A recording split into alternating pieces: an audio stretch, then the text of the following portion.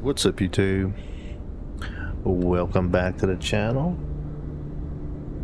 and welcome back to Microsoft Flight Simulator 2024. Back on our world tour. It's a beautiful morning out here in the Andes Mountains. And I'm coming on a little early. We're gonna do some flight prep. Check a plane out. This is going to be a very dangerous flight. Excuse me. Very dangerous flight because of the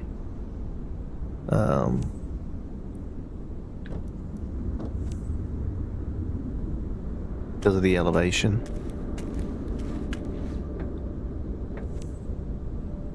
We are going to be taking off at about a little over 7,000 feet and landing at about 8,000 feet. A little over 8,000 feet. Look at that big boy. Holy cow, that's a big boy. We're going to be in one of those soon enough.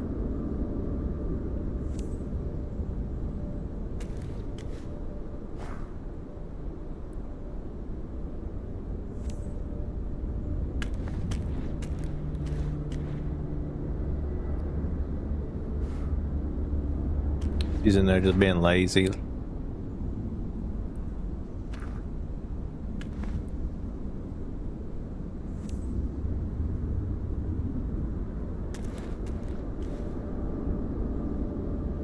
think we're pretty much got all of the external stuff done.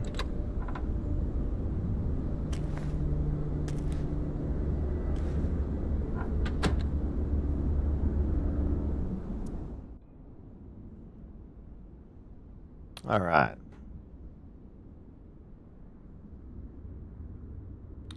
How do I put up his light?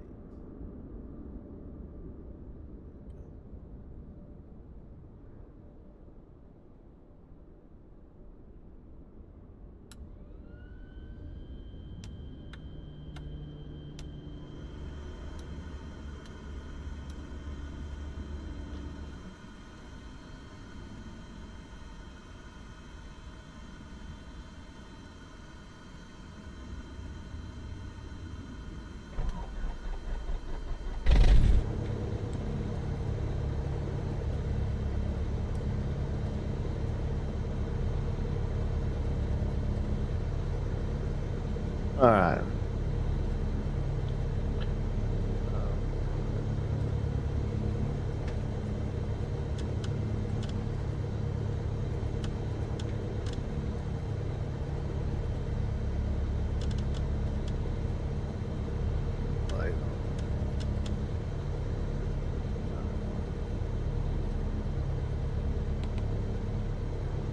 Now we can at least see a couple buttons. We go here. Just gonna load it today, I think.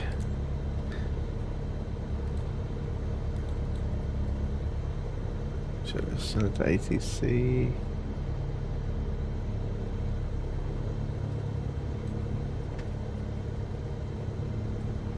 Yeah, we're just gonna load it up today. All right. We will go over here and check it out, though, for a second.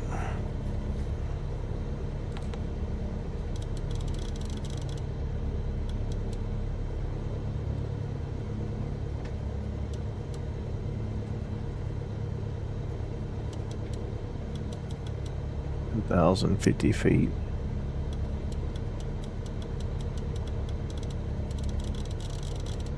Nice. So 10,050 feet the whole way. Basically. Awesome.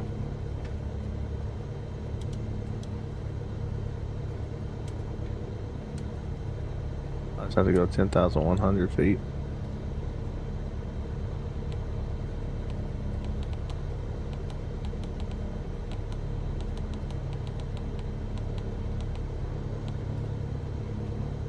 One second.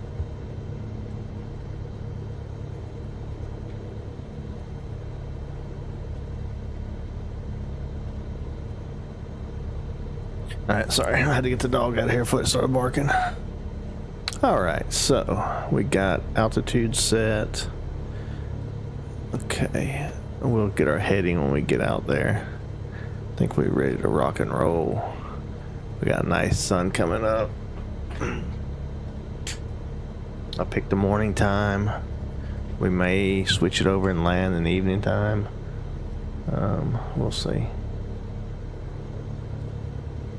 Let's go ahead and get ATC on the line.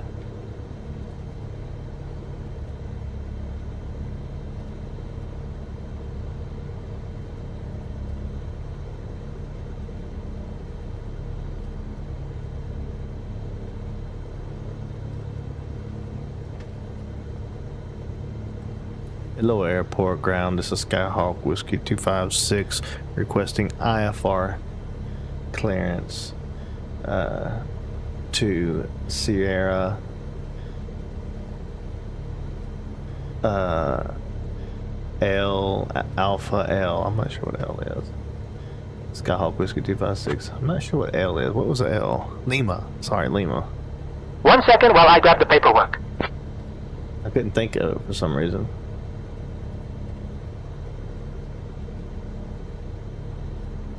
Wait, they got me as VFR. I wanted IFR. I have to redo this. No, I have IFR there.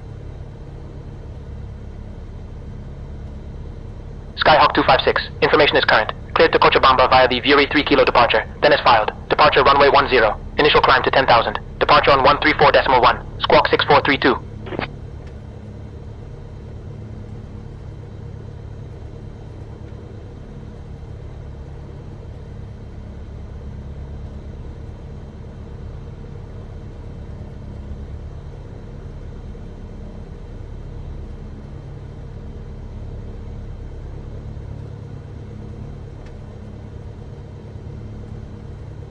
Anyway. Cleared to Calama via the VUREL 3 departure. Then it's filed. Departure's runway 10. Initial climb to 10,000 feet. Squawking 6432 and departure on 134.1. Skyhawk Whiskey 256. Squawking 6432. Skyhawk 256, read back correct. Okay, Skippy it is. Code. We need to do 6432. 6432. Oh. Alright.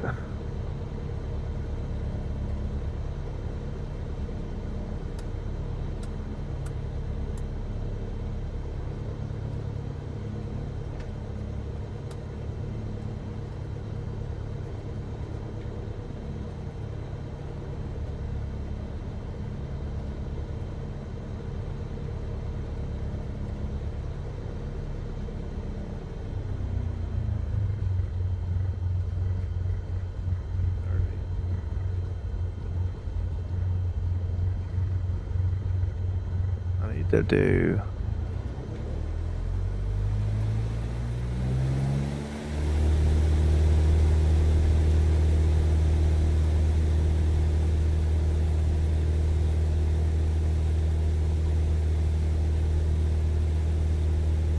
I'll grab that clearance. Give me just a minute. Falcon Tower, the Visual 3 Lima departure, runway 10, climb to 1,000. So I just want to set our mixture. I I think we are gonna go no flap takeoff. Bolivia 68 kilo, read back correct. I'm pretty sure that's what we're gonna try. And hope for the best. Oh, what's our wind? Be interesting to know where our wind.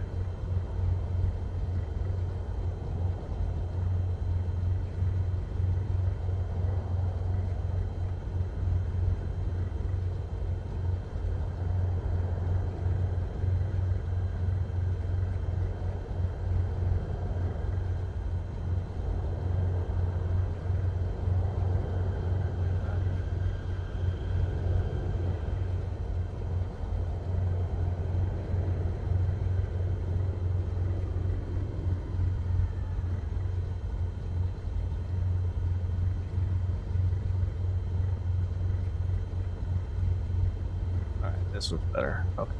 I had the wrong chart up there. That's like a different navigaph thing. All right. Let's go to ground. I think I'm on ground.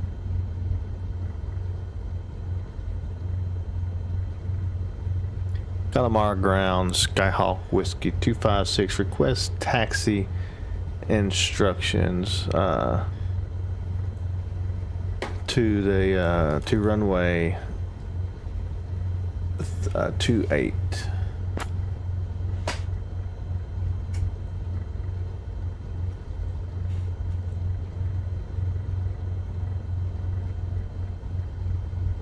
Skyhawk 256, runway 10, taxi via Alpha. Ground, land 140, taxi to parking. Land 140, taxi to parking. Cross runway 10, then Alpha. Taxi to parking. Cross runway 10, then Alpha. Land 140.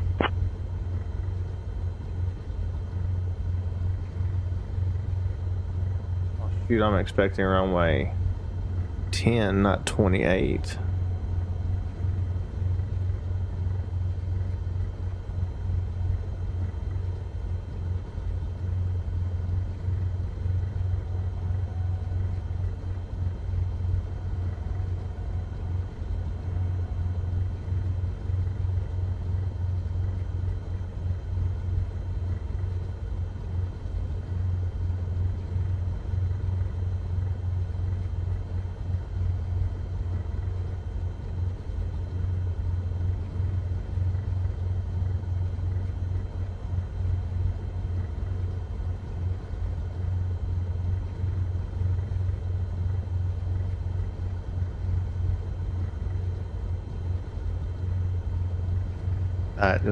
Just to get this right.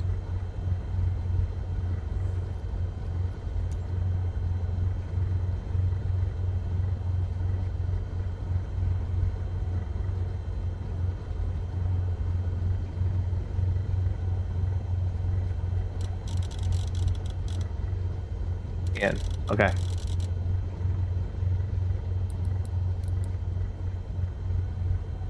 All right. Ready to rock and roll.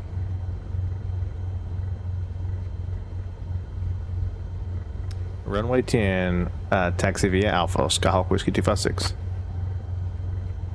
Alright, better to make it safe than sorry. Skyhawk 256, runway 10, taxi via Alpha. Contact tower on 118.7 when ready for departure.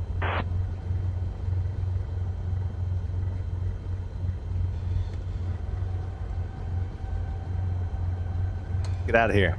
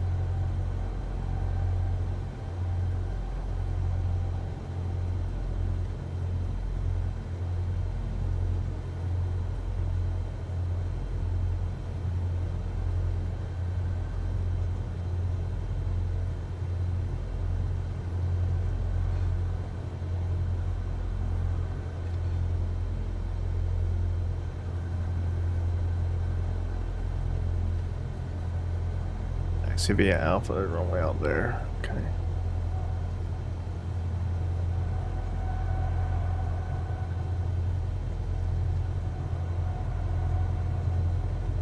Oh, green was taxi. Is green not taxi? Green is what color?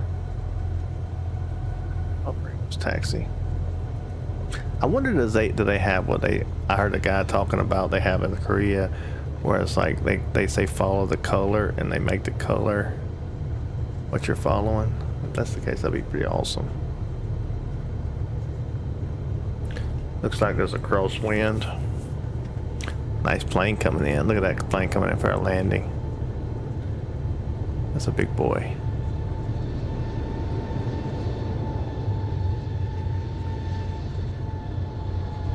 Skyhawk 256, contact tower on 118.7.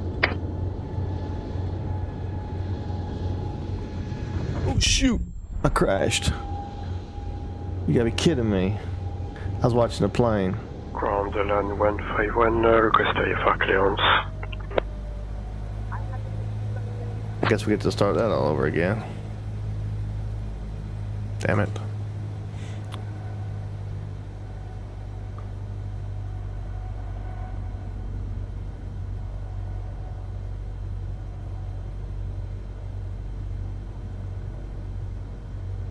I get for trying to turn too sharp. It didn't seem like I was going too fast, but it is what it is.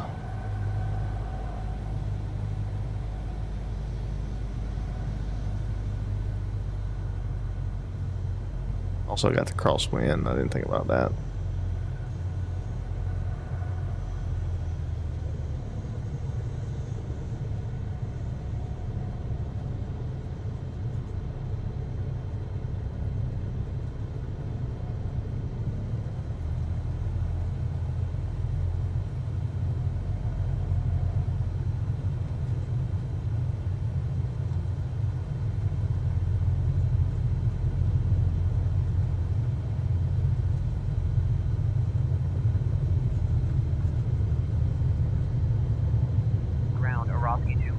Taxi to the ramp. Adosky 240.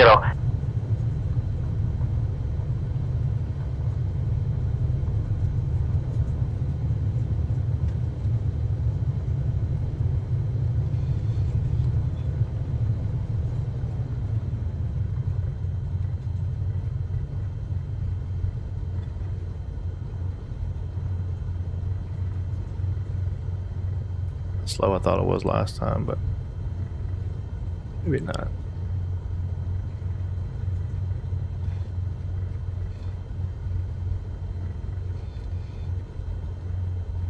Calama Tower, this is Skyhawk Whiskey 256, holding short runway 10, ready for departure.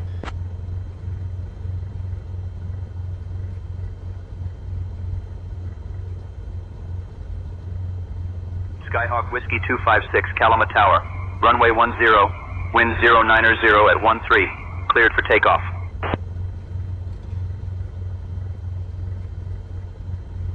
Runway 10, winds 090 at 13, cleared for takeoff, Skyhawk Whiskey 256. It's gonna be a spicy takeoff. It's a crosswind, ain't it? It's gonna be hard to take off.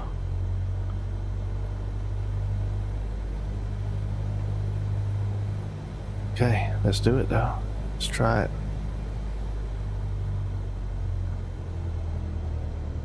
Let's fake it till you make it.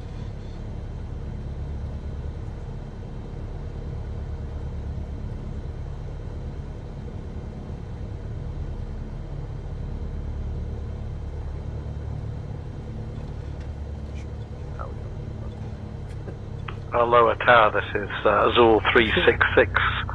Request IFR clearance to Sierra.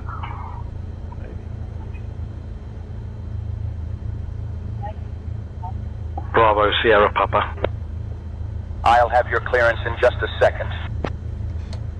Azul 366 is cleared to Sao Paulo. After departure, fly radar vectors to VUDAP, then as filed. Departing runway 28, initial climb 11,000 feet, departures on 134.1, anti-squawk 2516.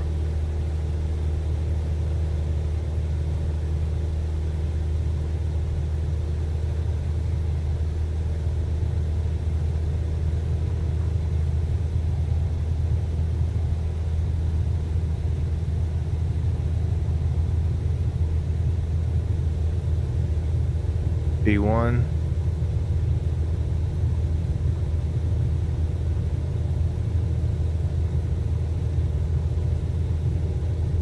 Keep going, I'm getting some more speed.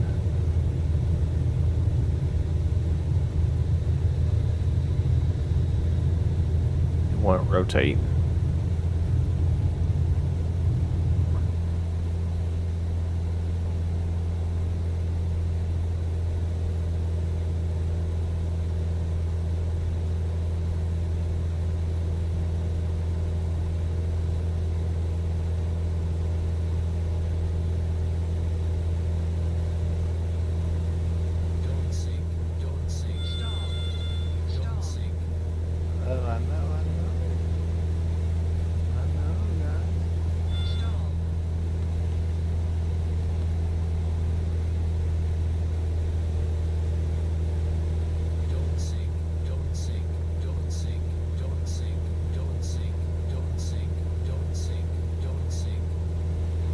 trying to get a speed up, guys. We're trying. I think we're good.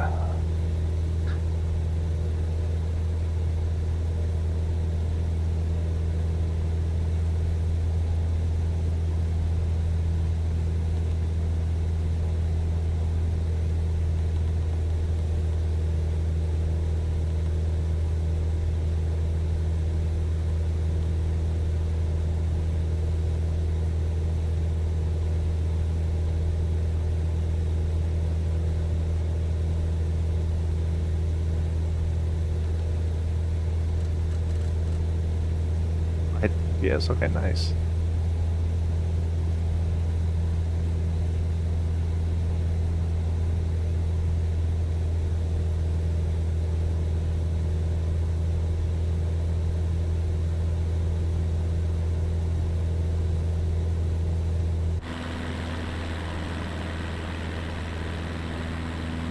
Dude, he's maneuvering, ain't he?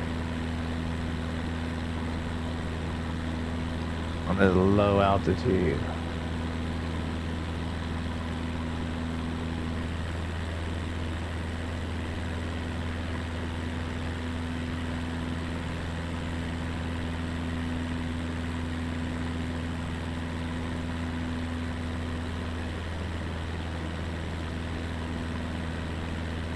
He's having trouble getting lined up, ain't it?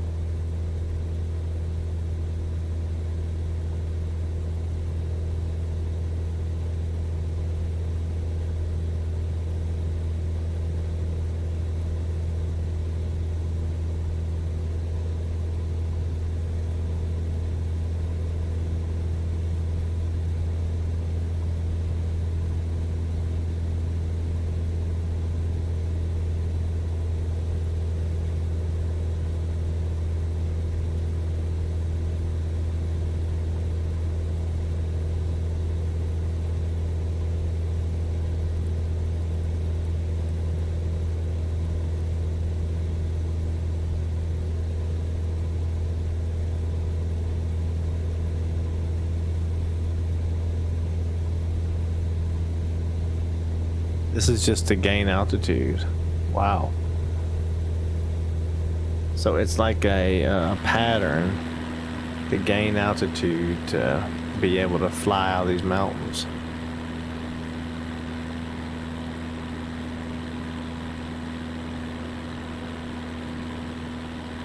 Solomon Signet, how's it going? Welcome to the stream. Man, it's been a spicy one, man. It's really, really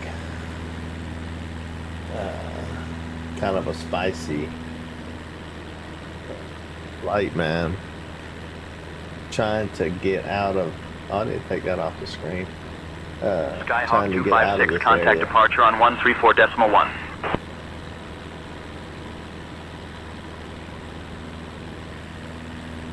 Finished. Wu-Chang got destroyed last night. Over to departure on 134.1. See ya. Got him on a departure. Skyhawk Whiskey 256. 8,700 feet, climbing 10,000 feet. Radar contact. Good morning.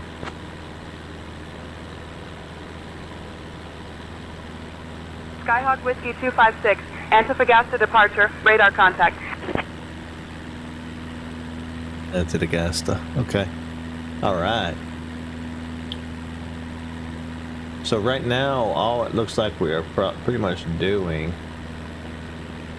is basically patterns to get up to the altitude to get out of here. Skyhawk Whiskey 256. Antofagasta departure. Climb 1000. I'm in 1000, Skyhawk Whiskey 256.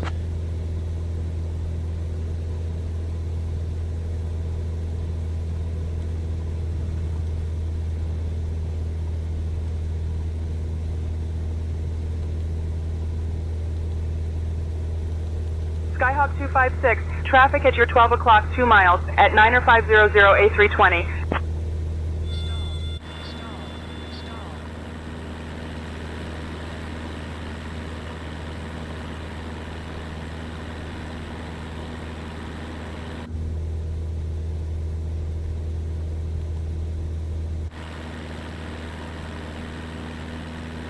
I don't know what this thing has been trying to do today. It's been acting weird, man.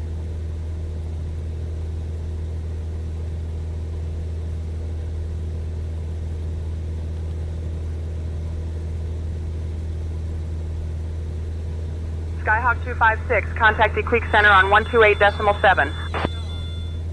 Hey, it's trying to crash me, man.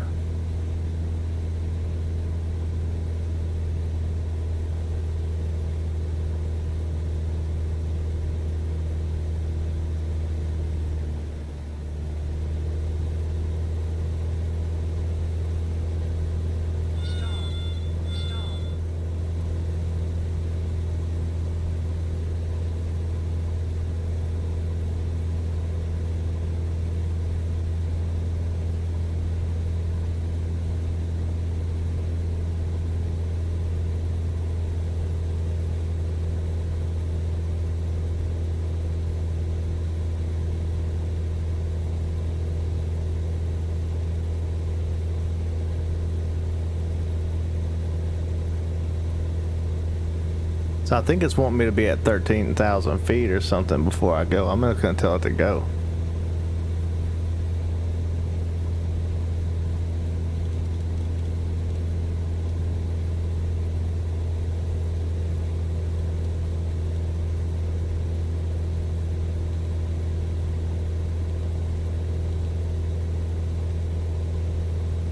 Yeah, I don't want to wait for that next climb. I want to go. Man, I've been trying to crash like crazy.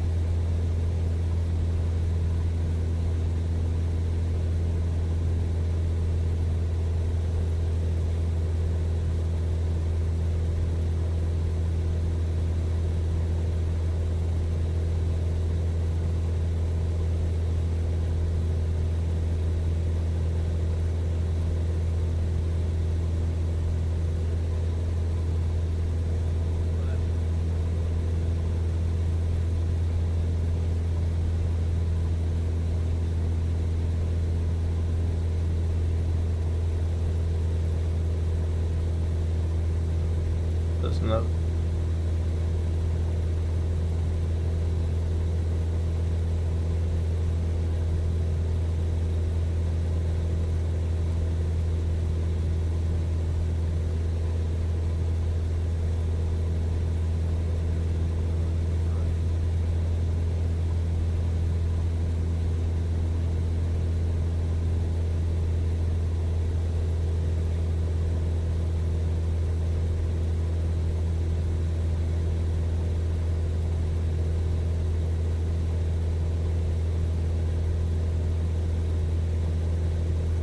Departure was SCCF, and we're going to where?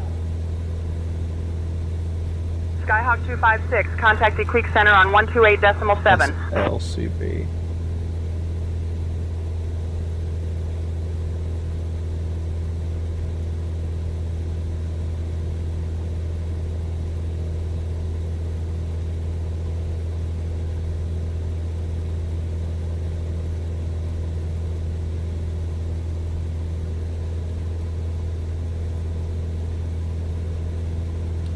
Over the Creek Center on 128.7, Skyhawk Whiskey 256. At Creek Center, this is Skyhawk Whiskey 256. Radar contact 9,900 feet, climbing 11,000 feet. Skyhawk Whiskey 256, the Creek Center identified. Good morning, Calama QNH 1024.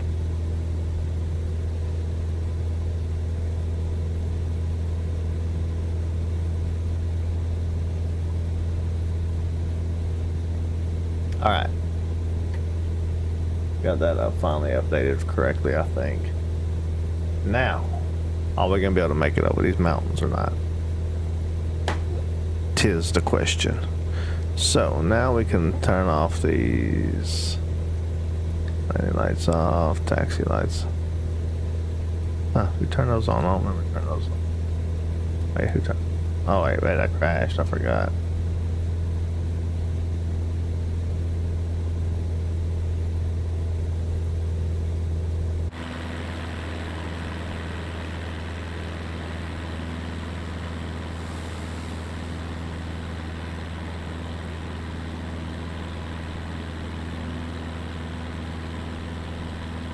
Sunrise come over the Andes.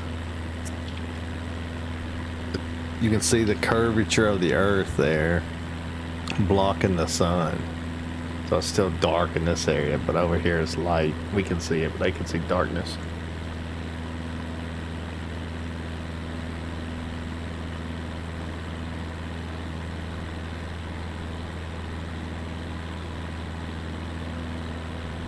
We're back in our old rugged black and white plane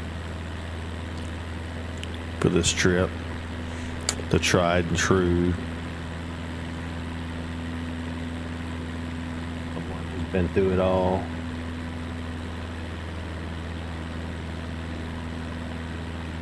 He suffered the greatest of all crashes.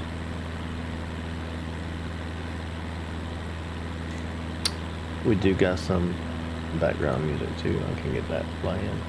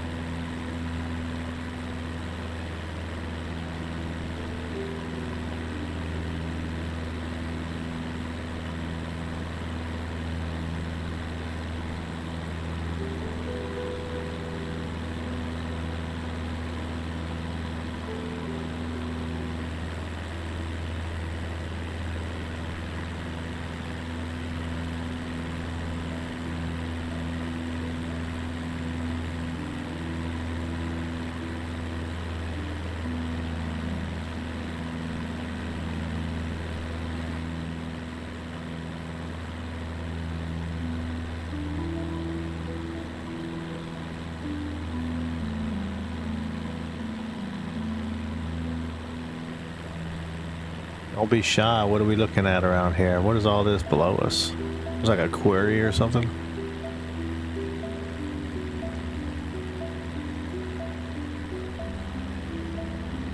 Right below us, you're seeing the massive Chuquicamata copper mine. It's one of the largest open-pit copper mines in the world, and it's been operating since 1910.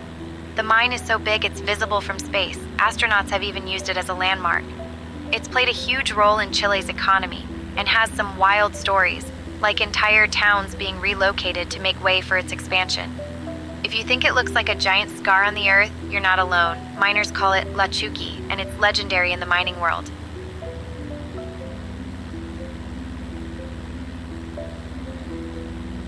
Are the working conditions really harsh down there?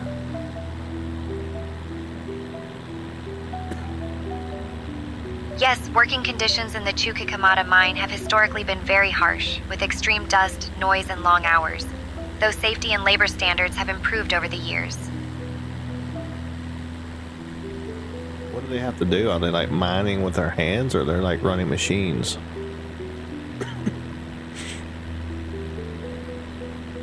Most workers at the Chuquicamata mine operate heavy machinery and vehicles.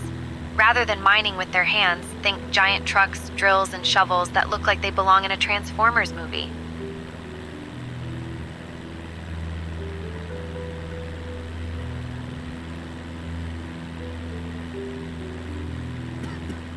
Interesting.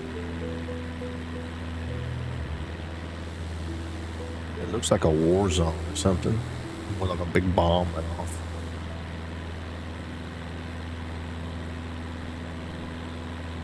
It really does look like a war zone from above.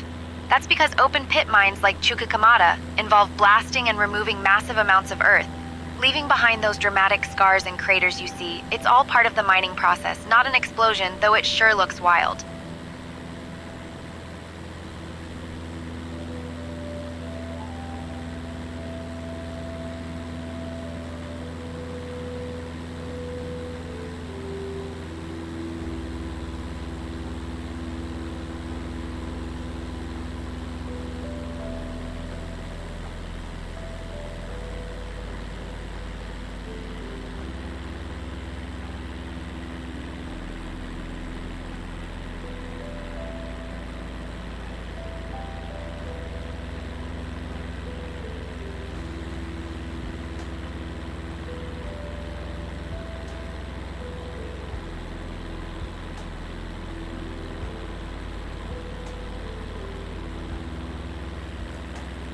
Lighting in this game is really good.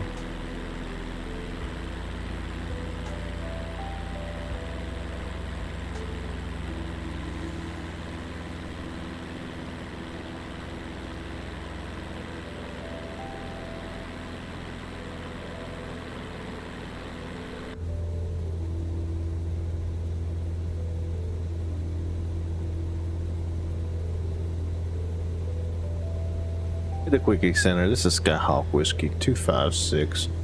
Should we climb 12,000 feet?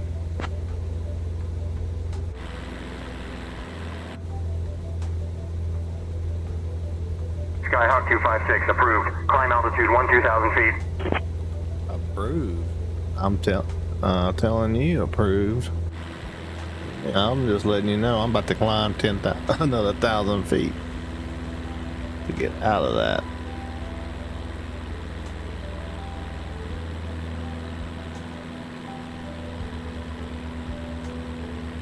Technically, I guess we could have went down through that way.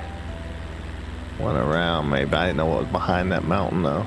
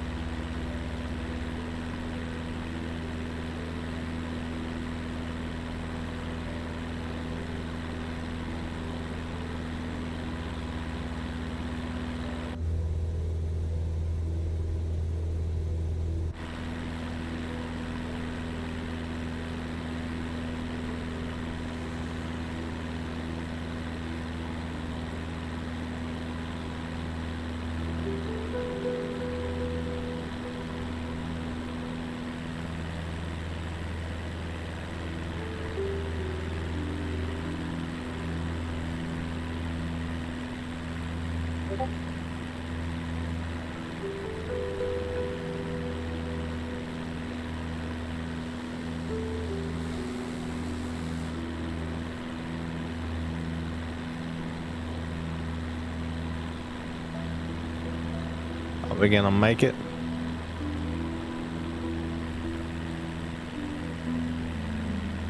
It doesn't seem like we're climbing too fast.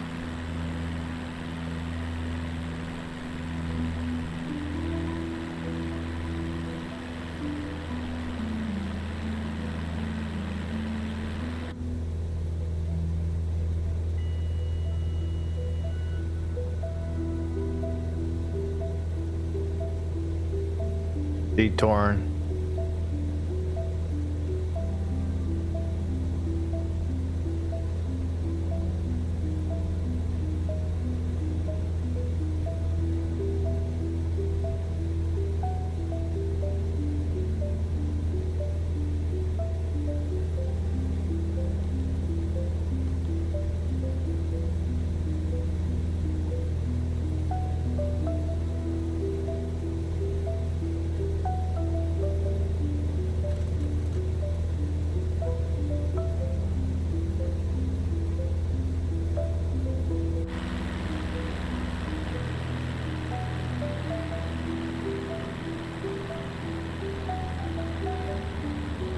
Gonna go down through there.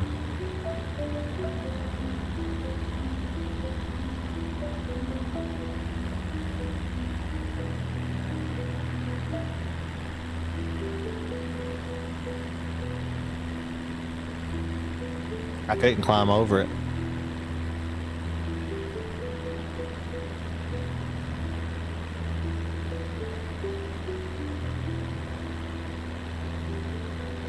I just literally just couldn't climb anymore.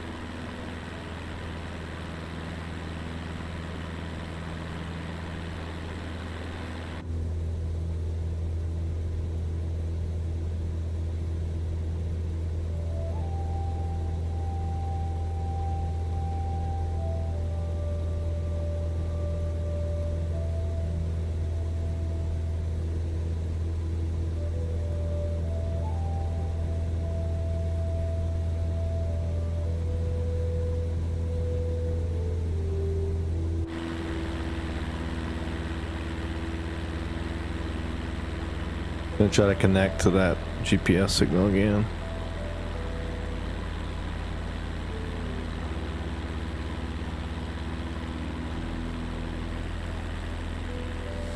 And that was a high peak.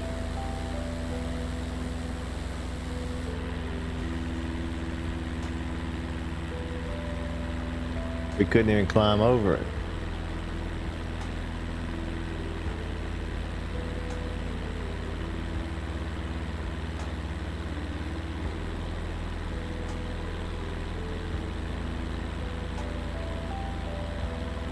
Pretty cool area here this is.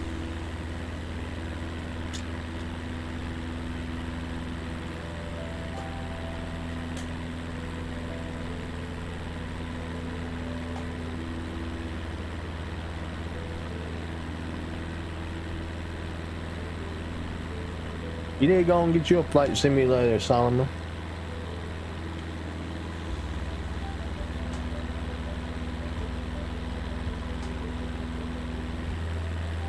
Fun.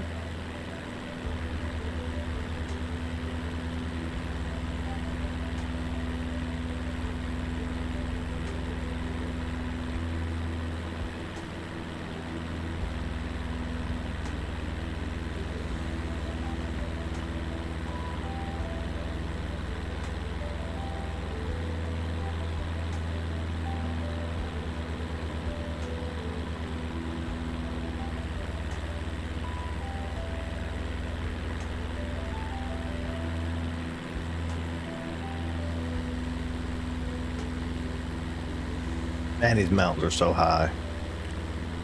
Just like it's not even like it's just a peak. Like that whole mass of land is just that high up in the air.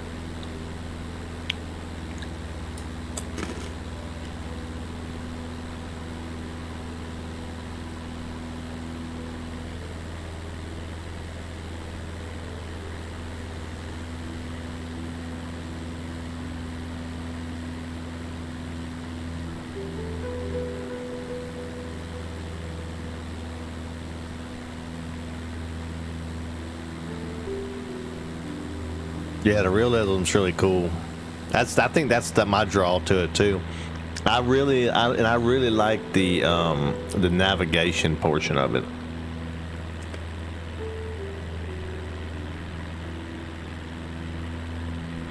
The navigation portion's fun for me. Planning the route, programming the GPS, making sure it works right. Making sure I get I'm at the right altitude where I'm supposed to be to capture the instrument, the approach, stuff like that.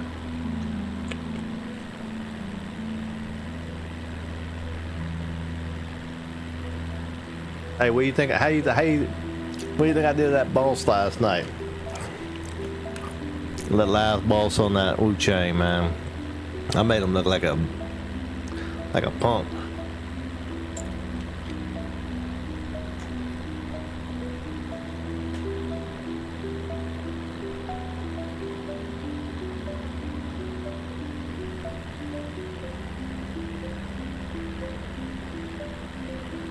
I almost did the level 1 Elden Ring stuff today, the Millennia fight, but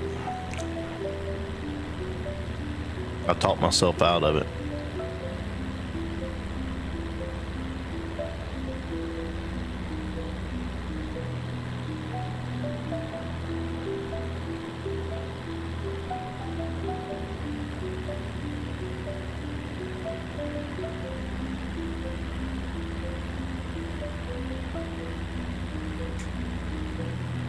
Evie was trying to talk me into it, and she almost had me. I was actually thinking about starting the Bloodborne level 1 actually, and I making a goal to get through like the father, what's his name's area before Hollow Knight came out. But then I was like, nah, I won't want to start it and stop it.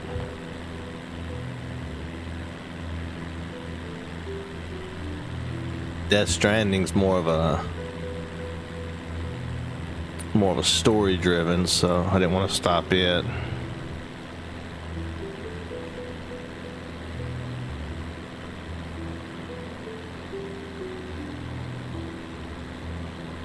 I played a lot of them. That's why.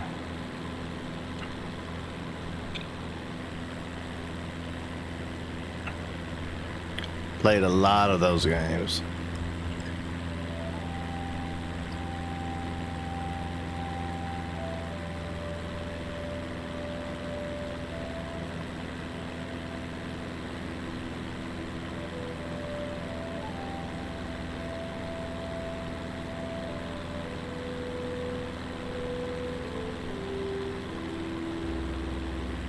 Honestly, on Wu-Chang, it was the parry.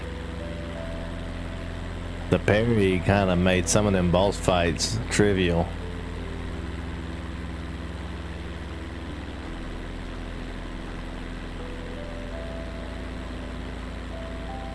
So this place that we're flying to is still a ways away, but this place I'm flying to is, it's a city that's 8,007 foot in the air. It's called the Sky City.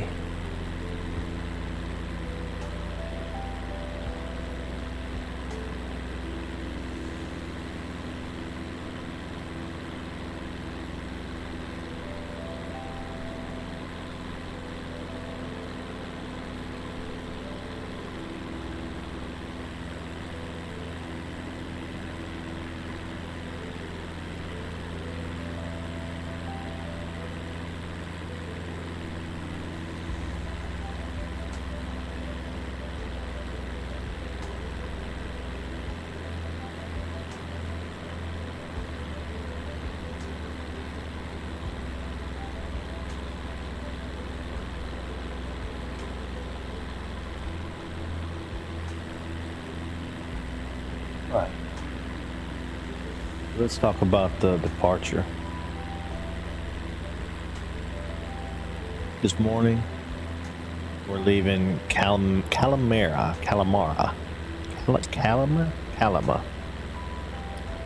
a city carved out of the driest desert on earth, the Atacama.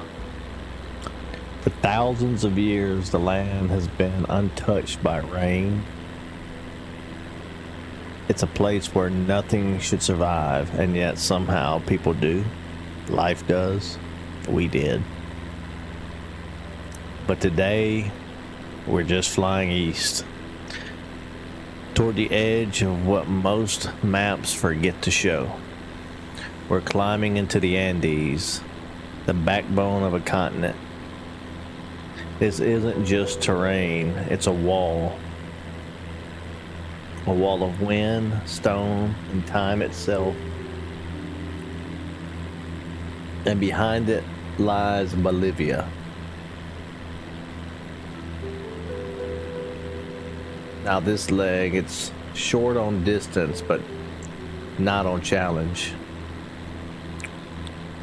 We're cruising at around 12,000 feet. Watching the train rise around us. There's no radar vectors, no safety net. Just ridge lines. That's it.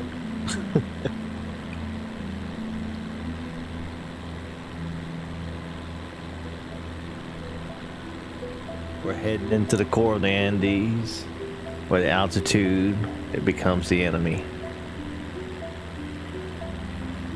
And if we're lucky, the sky will let us go through, I think. Like, I can't climb much higher than this. We're almost at the max of the airplane.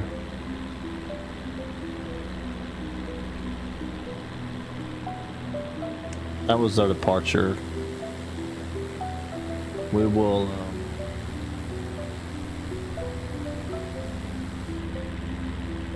as we're in flight, we'll do another story.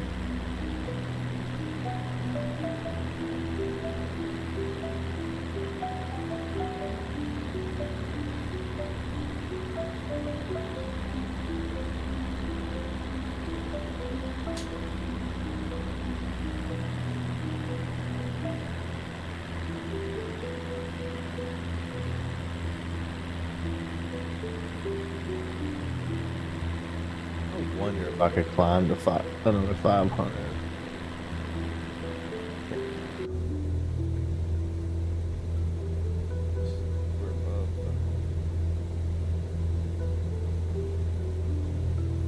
I thought it should be at 299 or 2. I'll leave it alone since we're in the mountains. Maybe it needs to be precise, since it's kind of important right now.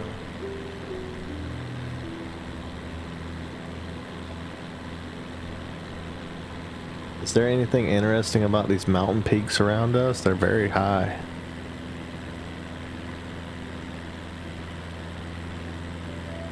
Absolutely.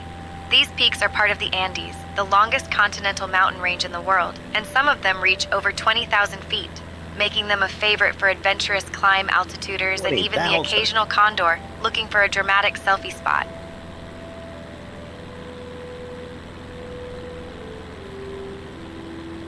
I can't even fly my plane 20,000 feet.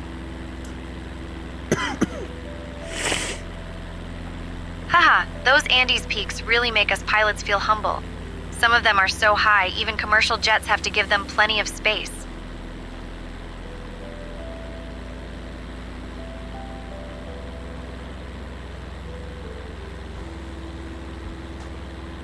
I bet you could fly a glider up here pretty nice.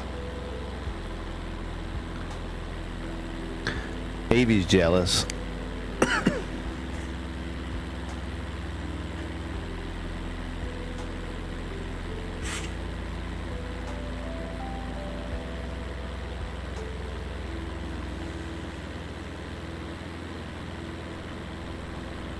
I was scared to do Elden Ring tonight, Evie.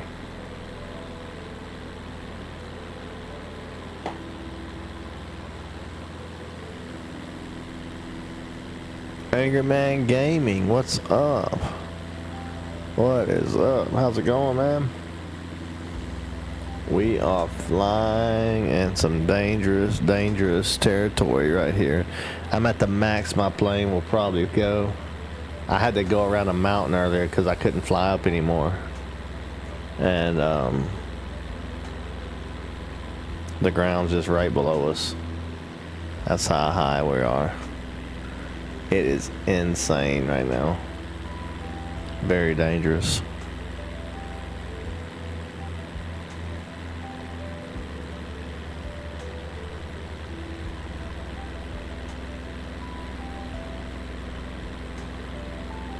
I almost did the started the Bloodborne one.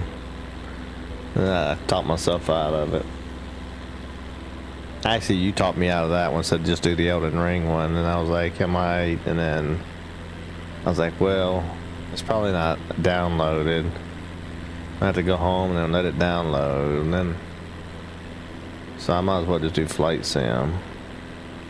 And I started thinking, well, it's going to be a spicy flight. I could do that. Everybody loves Flight Sim. It's so energetic. So like high energy.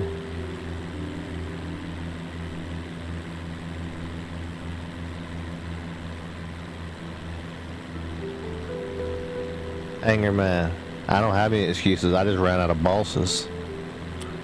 I ran out of bosses to beat. They didn't make enough bosses. Nah.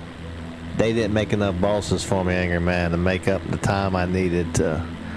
I'd beat it too fast. It was too easy of a game.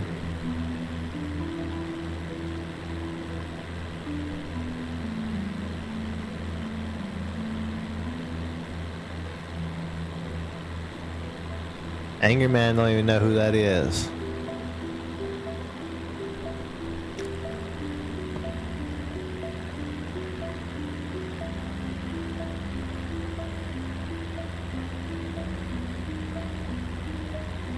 Nah, they wasn't on my level. They wasn't worth my time. I didn't know what a secret boss was. Nobody was telling me where it was at. I couldn't look it up.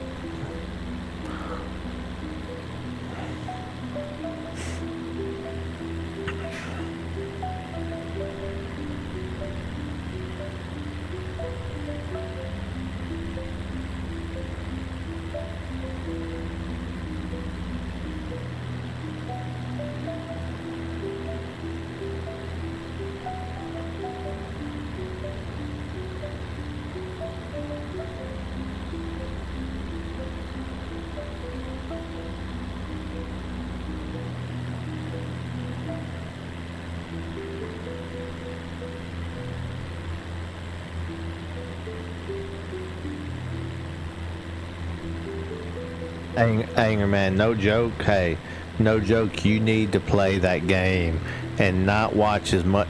Try not to watch much about it, and just play it and experience it. It is out of this world. Like, if you don't know much about it, please do not watch anything about it and just play the game.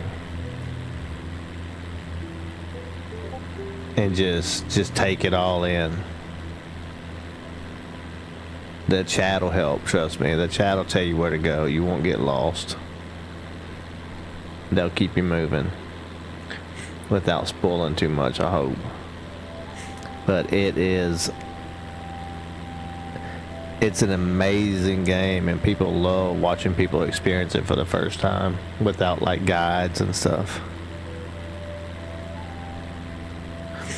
I would recommend it as the first Souls game.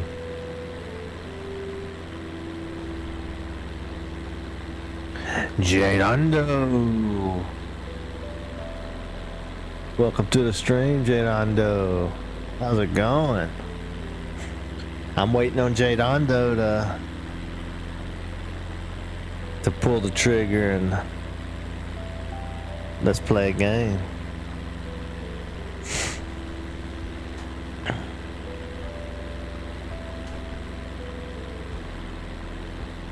So Jadondo, if you want to see a crash, I didn't tell anybody yet here. If you want to see a crash, you can rewind to the beginning of the stream. And I crashed the airplane on the taxiway before I got to the runway. I was just turning and I was turning too fast, and I tipped the airplane over, and it made me go back. So yeah, that did happen. I wasn't in the air. It was kind of a spicy takeoff though.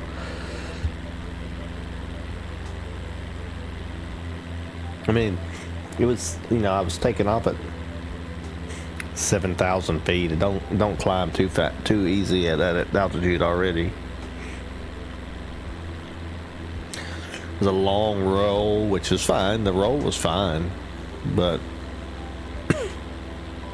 it was a long roll. I stayed on the ground a little bit longer to gain a little bit more speed before I rotated. But it was still tough to gain some altitude.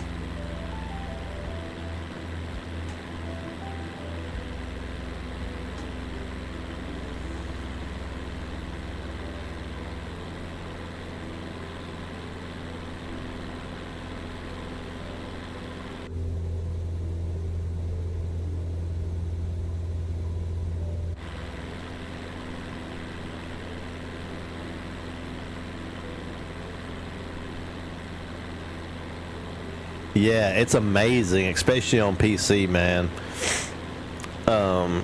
There's just one mod that I would recommend getting that I got for my PC game.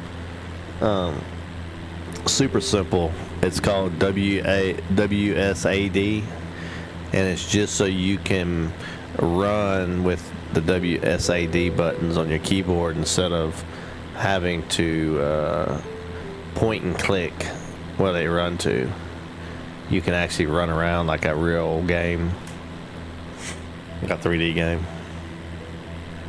But the stuff that you can do in that game, man, like every decision matters and branches the story in a different direction.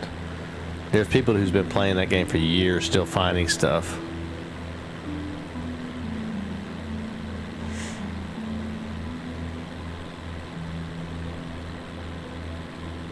There's a reason they call this place Mars, and do they still call this area Mars?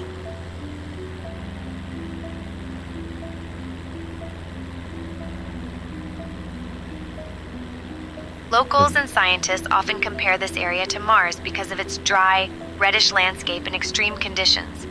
NASA has even tested Mars rovers here. There's like nothing for as far as the eye can see.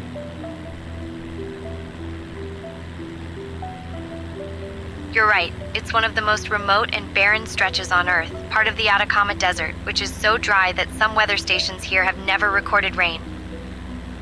What? Never? They've never recorded. Holy cow. That's kind of like a long time, right? Never?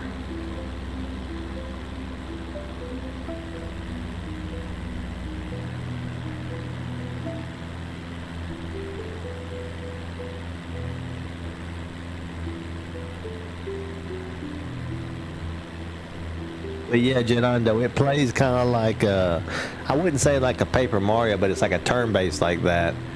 But like you can just, whatever you can think of, you can do. Like, for example, like if there's like a little person standing next to you and you want to like pick them up and throw them at the person, you can like just pick them up and chunk them at them. Like, and it'll do what it does. Like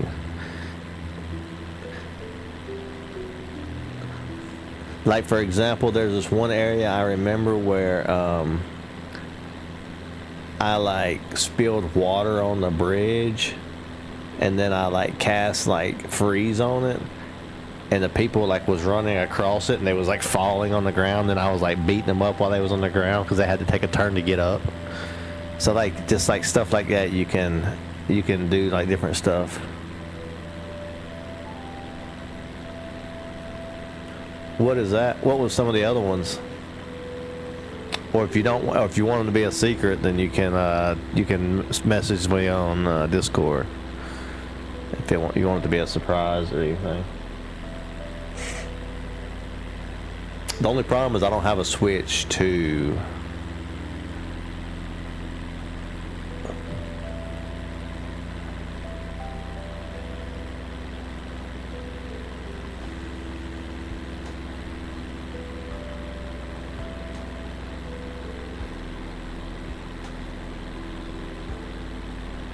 Making our turn into the nothingness.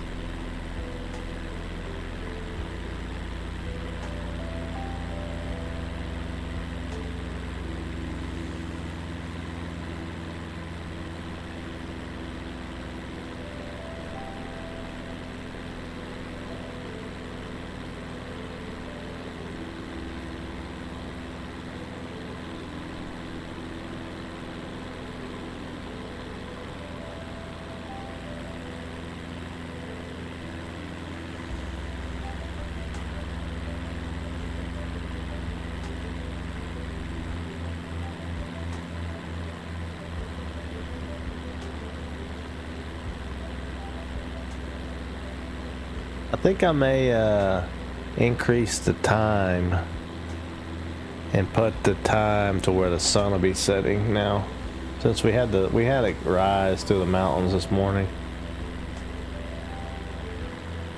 and we can increase our day.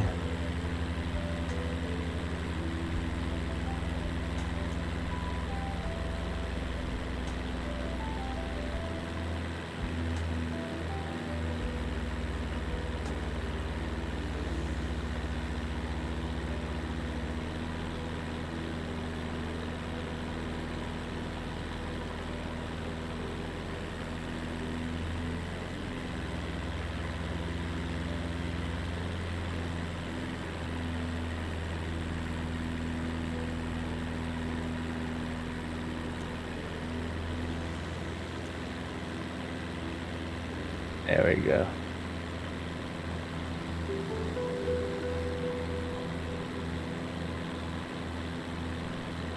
Just change it. Just change the time a little bit. We just change the time a little bit, make it in the afternoon. No problem.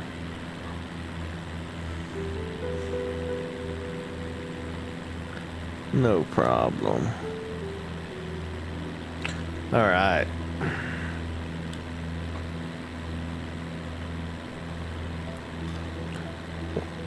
How far until the next interesting point we come up on? Look, we're having to like fly in a crab right now because we're about 10 to 15 miles from the next really interesting landmark. Cool. I'll point it out as soon as it comes into view. What's it called, out of curiosity? This area is called the Atacama Desert. I know that. I'm not talking about the thing. Anyway, a 20 knot wind. 20 knot crosswind. I was talking about the interesting point you was gonna point out to us. What is it? What's its name?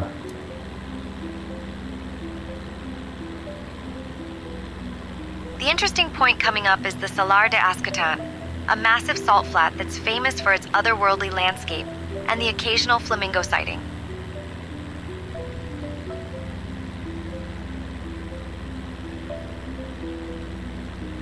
Is that a road below us? Like, what's it connecting? Like, what would be up here that anybody would come here to do anything with?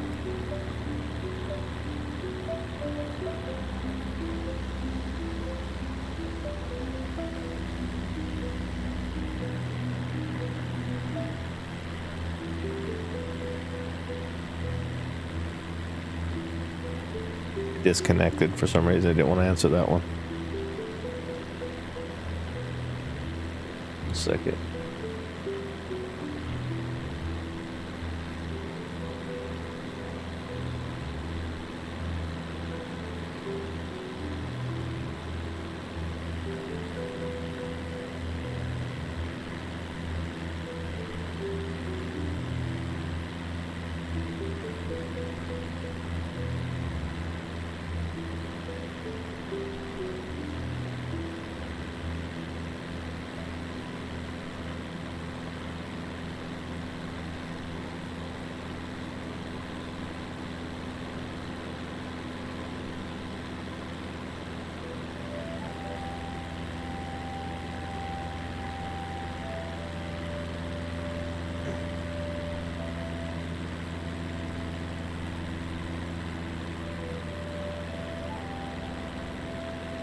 What was I asking her?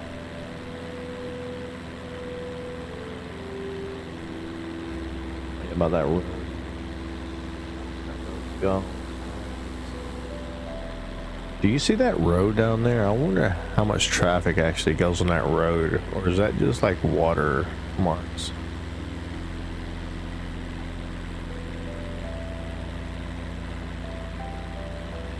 That road below us is actually the Ruta 21, and out here in the Atacama Desert, it's usually pretty empty.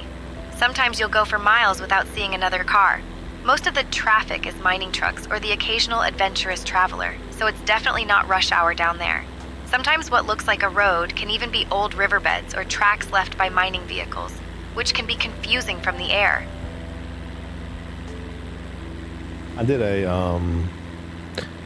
me and my daughter actually did it the other day, a career Skyhawk 256, mission. contact a quick radar on 122.7.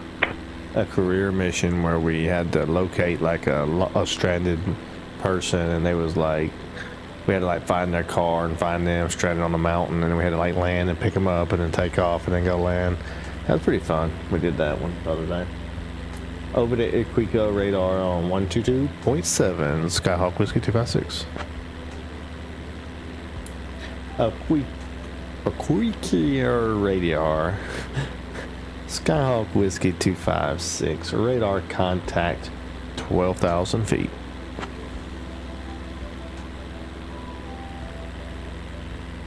Skyhawk Whiskey 256, Iquique radar identified, Buenas noches, Tocopilla QNH 1013.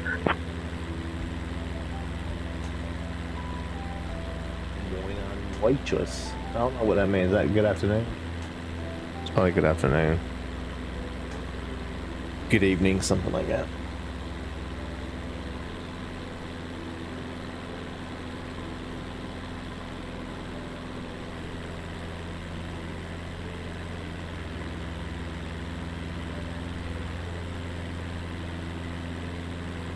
Looks like it's getting pretty high over the in front of us too, don't it?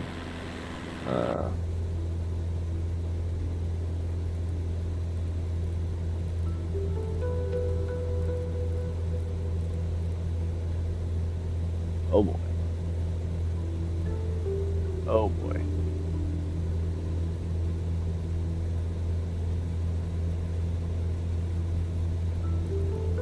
Do I need to start climbing now?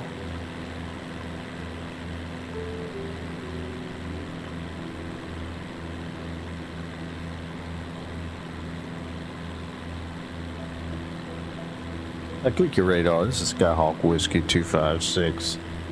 We're en route to Sierra Lima, Charlie Bravo.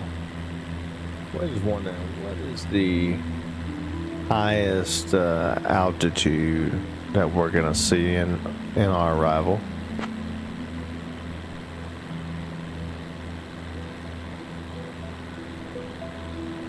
Skyhawk 256, the highest altitude you'll encounter on your arrival to SLCB is 1,000 feet.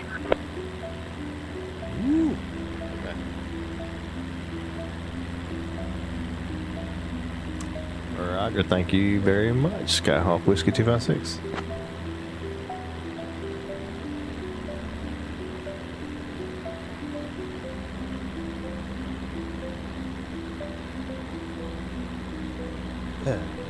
I don't know about that, guys. That looks like we got, that looks pretty close to me.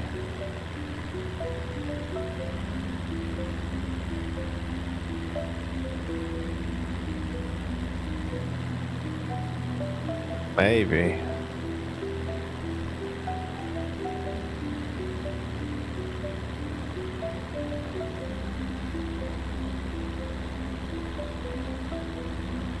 I guess it just goes down to the ocean that way. That'd be cool to like be able to, if it was like a flat, I'm sure it's not flat, I'm sure it's like just bumpy and rocky and deserty as crap. But it's on a slope the whole way down. But it'd be cool if it was like just sand or something. You could just like sled down that whole thing.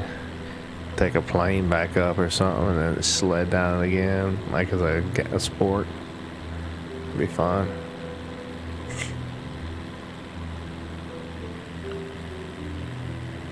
Looks like a dry riverbed coming up, maybe like from an old glacier or melted glacier on top of the mountain that runs down through the desert.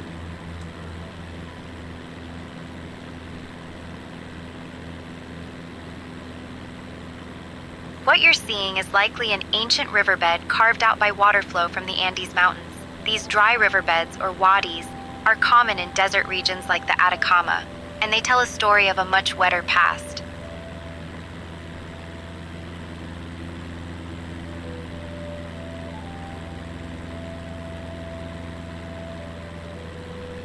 Yeah, they tell a different story of a ancient world.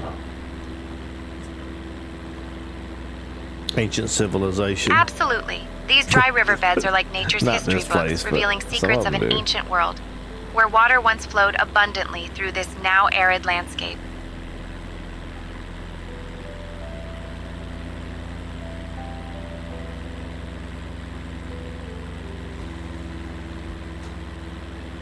Maybe one day this place will be flourishing again and other parts of the world will be dry.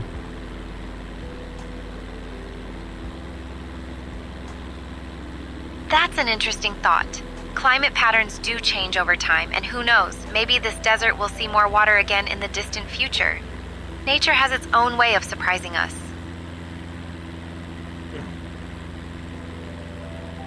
You know, I got my certification that I can like swoop down and pick up water from the ocean. I could like swoop some down and like come up here and drop some off and like help out.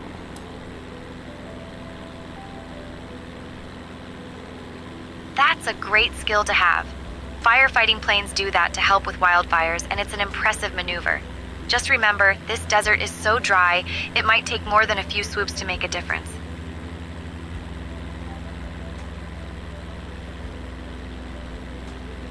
So you telling me not to waste my time?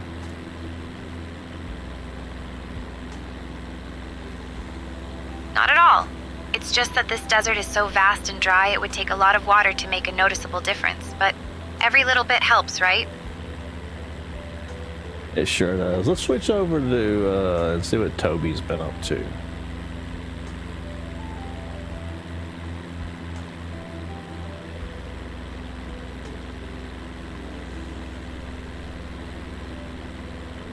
Hey, how's it going? Just checking in, see what Toby's been up to, how he's what he got into in this desert.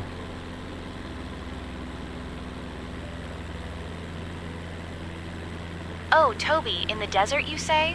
Well, last time he was here, he tried to build a sandcastle, but ended up accidentally summoning a sandstorm.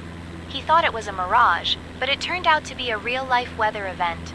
Classic Toby, always turning a simple day out into a natural disaster.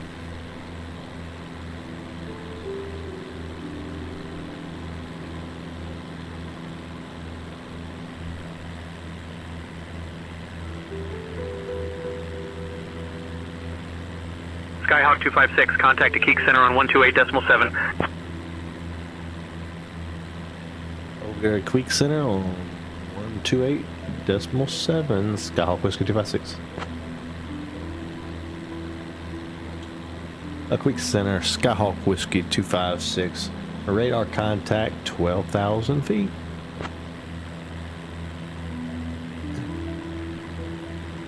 Skyhawk Whiskey 256, Equiki Center identified. Buenos Oficina Victoria, QNH 1014.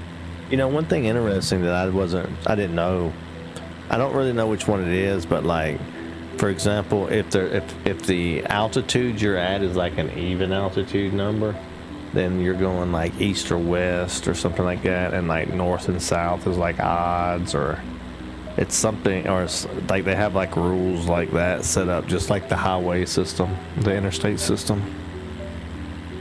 Pretty cool.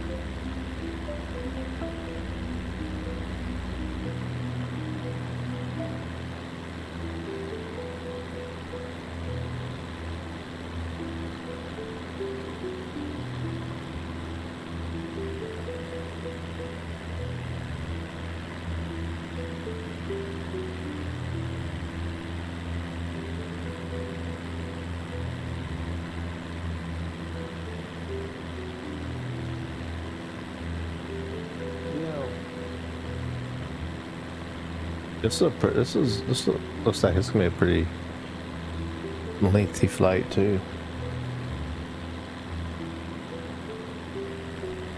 You never knew that about the interstates for real, like odd numbers and even numbers, and the 3 digits, like 4 goes around the city, and the odds go through the city, stuff like that. Like 431, or like, you know, stuff like that, like whatever it is, like 565 goes through the city. Oh no, wait, maybe it's the other way. Maybe like the odds go around it. It's one of the two.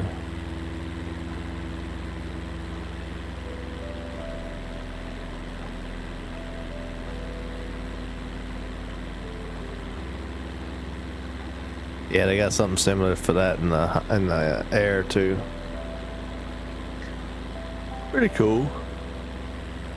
It's how they keep them separated. So like, if one's going east, one's going west, they already 1,000 foot apart no matter what. If somebody misses it and they don't see that they're close to each other, they still should be shouldn't be. But at least 1,000 foot apart just from that rule alone.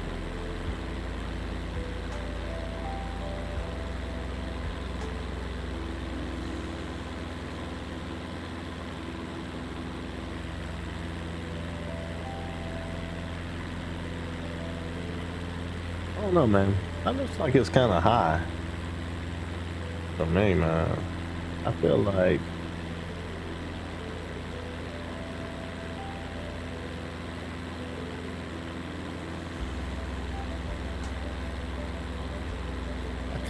like I should climb some.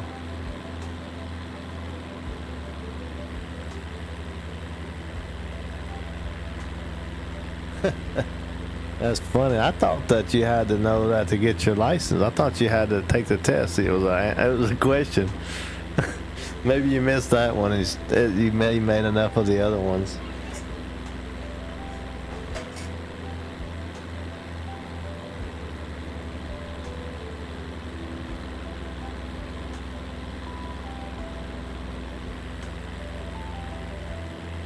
I don't know, man. I don't know if we can go over this thing. I don't know if... He said that we have enough height.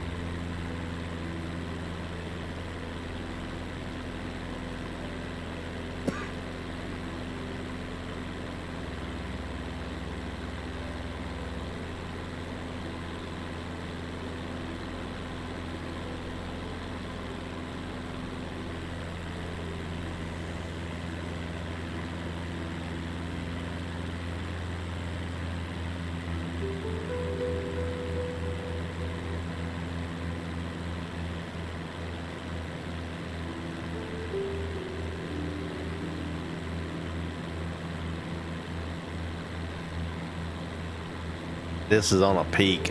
Our point is on a peak here, so we might have to go around here. We'll see. We'll see how spicy it gets.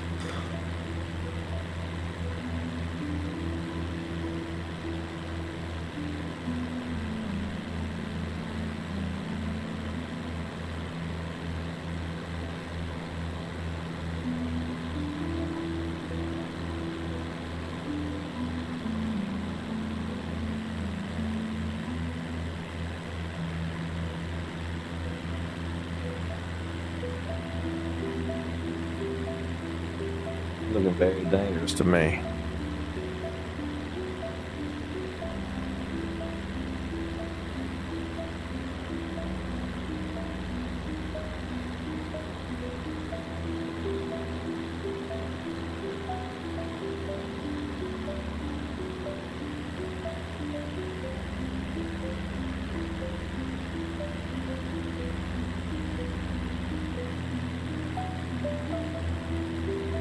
Picture's perfect, so leave it alone.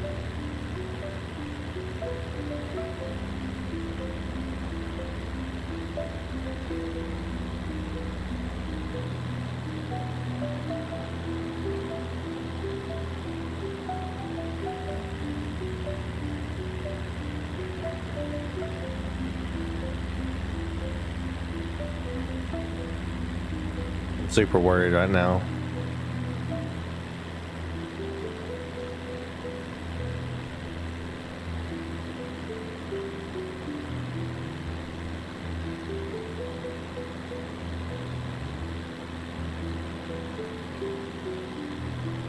Yes, but cargo, we got an engine hit because of the terrorist attack. We need instructions for the nearest airport.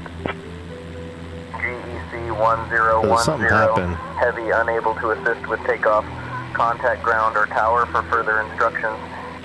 There doesn't look like anywhere on that mountainside. We got that engine down because of terrorist attack. We need the nearest airport information.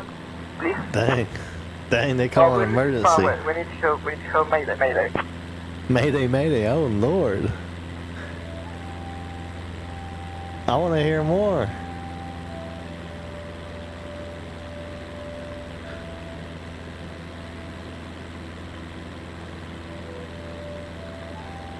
Wait, he said they had total engine failure? Oh man, that wasn't good at all.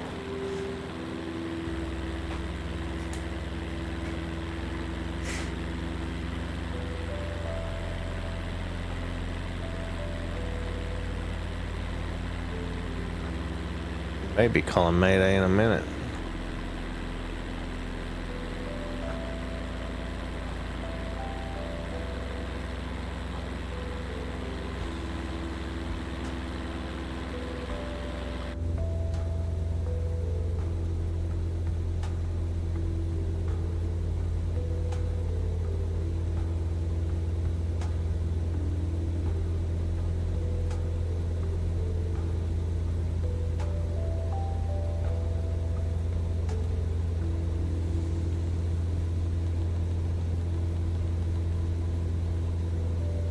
Wiki Center, this is Skyhawk Whiskey 256 requesting 13,000 feet.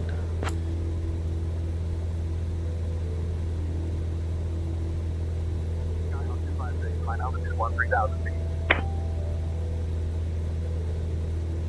Climbing 13,000 feet. Skyhawk Whiskey 256.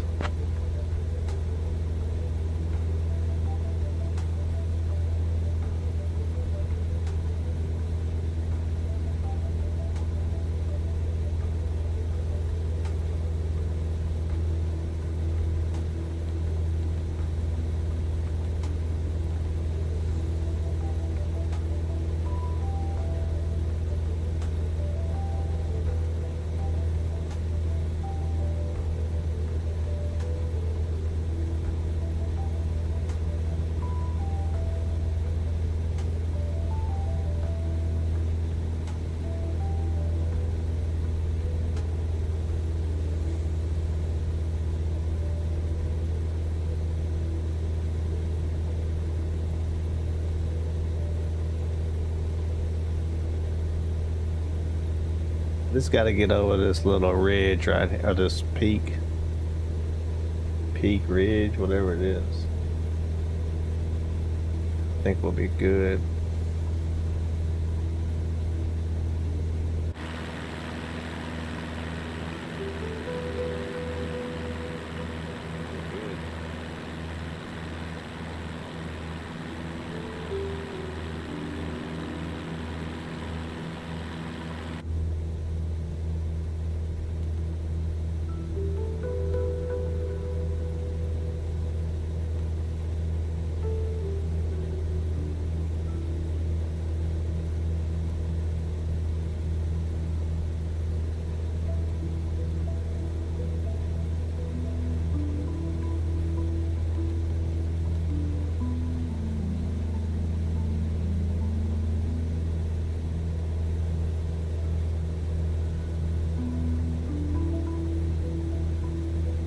He's struggling to get here, ain't he?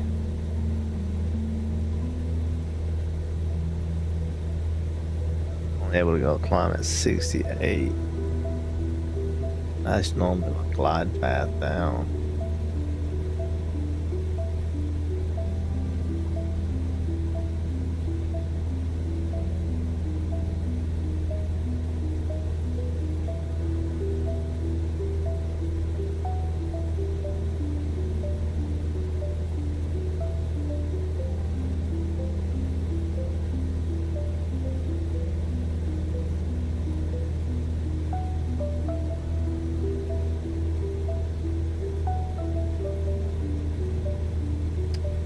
There.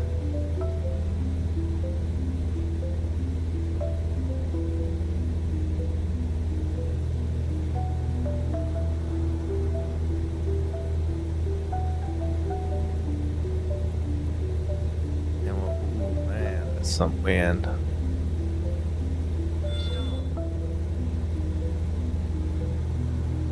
Yep, level off. You're good. You're good. That's a big gust, but you're good. Level off and gain some speed now. Now we'll start gaining speed again and we'll be Skyhawk fine. 256, I need you at flight level 120, sir.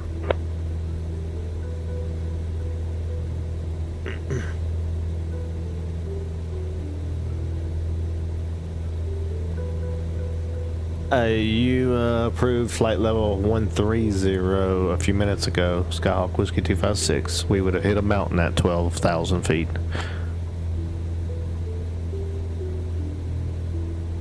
Yeah, I choose it. I chose this. This one. Yeah, that's what I thought.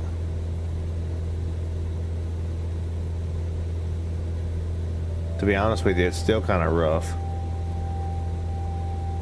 This is Skyhawk Whiskey 256 requesting flight level 140.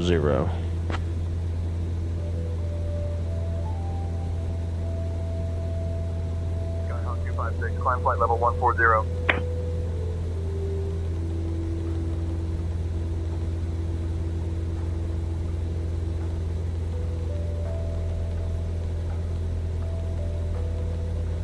Yeah, I picked the plane. Like I can pick the Boeing 737 Max if I wanted to fly that out here. I could have picked a fighter jet, a 747, whatever I wanted.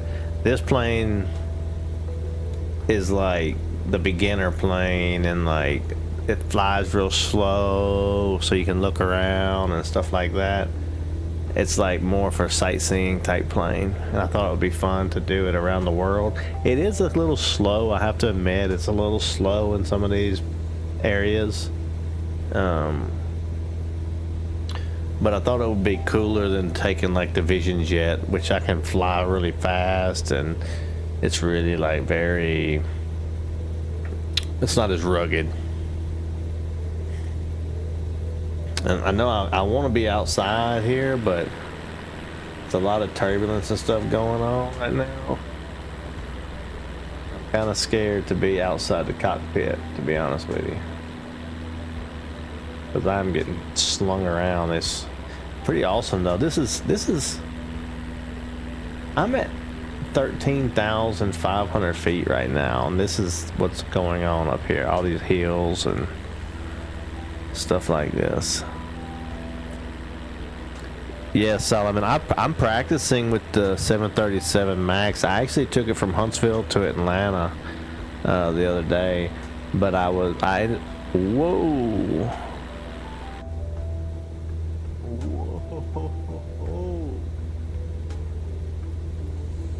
But I ended up having to land it by sight, not by instrument, and I was trying to do by instrument, so that wasn't perfect like I wanted it. But I'm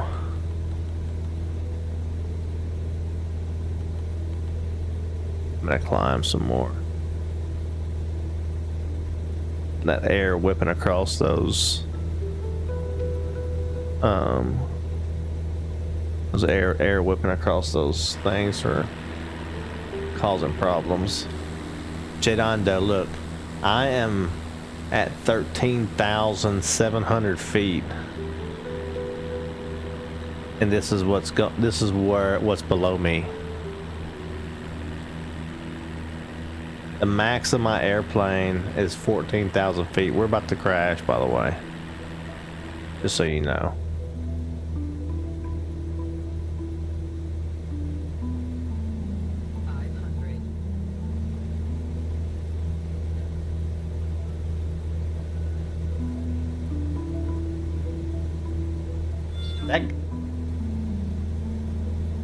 That guy was complaining that I wasn't at 12,000 feet. If I wouldn't have made a decision to climb earlier. Oh.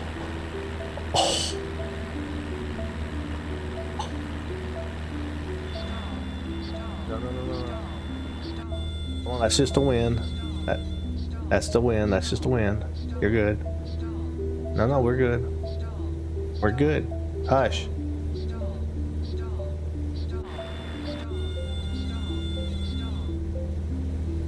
Good. You're good.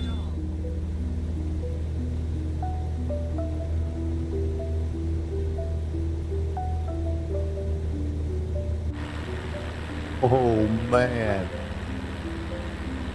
that was spicy, man. That could you imagine? That's that high up in the air, man. That's the spiciest one yet, right there. Holy cow.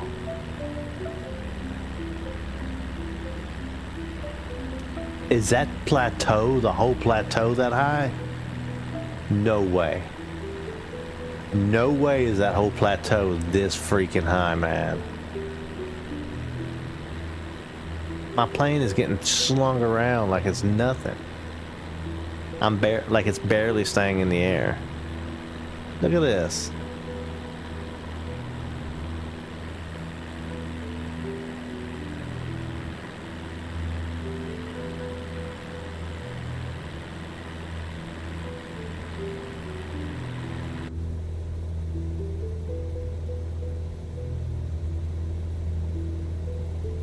.25 knot crosswind. That's not good, man. That wind's coming straight across, hitting the side of my plane at 25 knots.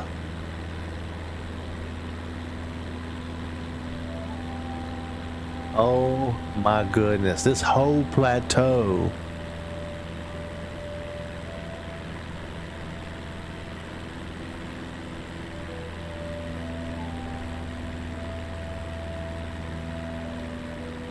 Even if I was able to land, I don't think I would be able to take back off.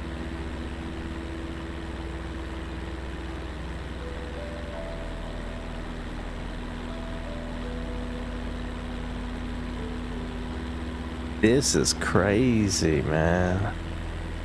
How high these peaks and stuff are.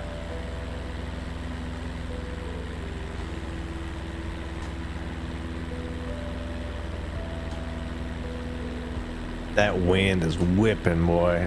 Oh, oh, oh, oh, no.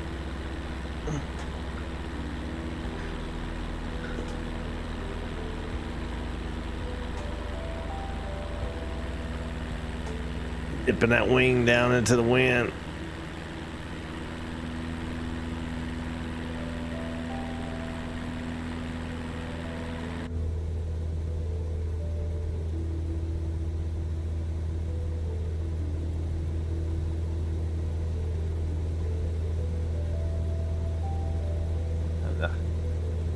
I'm helping out by giving it some rudder.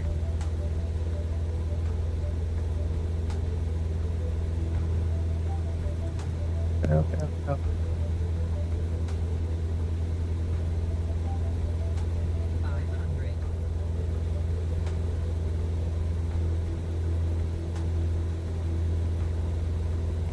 I don't think that's good.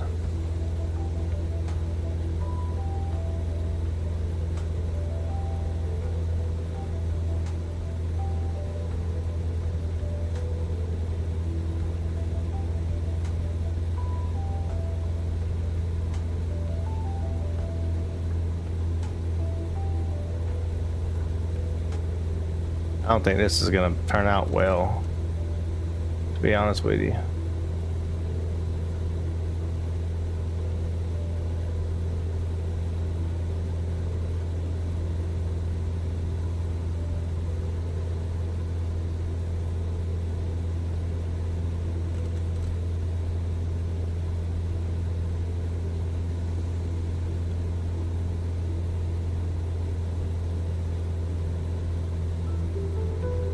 Man, I can't climb any higher, man. Dude.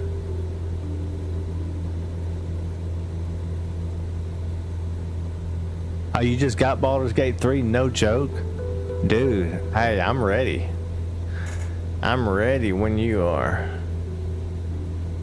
If you want to get on there and let's do a,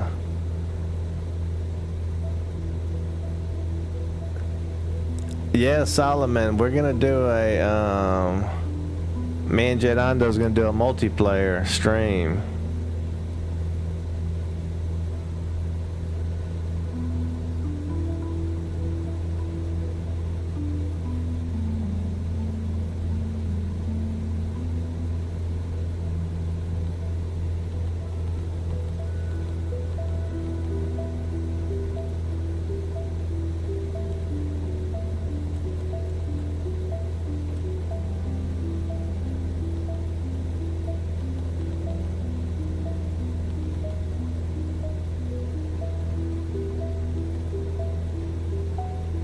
I'm gonna see if I can climb.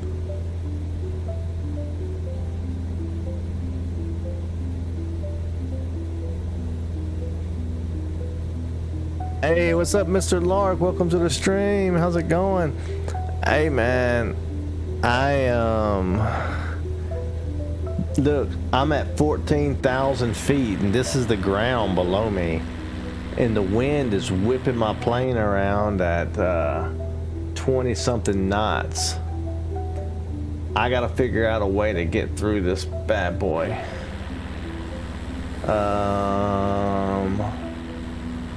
I can't get up. I'm trying to climb now, but it's not working too well, to be honest with you. I was trying not to go too slow.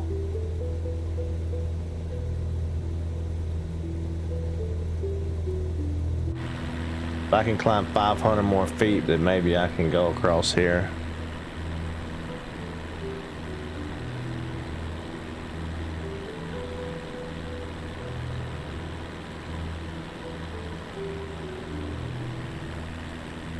That's nice. We was just talking about me and Jade Ondo gonna do a stream, I guess like a series of streams together, with playing Baldur's Gate 3 playthrough. Should be very, very fun. I've been wanting to play a multiplayer for so long. I've only played like one time and had a blast, but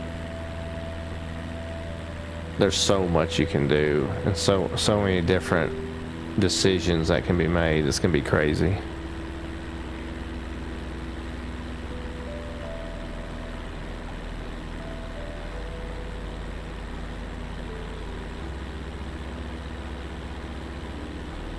What's cool, Jade Ondo, is in that game, like, if it came down to like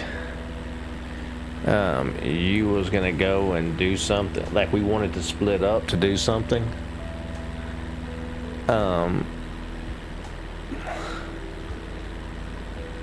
like our strategy was to split up, and you took some of the party with you and I took some of the party with me, then on your stream they would see that party with you, and it would be completely separate, like same game but separated in the same world, and then when we came back together it'd be together again. I don't recommend doing that much, separating like that, but just saying if that was a thing that happened.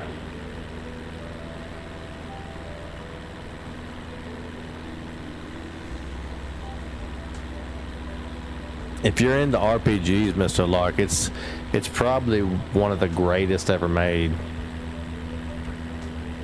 Like no joke, like probably the greatest RPG ever made as far as raw RPG element.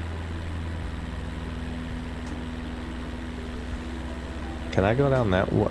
Should I go down that way? That looks like I should go down that way.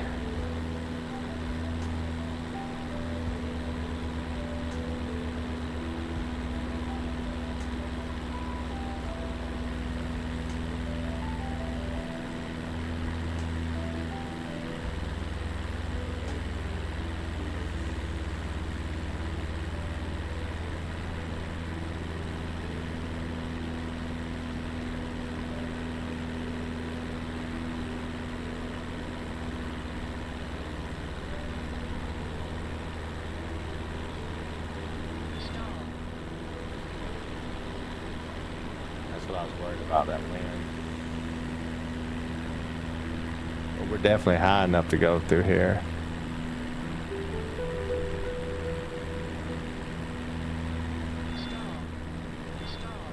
Yeah, no, I got you.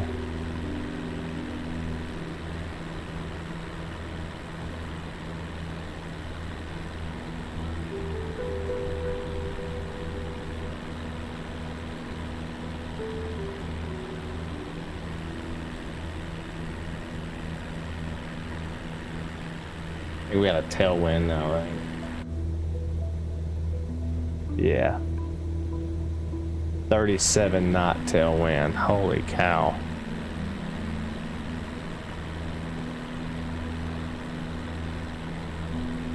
That's why we're barely able to keep in the air.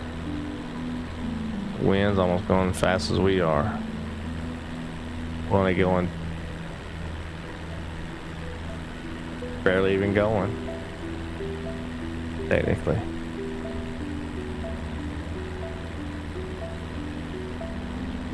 Our true airspeed is 102 knots, but we're only going 74. Now we're going a little bit better since we got... Oh, no.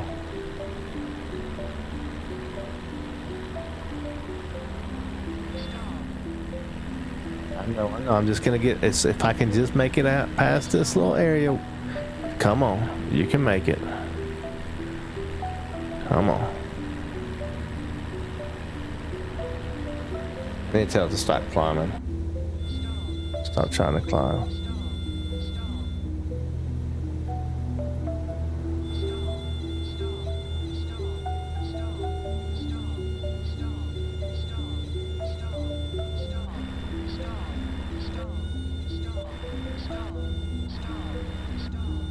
Come in.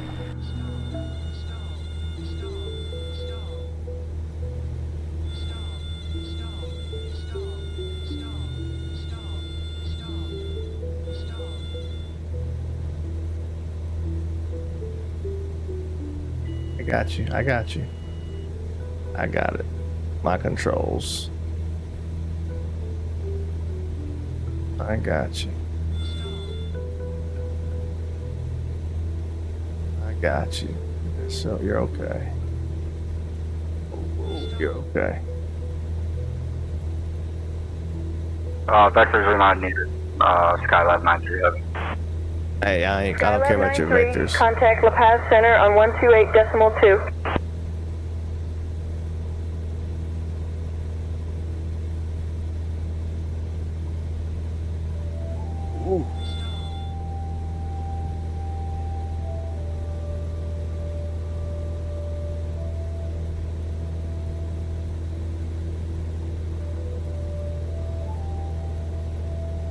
Man, this is a hard flight, man.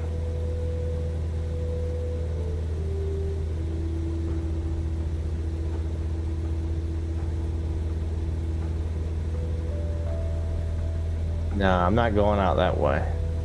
We staying this way. For now. Need to just get a heading. Heading mode back on.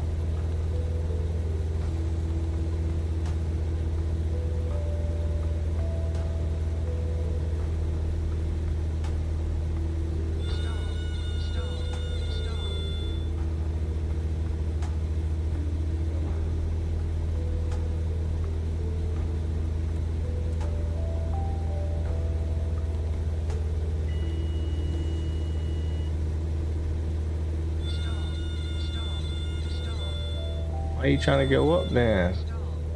We're trying to go up. Got you at 13.9. Don't be going up. You won't be trying to stall.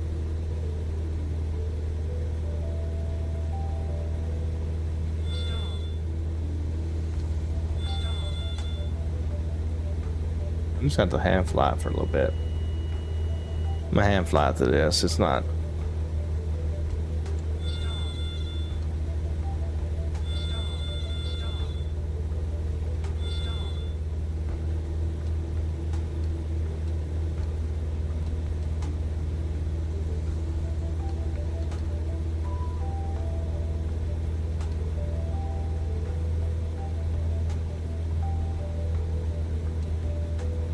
There we go. Getting enough trim under control finally. They had it at like 90 something %. There we go. Now we'll just fly it with the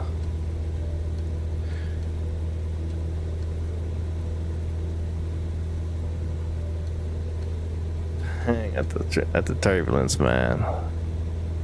You got a plan? What is it? What's the plan?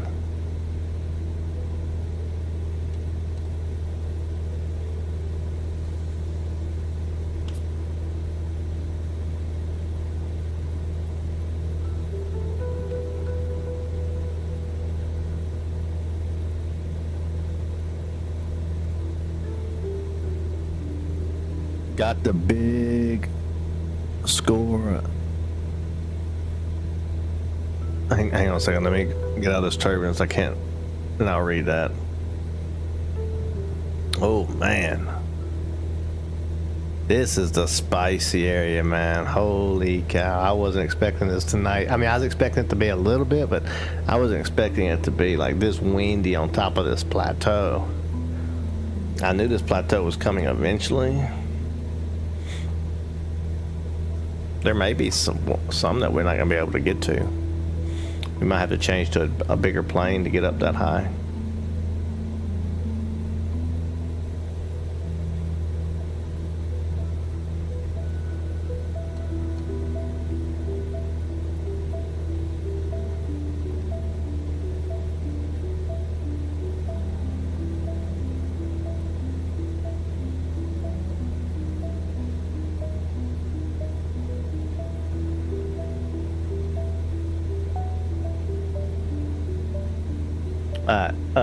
Got the big score and is headed for Tahiti. Oh yeah, that's exactly right. That's what it seems like, ain't it? Don't it? Got the big score headed to Tahiti. Except for I'd be in a much better plane. I'd be in a Vision Jet or something. I was going off what Mr. Lark said. I was making a Red Ted 2 reference. Oh, okay. Okay, I got you. I read that backwards, out of order.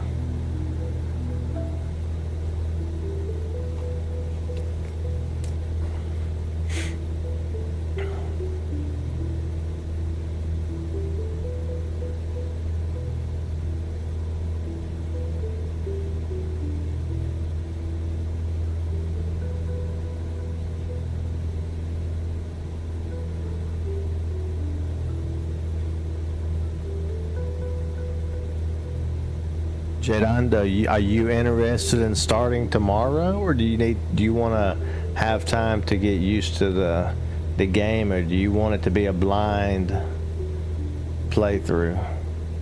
For me, it won't be a completely blind playthrough, but trust me, I don't know everything about. I don't remember what to do. I'm not like that. Won't be a problem. We'll be making mistakes left and right. Trust me.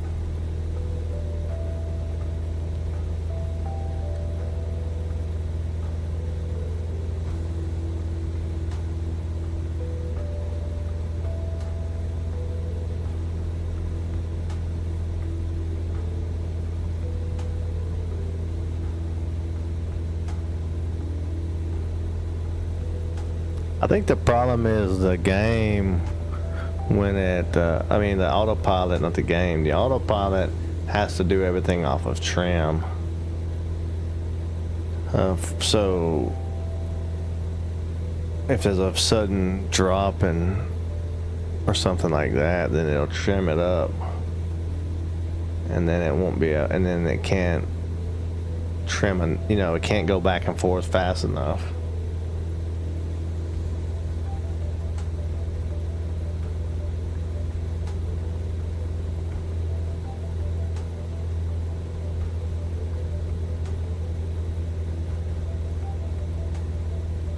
Turn just a little bit toward the wind. I think it might help a little bit.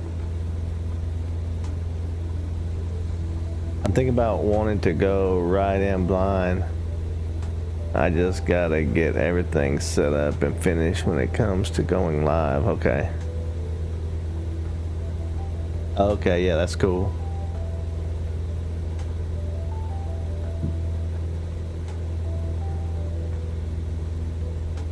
If you're recording though, you should be good, to be honest.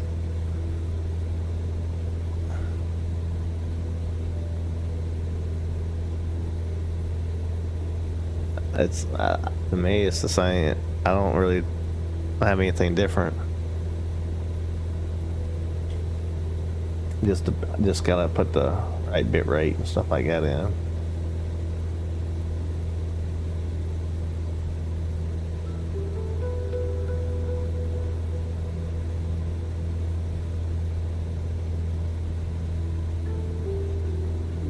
Uh-oh. I see more peaks up there that's even higher than where we're at right now. That's not good news, guys. That sounds like a poor pilot decision to come this way. We're gonna have to find an escape route. Skyhawk 256, contact La Paz Center on 128.2. I'm about to contact Mayday, Mayday, Mayday. Over to La Paz Center on 128.2, Skyhawk Whiskey 256.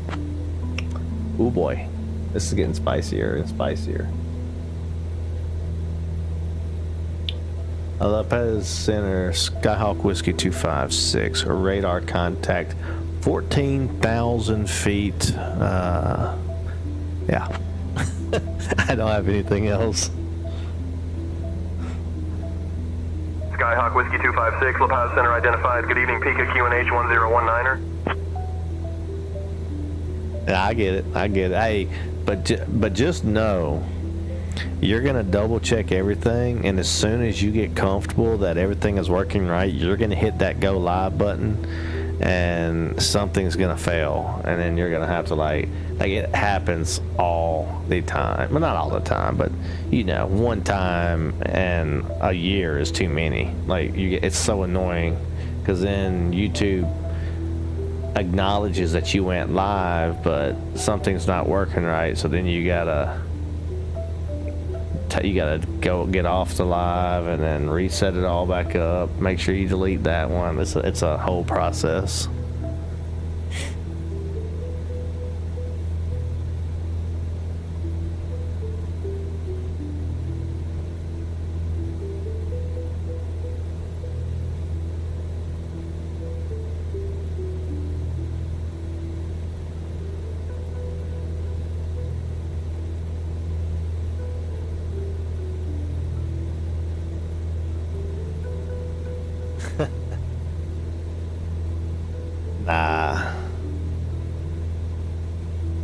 Yeah, we need to iron out the details too about like how long you want to go and stuff like that. Cause you know me, I'll get on there and I'll just go and go and go. So we'll have to iron all that kind of stuff out.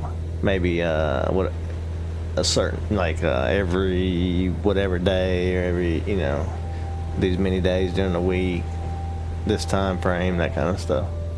We'll jump on Discord or something when you get closer to being ready. And if we want to do some tests back and forth, we can always go live in a private session that's not broadcast to anybody, and just share and just test it ourselves before going live. Just test our own.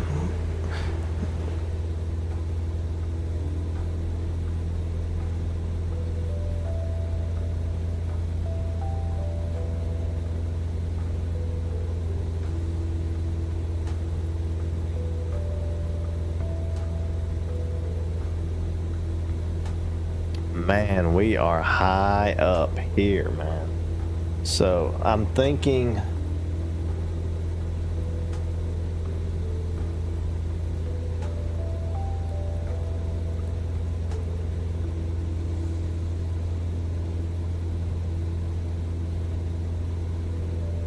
yeah, we're gonna snake out through here.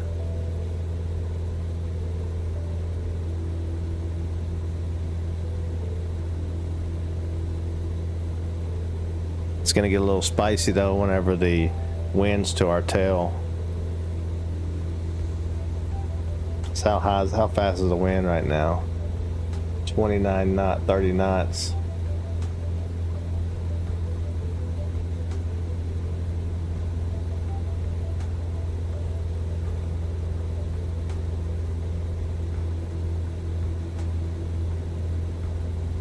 Be honest with you, I'm pretty scared. I'm hoping that this is the highest point, but I'm expecting it's not.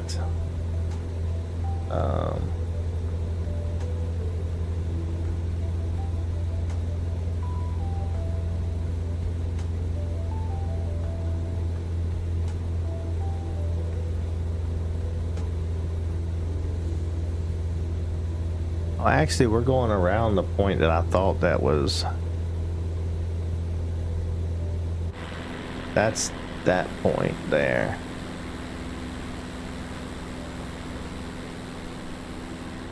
That's the peak.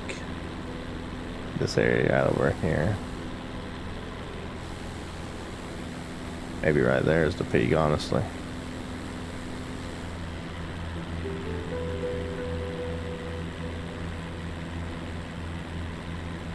So we're gonna go out toward here and then snake around back through this way.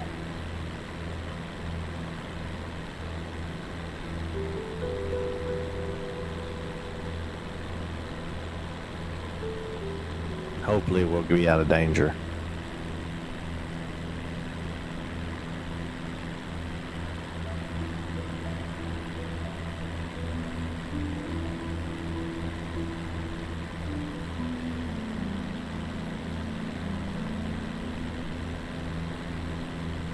I should just turn right and go straight off the edge over there. It looks like it's just a drop off. It's probably the safest thing I could possibly do. But we're gonna stay on course.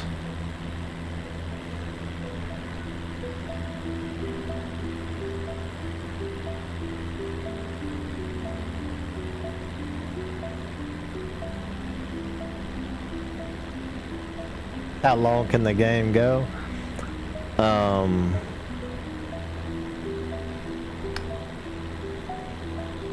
The game itself will take us probably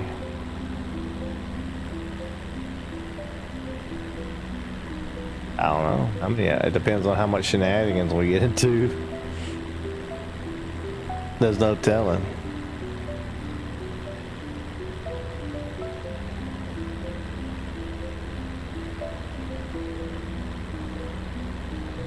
Trust me though, that now that you got that one, that's going to be one that you dive into many times.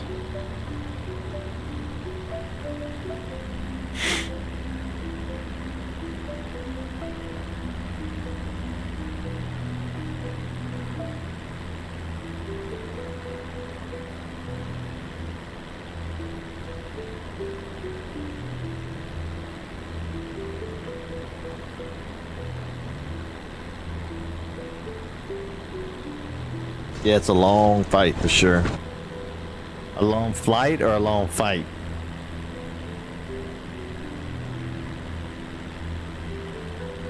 we're gonna be on PC.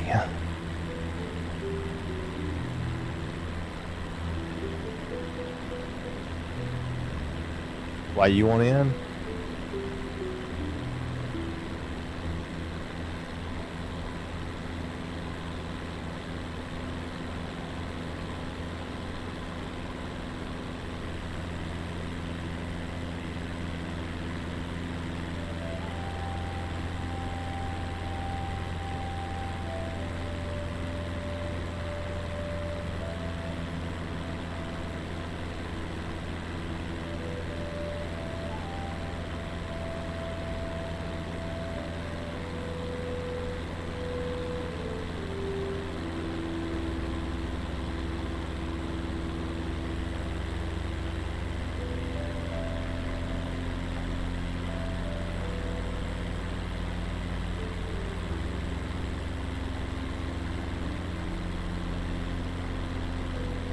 Angle of attack's about to go from green to red.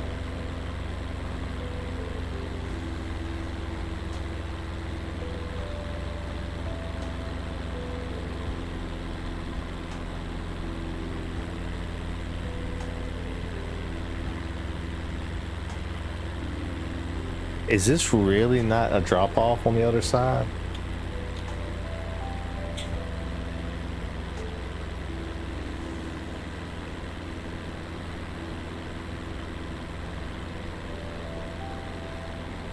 Gifted to you in your play.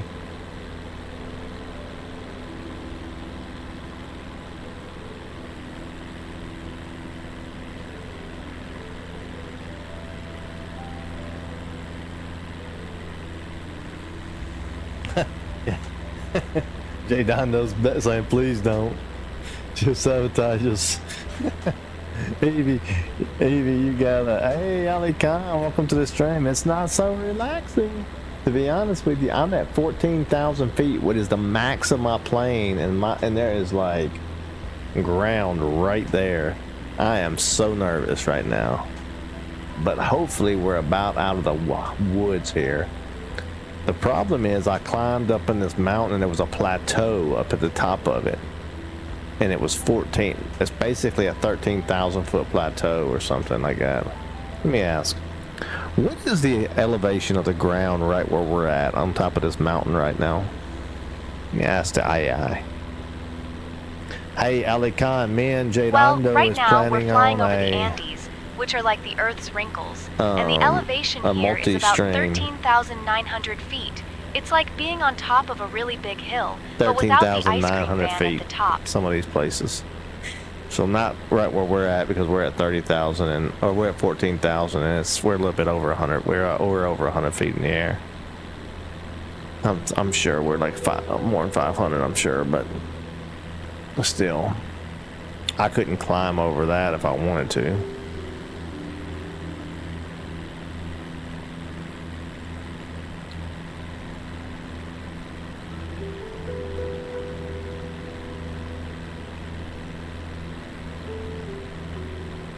We're just getting pushed this way. You see how we're just kind of getting pushed this way?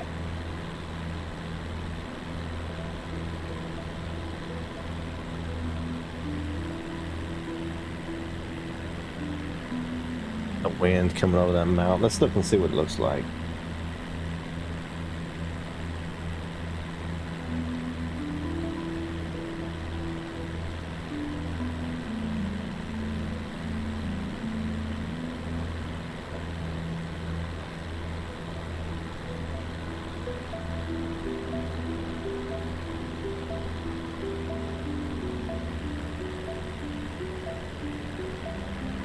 The wind's coming up off the mountains. That sounded like, oh, look at that one. Get over there. I don't want to be in that. Oh, I'm about to be in that. That's not a glider stay in the air.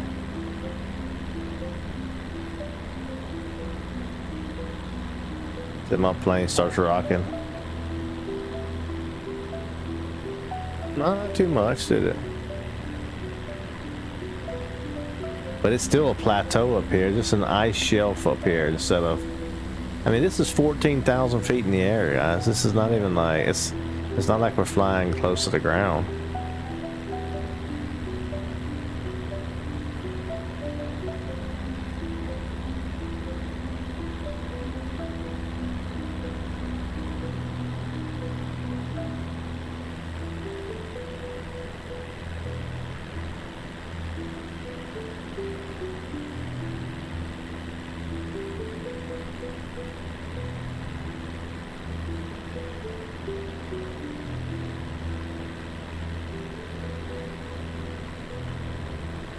I'll tell you what, Jade, if you get ready before tomorrow, we can start tomorrow. If not, I'll do something tomorrow, and then Thursday Hollow Knight starts, and then we can. But I'll still like.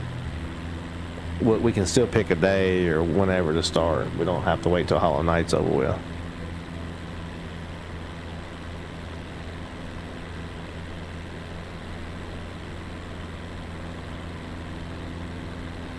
That's a pretty cool ice shelf, though, isn't it?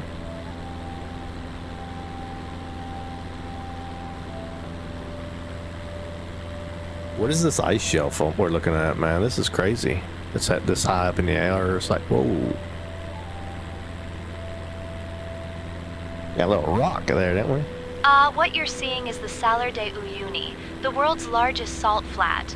It's so vast and white, it looks like someone spilled a giant bag of sugar across the land. Toby once tried to lick it, You can thinking play it was a giant ice Microsoft cream, Flight but Simulator, ended Jay? up Is with that a what you're talking mouthful about? of salt and a very disappointing If you can, tongue. you should get on here and play it. It's super fun. Play it with the controller if you don't have all this stuff. It's super fun even with the controller.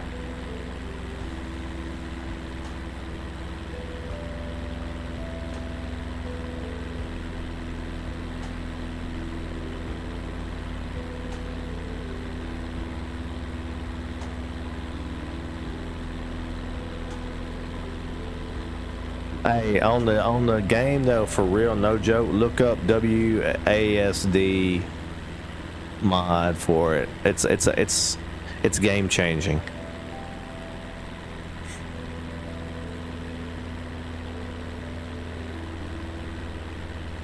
It's all it is a controls mod. It's just to control it differently.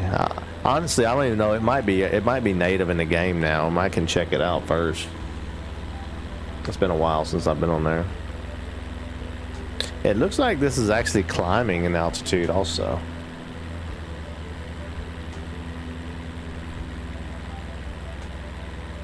One second.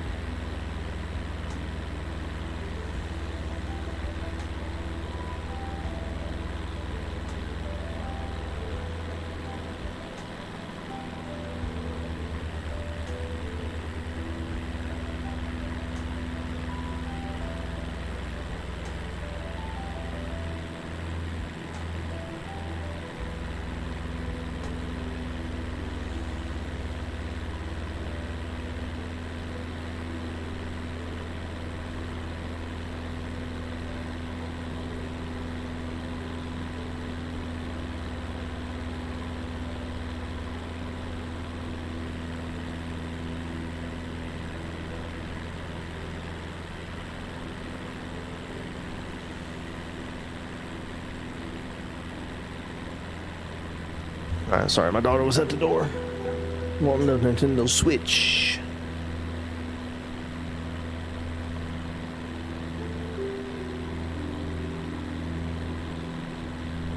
Oh, I thought you were saying you had this game because it's also on its own Game Pass. So most computers will come with a month of Game Pass for free if you don't have it already. I'm kind of looking for an escape route right now, in case this mountain is a little bit high for us.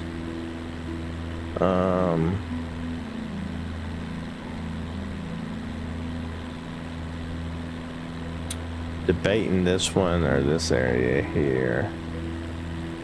Worst case, we go out this way, but I'd rather stay away from those clouds if possible.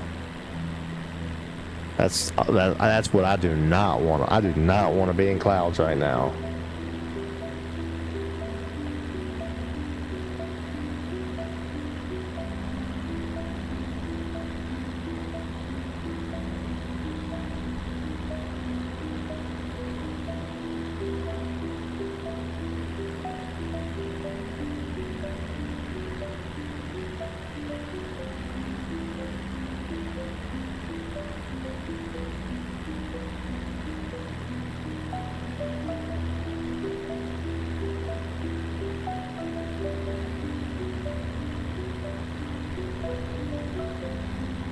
What are those lines on the ground? Is that just graphics issue?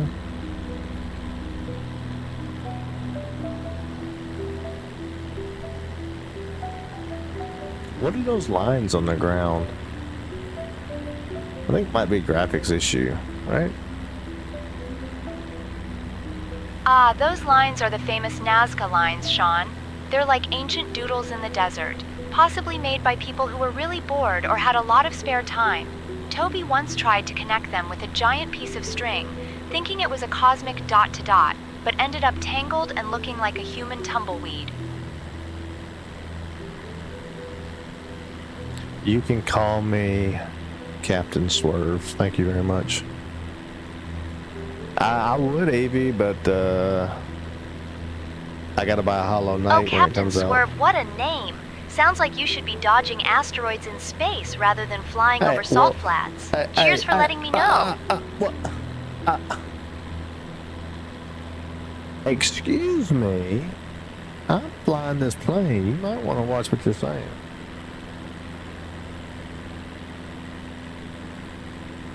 Oh, apologies, Captain Swerve.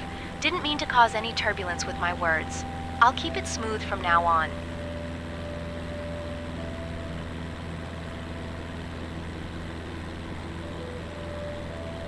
Because I told her, didn't I?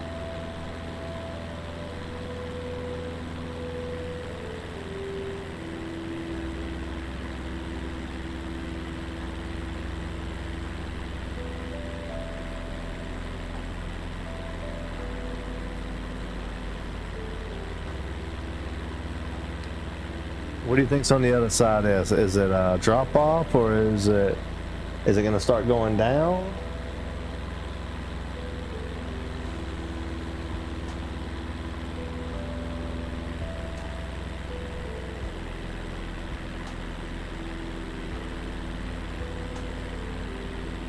I don't think it's gonna start going down.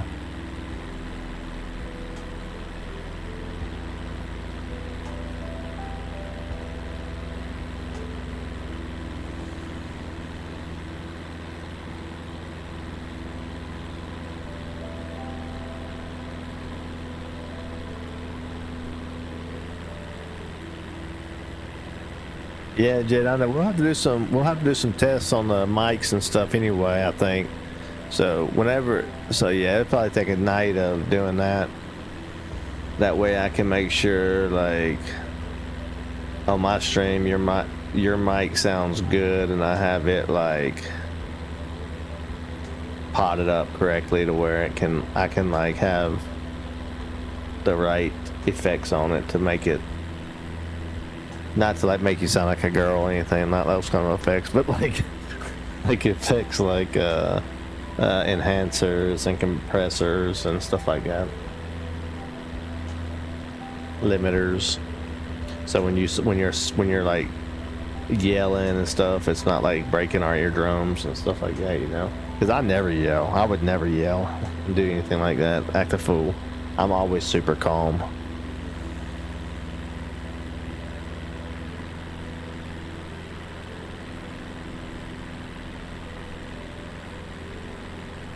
Alright, so maybe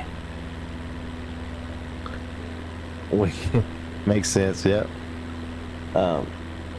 It doesn't look like it's dropping off. It looks like it's just going to be some more rugged mountains once we get past these little peaks here,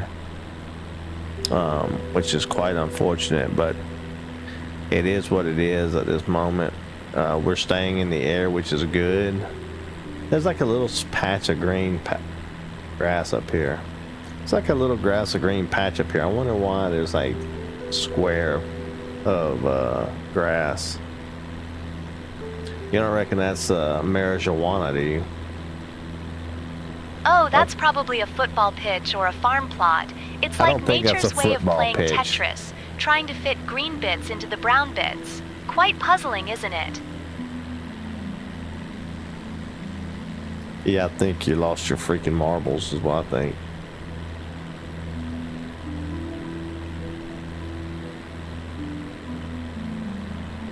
Alright, should I head out that way? It looks a little bit safer than this way, maybe. Let's do that. Let's head out.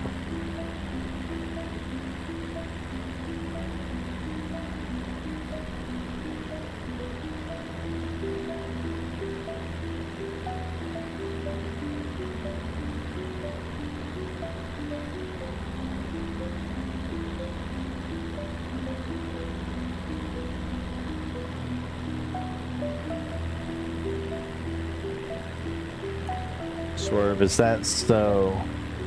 What about those snow triangle platforms from the Great Bay Temple in Mario World? Some of the bosses from Wu Chang, and Wu Chang was nothing.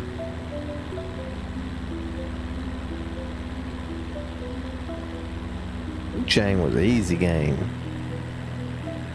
Did you see me destroy that last boss like second try?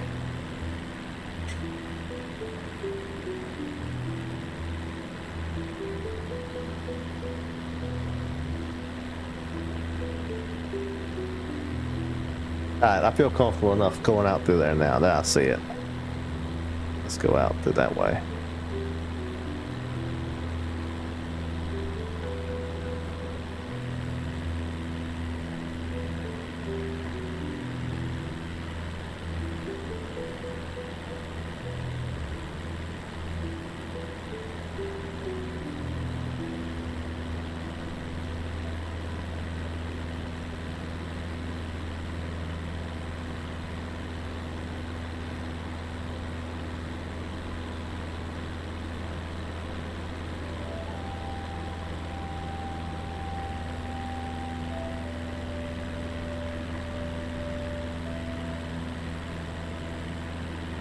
They said it's a really nice place to land at nighttime because of the lights in the distance.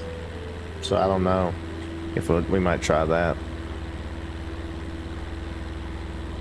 But at night at 8,000 feet, we have to do a go around or something. That could be very scary.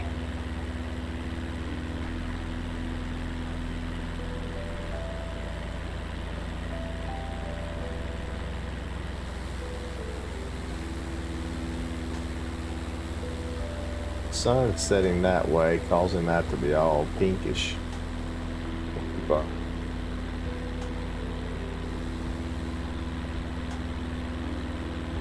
I think we should turn a little bit more. Probably better if we don't hit the mountain. What do you think? Let's try not to hit the mountain.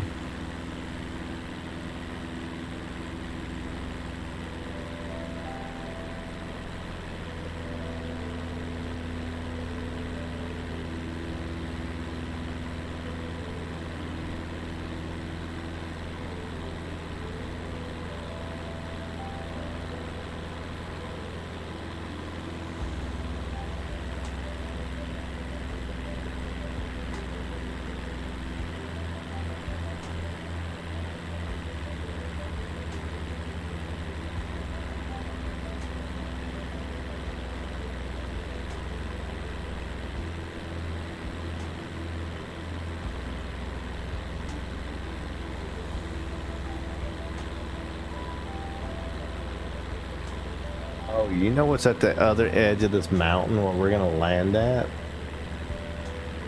Is the lush green of looks like the beginning of the Amazon. Maybe not yeah, it's just the beginnings of the Amazon. That's gonna be a change of scenery for us on the next flight. I mean, this was a change of scenery, actually, for us. This has been insane to be flying at this altitude, at this level above the ground. I can't imagine. It's like, what's the ground level right now below us? Well, the ground level below us is about 12,000 feet. It's like being on a really big step ladder, but without the risk of falling off but she's saying so we're above 2,000 feet above the ground right now, but I don't know. I think we're about 1,000 foot maybe. Mudstone, how's it going? Welcome to the stream. Captain Swerve at your service. How's it going? We are struggling to keep the plane in the air, but it's happening. It is happening.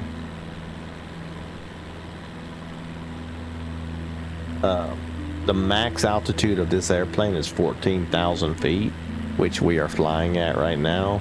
And the ground level, as you can see, if it goes any more, then we're in trouble. Hence why we've been going around these mountains that's still above us. So yeah, it's been quite a challenge tonight to get through here. When the ground is flat at 14,000 feet, then it's kind of scary. Because if I was to land, like an emergency landing, there's no way I could get back up in the air again. It would be the longest roll ever. It'd have to be like an international airport. And then it would have to be very, very slow climb. Look at that turbulence just throwing the plane. Which way's the wind right now? The wind across. Whoa, boy, just whoa. Calm down, wind. So coming from my back tail, coming this direction here.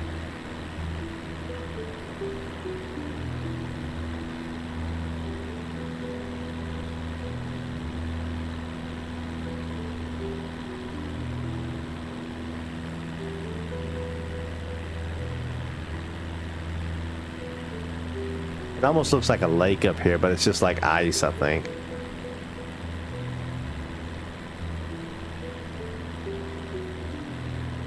Is this water or frozen snow on this? It looks like water.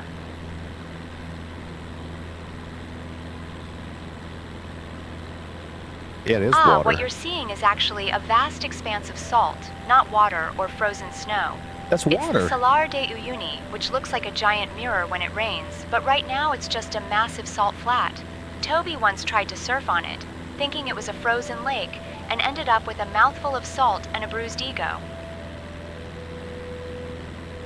Look out your window. I'm pretty sure we're over a lake right now. This is water below us.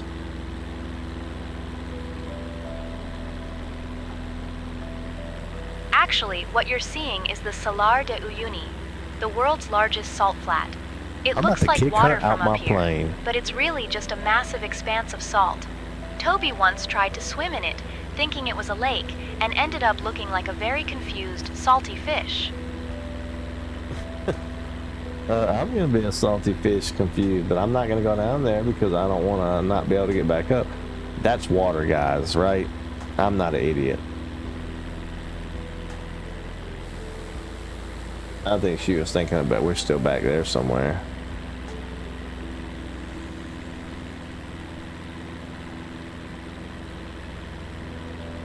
So, I'm going to ask her. So is this where all the salt in the world comes from? Well, not all the salt in the world, but a fair chunk of it does come from here. It's like the Earth's way of seasoning itself, really.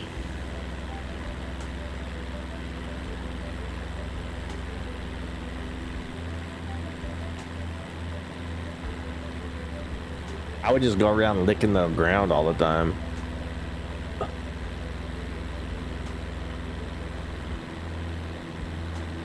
Well, licking the ground here would be like trying to taste the world's largest pretzel. It don't look like salt. But without the satisfaction of actually eating a pretzel.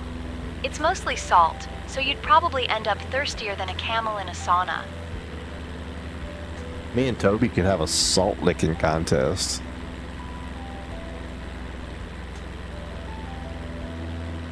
Well, a salt licking contest sounds like a great way to end up dehydrated and slightly confused.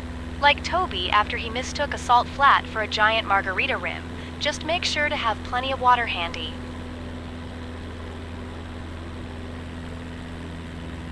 Oh, there's a lot of water right below us.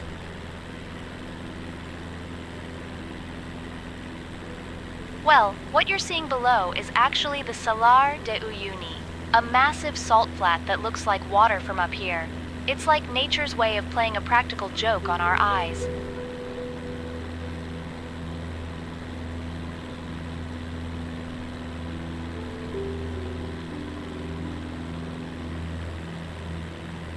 To be fair, I did not see a lake on the map, but it's even got a tributary coming from it.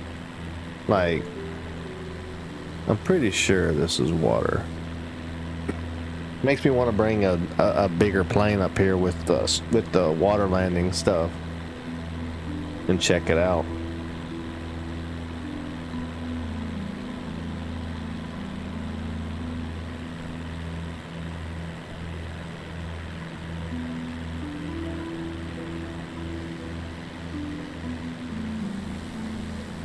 Dude, that's water, man. There's no way that's salt.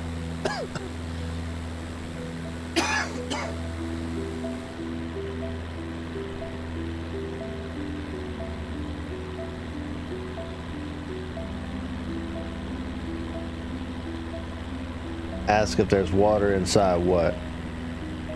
The salt?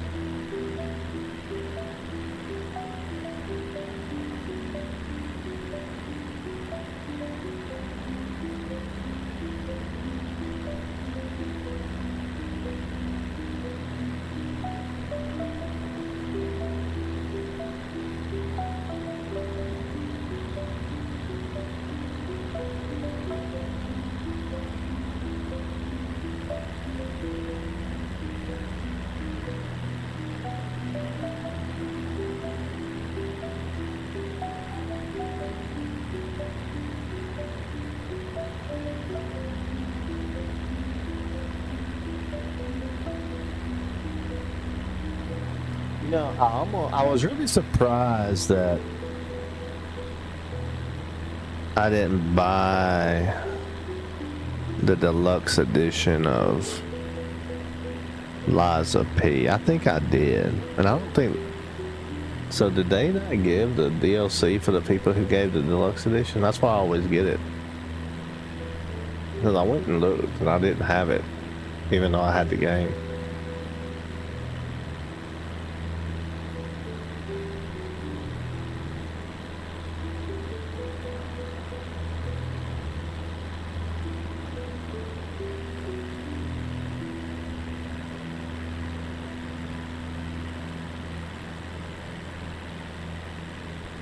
Yeah, it could be a massive salt flat with water inside, making it look like a water as well.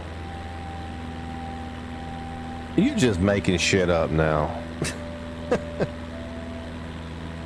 What are you even?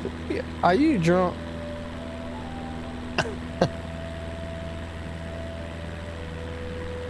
Jadano talking crazy over here like he's hanging out with Toby now. I never seen no salt that looked like that had water on the inside that made it look like it was water. I never seen that, Jadondo. Never seen that before in my life.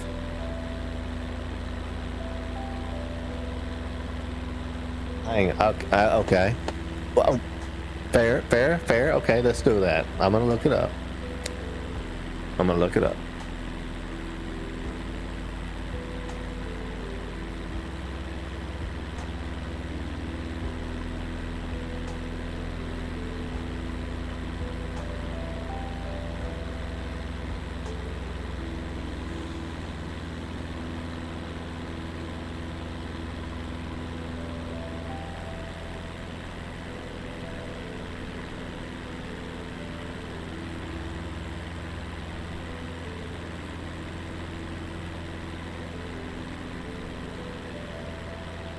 Screw the SAIs. That's not it. No way.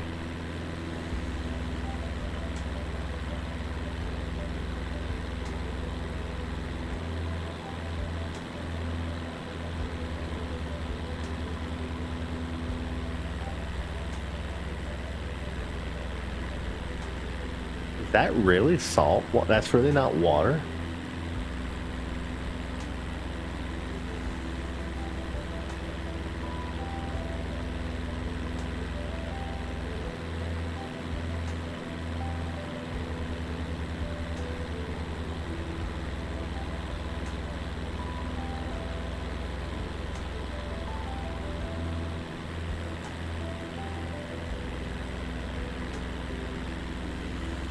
Maybe, but I don't know. I think I would notice. It looks like I looked up that place and it was salt. It was salt, but it looked like water on top. That's what the thing said. Oh my goodness. Are we about to get into freaking fog? I cannot fly the plane in fog. I mean, technically, yes, I can. But this is nightmare scenario for me. Be at this altitude and it become foggy. Oh my God.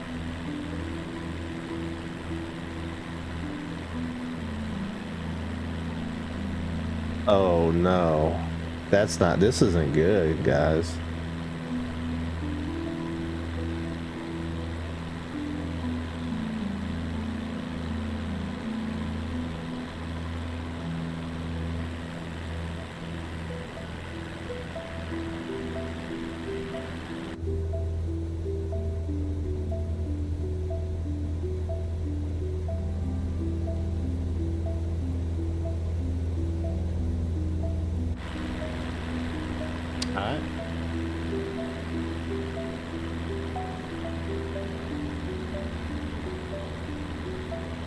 Look at that. People live in a little tiny town right here.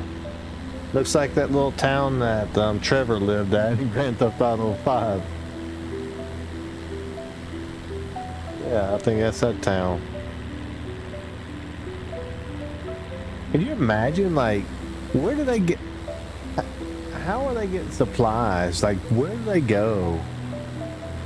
The next biggest town to go get supplies to bring it. I mean, I know trucks probably come, but like, how often does a truck come and what is it carrying? It's not carrying enough for a large grocery store or nothing.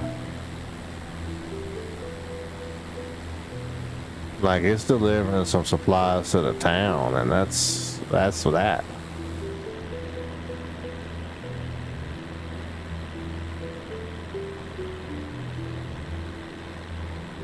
From what I saw, there's a period of time where it rains on the salt flat and mixes with the salt crust. Maybe, because earlier, but that was far, to be fair, that was farther back. She said that the rain towers have never seen rain, never recorded rain before since their existence.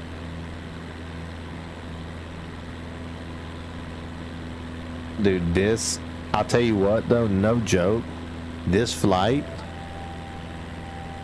is turning into a nightmare scenario for me.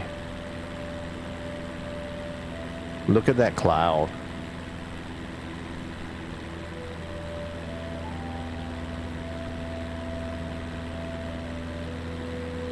Wait, is it because no, it's getting dark.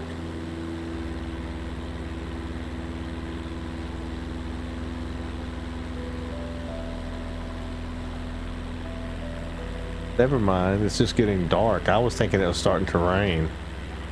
That's just because the sun is hitting that plateau and it's making it dark up here early.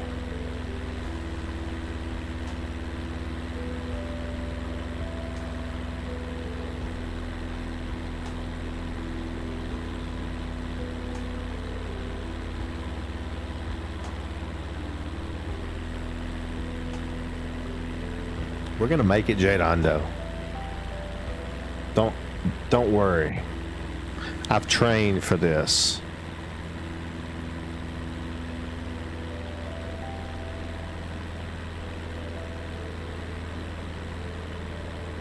I've spent many sleepless hours after my stream flying these planes before embarking on this journey. For no joke, like test flights and flying in the Rocky Mountains, is testing mountain flying, flying into airports, big airports, doing the correct approaches, the correct stars, like knowing how to actually do it with the ATC before embarking on this. So I've prepared. Some of the, I figured I'm going to crash quite a bit, like in these mountains though. This one has not been, like, I've flown in the Himalayas too. They're so high up. The only option is to fly in the valleys, through the valleys.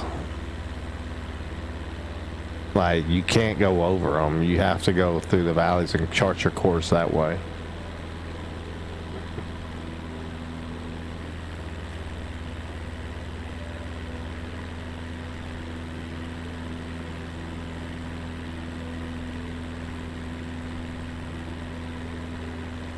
It looks like it looks like this is just a normal flight, like we're just flying low to the ground, but no, we're like at our max altitude. We're barely staying in the air right now.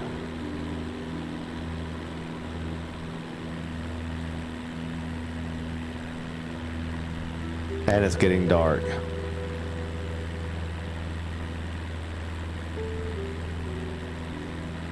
If there's no lights on the ground that we can see that we're going toward or anything, I will back the time up to make it to where we can actually see something. There's no need in us watching a flashing red light.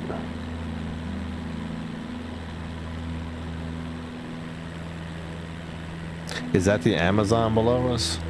She's gonna get tired of me saying that. No, that's not the Amazon below us. We're actually over the Altiplano, which is a high plateau in the Andes. It's like the Earth's way of saying, look how flat I can be, even up here. That's exactly what it's saying. Spot on. What is these lights over here, I wonder?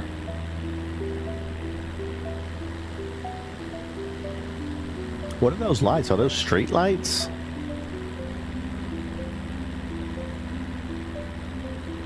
Oh, those lights aren't street lights. They're actually from the small town of Carangas. It's like a little cluster of stars that decided to settle on Earth instead of the sky. Quite cheeky, really.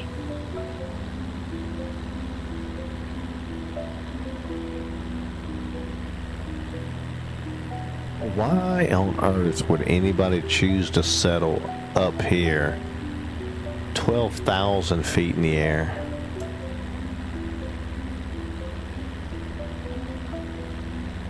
Well, people settled up here probably because they thought, why live at sea level when you can live closer to the stars?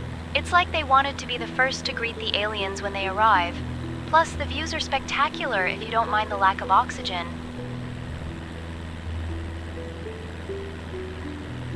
I'll give you that. I bet the views are spectacular at night. But it seems like the hardship would be immense.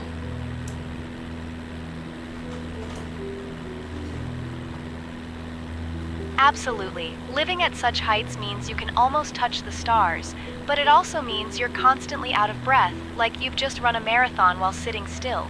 It's a bit like living in a scenic but inconveniently located cloud.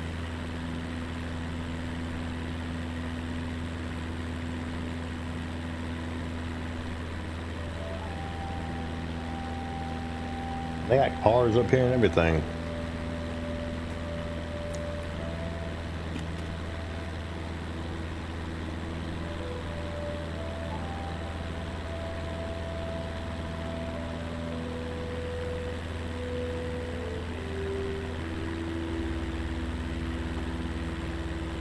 I hope we're done with the peaks. And it's gonna start dropping down.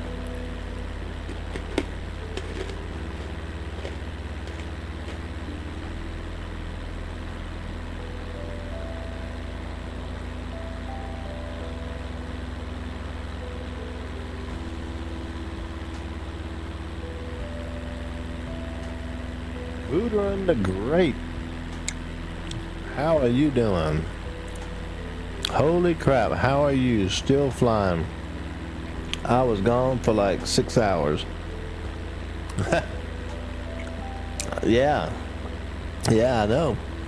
Nah, we flew the other night. We flew a flight from, I can't remember exactly where it was at, but and we flew up and we landed at a place that was 7,000 feet in the air, like altitude.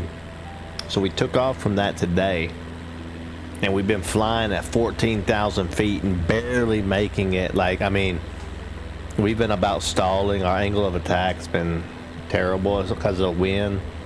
We're at a 23 knot now. It got up to 30 something knots. So it's been a kind of a spicy little flight, man.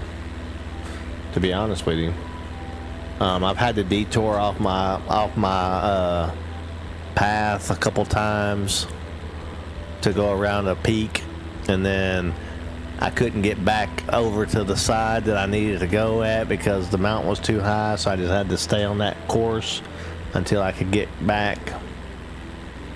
It's been fun.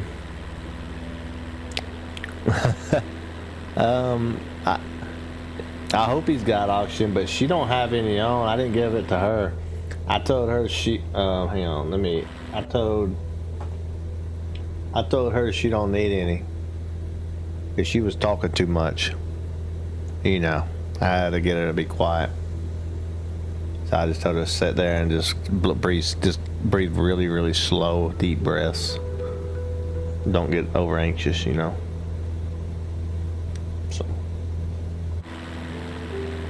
So she listens. She only talks when I talk to her. Like this. Are you able to breathe up there? Up this high?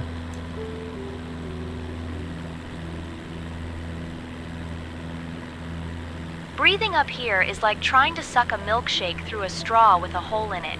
It's possible, but you end up feeling a bit lightheaded and wondering if it's worth the effort. You know what I mean?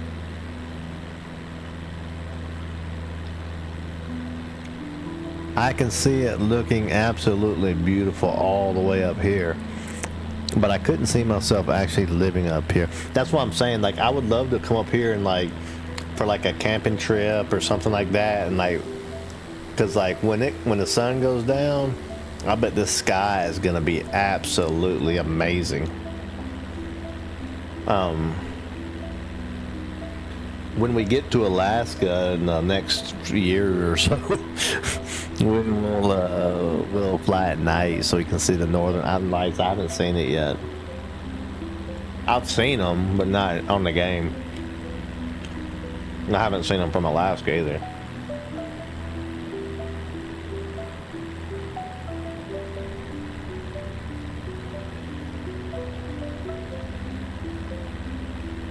Passenger bot. Yeah, it's it's the ATC. It's ATC, tour guide, mentor, all in one. So it's like an AI bot, yeah.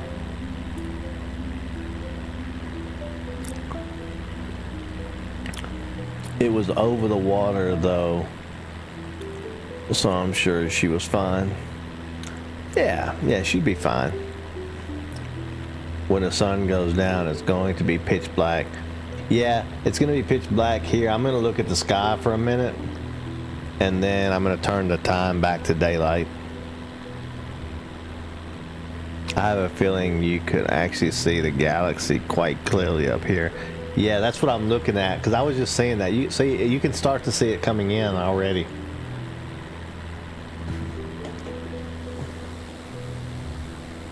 So when that sun goes down, let me turn that light off.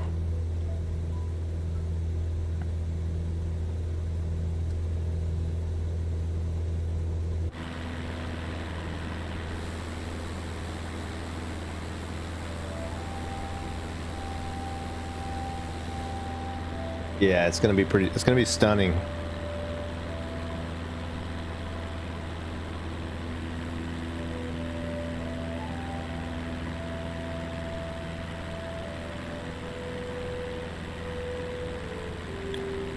Hey, Buddha and the Great, man. I went over into that channel the other day, joined the Discord and stuff, and went to one of the lives. It was pretty cool. Pretty cool.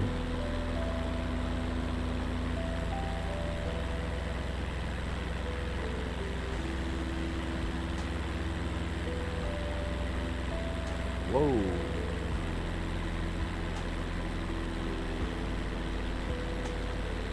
They got so many little towns up here.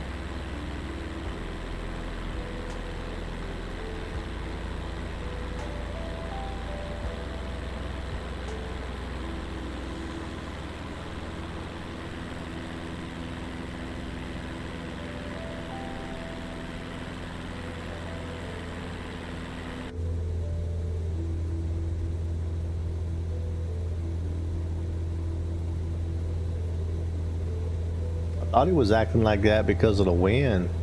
It's gonna be really bad here in a minute when it's on my tail.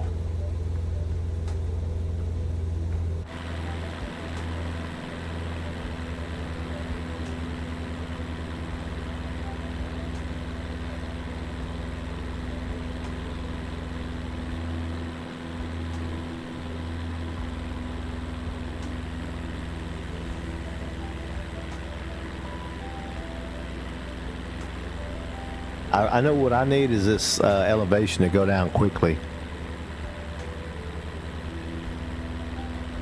Yeah, they seem to be good guys. It seemed to be that way for real. Yeah. Very responsive and welcoming.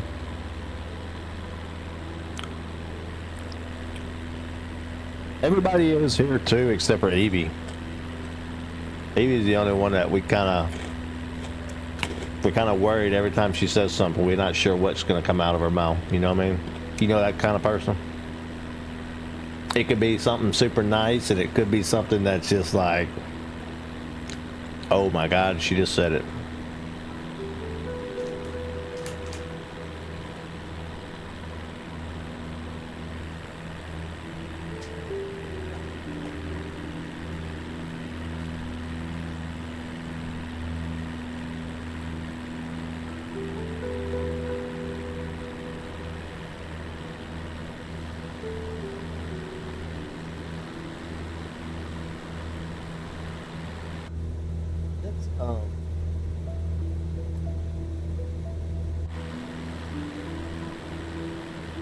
Oh, which one was that one? Is that this one?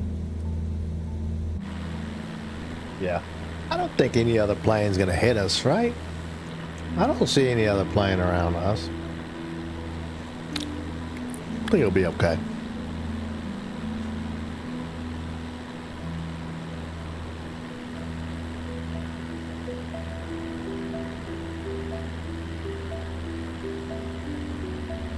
Yeah, it does.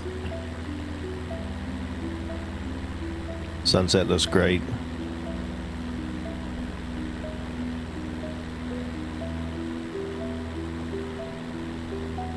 The Alps at sunset. Oh, we'll be there. I've actually seen a little bit of it on my own, not on stream.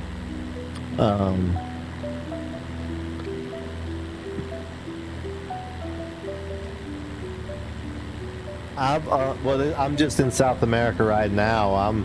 From South America, I'm going to go to North America and then over to Russia and down through New Zealand and Australia and through the islands and then up through Europe and through the Himalayas and then through the Alps and over through Ireland and all that.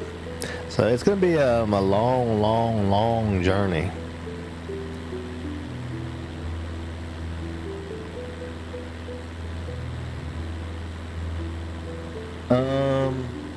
I don't know. I'm thinking probably 200 to 300 legs, maybe, roughly. But that's being kind of aggressive, I think, because I've started to shorten them up a little bit. This one's a little long because I needed to get over this. If I can't, because I can't land right now, right? If I land, no way I'm getting back up off the ground. So I have to get over this large elevation. The airport I'm going to land at is at 8,000 feet. So it's still high. But as long as I land there, I can get out because it's going back down.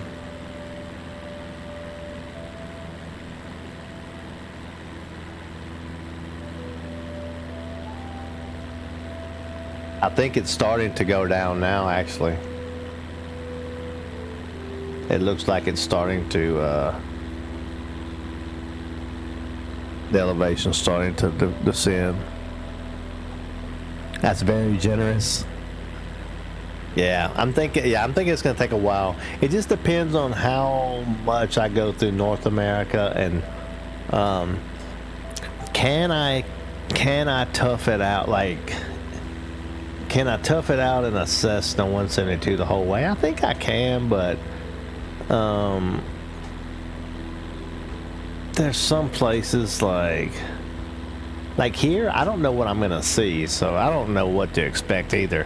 When I get to the US, I'm gonna know, like, man, there's nothing between, like, when I'm flying over Kansas, and if that's gonna be a whole trip flying over Kansas, then yeah, that's probably not gonna be anything to see at all, you know? So do I like make an exception and do like a 185 or a CJ4? CJ4 would be nice on like large places, large things like this, and just make it like a Cessna, or around a trip in a Cessna. You get to choose whichever one you want.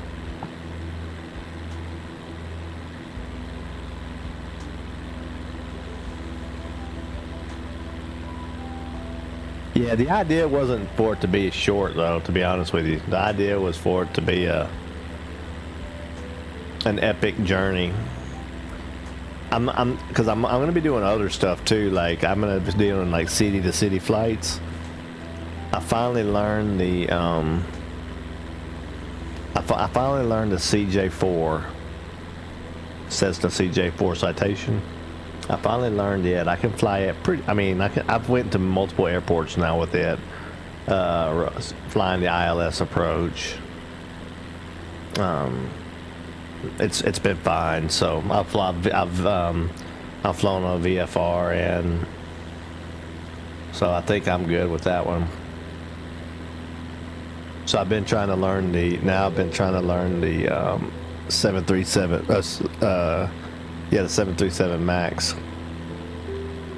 It's the same as my yoke. My yoke's a 737 yoke. I've been trying to learn it, but the last time I came in, it didn't. I couldn't get the localizer. I don't know why. I ended up having the VFR land it in Atlanta.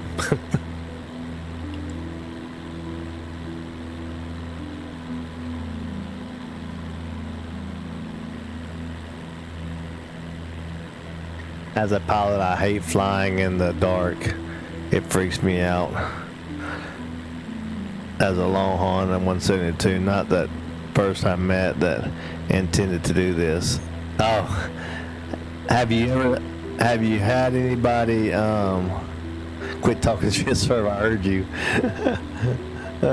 See, she's kind of slow too. If you do it, you will be the first dude I've seen actually do it. Hey, I'll tell you what, if anybody will do it, it will be me. I'm pretty stubborn at this kind of stuff. When I decide I'm gonna do it, I just do it.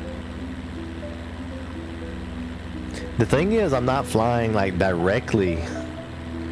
Like I could just fly directly at like 2 mile locations, just boom, boom, boom, boom, boom. But I'm actually like zigzagging through the countrysides and stuff too. Like we've been to the Atlantic Ocean, to the Pacific Ocean, up to the mountains 2 different times.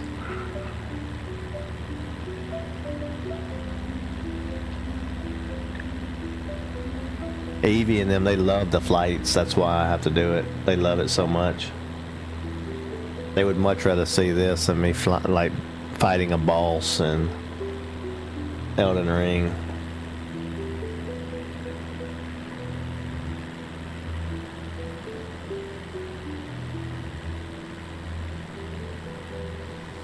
Look, that little bit of light right there is lighting up all this. As soon as that little bit of light's gone, it all goes black.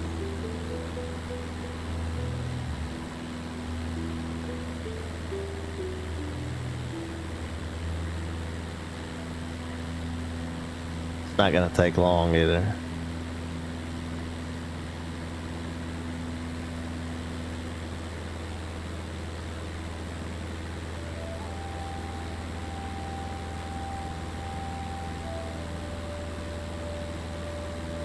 I've awakened Evie's wrath.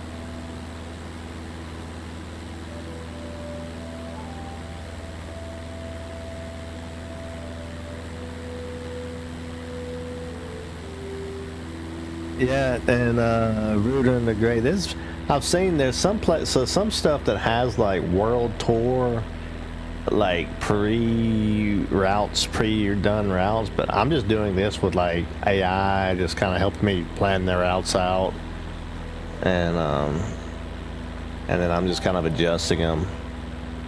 And then because the other one was like more, you didn't take off on the place you landed at. You just kind of did different legs in the different areas, and that was it. It was just like more like just tours of the different continents. This one is we're just actually taking off from where we land.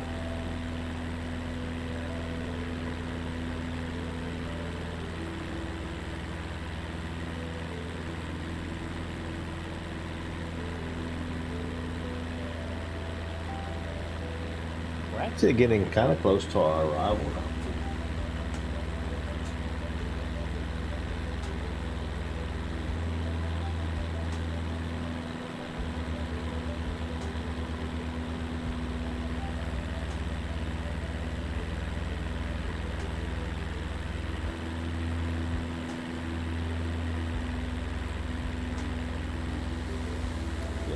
Light. Let's see, we got 3244. Yeah, ain't too bad.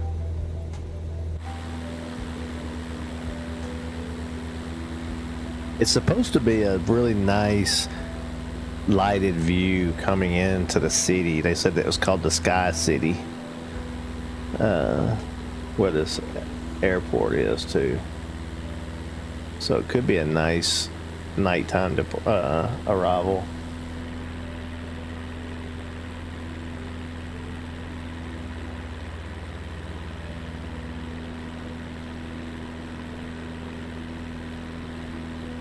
Now we're pretty far away from it.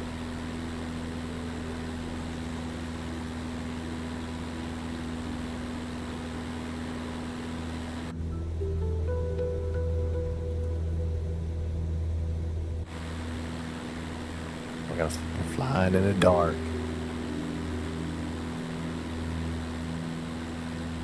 We're not letting nobody know we're coming through. Off the radar.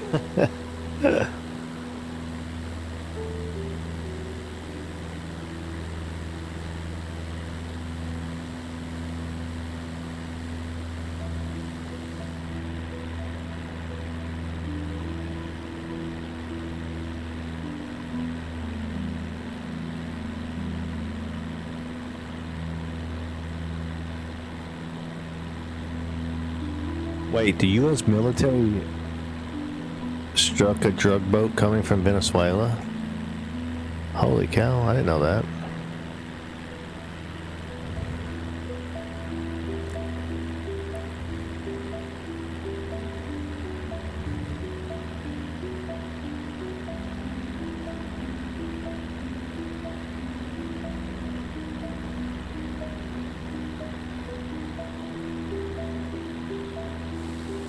So what do y'all want to do? Y'all want to roll back time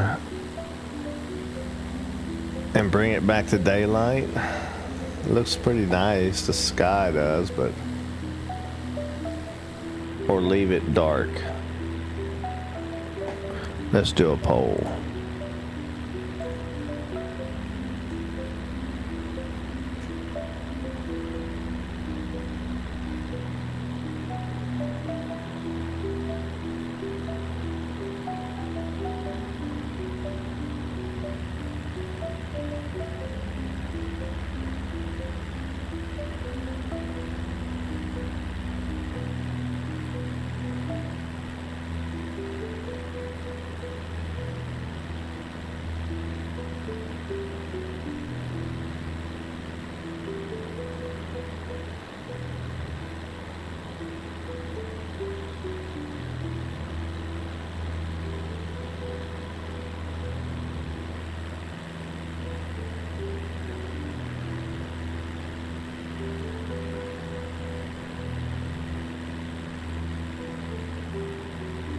Alright, let's see.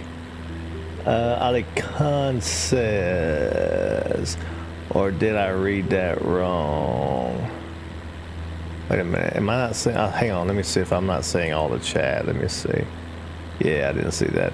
He's talking, yeah, a little bit, but she deserves it. Or did I read that wrong? She deserves it. Have fun doing the Alps in a one set. Oh man, if I have to land at wait, the Alps. No, I'm thinking. I'm not sure if it's the Alps, the Himalayas at VNLK is that? What is it? I can't remember the name of it now. Lukla, wherever that is. I've never been able to land there. Never have I landed there successfully.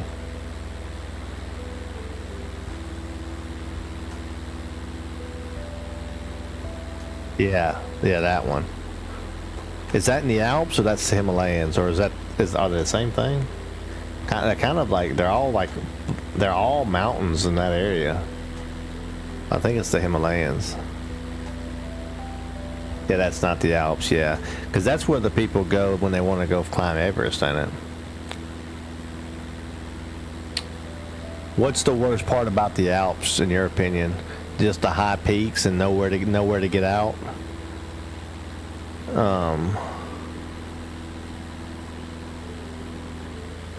Been craving some tenders. I had some tenders today for lunch, actually, with some Frank's Red Hot Sauce. Let There Be Light is winning the poll. We'll leave it for just until we don't see the light here. Once this light is over, we'll just look at the sky for a minute, see how dark the ground gets, and then we'll lighten it back up if that's what the poll says.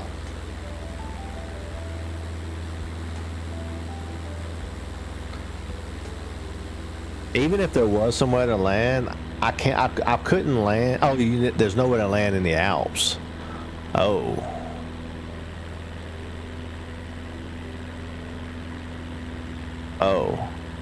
Yeah, because I'm gonna have to be able to land and be able to take back off too. So I got to be able to take off at least like at like 8,000 feet to feel comfortable, maybe. So I'll have to be very strategic in the Alps then.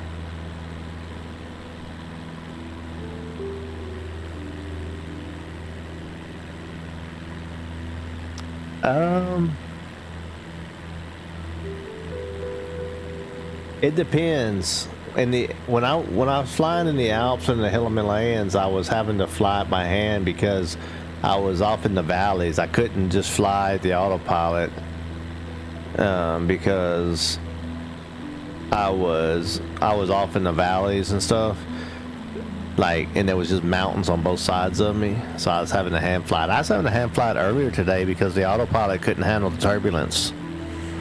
It was trying to make too big of adjustments and it was trying to stall the plane out, so I had to take control of it and hand fly it for a while. It was like 30 knot winds on that plateau. Almost up.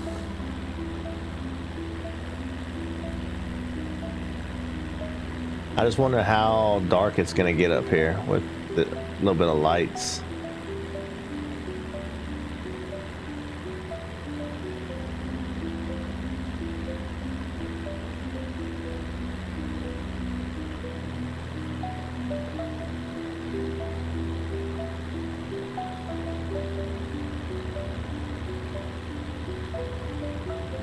Yeah, that's what I'm gonna.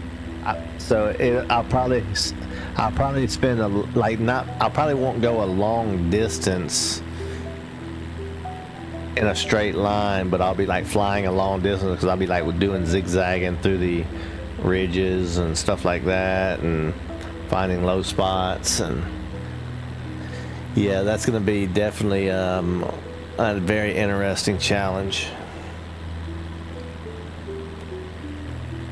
I mean, because around 14,000 feet is my max, right? I mean, that's...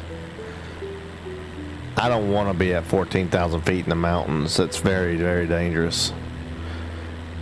Because I cannot climb fast at all.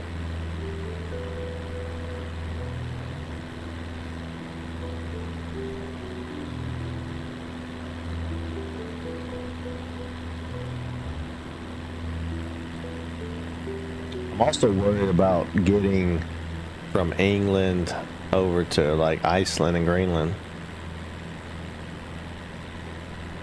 Jedando says, Swerve, are you into games like Mario Party 3? If so, that's a game we could also play from time to time if that's something you have an interest in or would have. Yeah, I've never played any of those, but that's the kind of game I love. What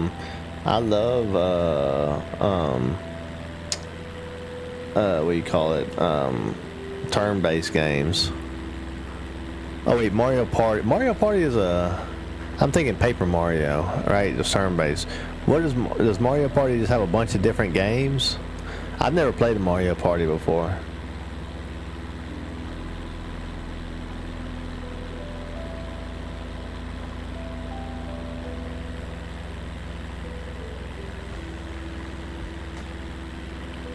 If you can't clear the ridge, you do a climbing turn back and just do another climbing turn forward again. Yeah, that's what I've had to do that before, where like I was trying to climb and I didn't think I was going to make it, so I swung the plane kind of around and went back down the ridge and kind of gained speed and stuff, and then went back out, gained more speed, and kind of came back in for a second one a little bit higher. I've had to do that before. It's actually kind of fun, like hand flying and that. But it's hard for me to judge like how high I am above the trees sometimes, and I'll think I'm like just above it, but I'm like got lots of room.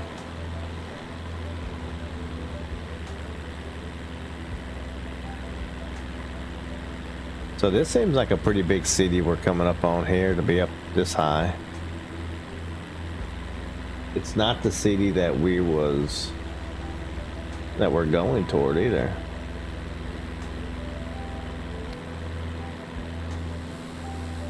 I think we are dark now though, right? I mean, there's a little bit of light, but it's pretty much dark. I think we could pretty much end the pole. And the sky looks pretty cool. It's pretty cool.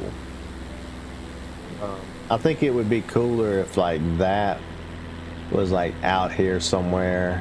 Like it'll be there at some point. We'll be flying at some direction in the earth. It'll be like going across the sky like this or something. It's just where it's at. It's hard to see the angle it's at.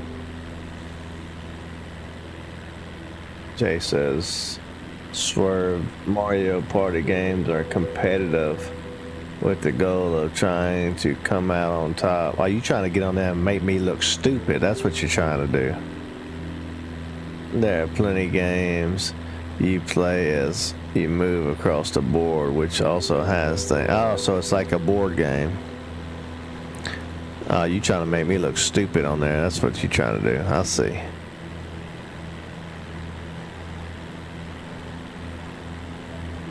I see what you're trying to do. Trying to get on there and make me look like an idiot in front of the world. I can't even play a Mario board game.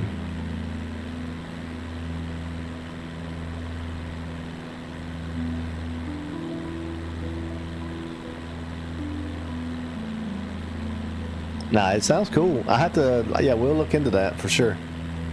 I just have to, I think we just have to do like if we do the Baldur's Gate one first, and we just need to do the Baldur's Gate one first, and then the next one do another, you know, pick the next game after.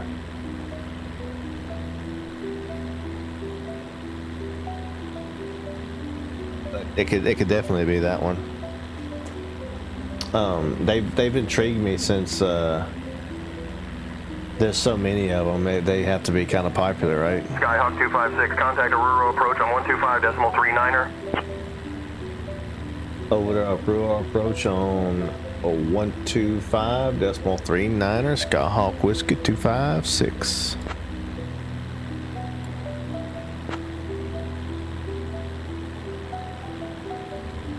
Over Aurora Center. Oh, sorry, over Aurora approach. Skyhawk Whiskey 256. Radar contact 14,000 feet.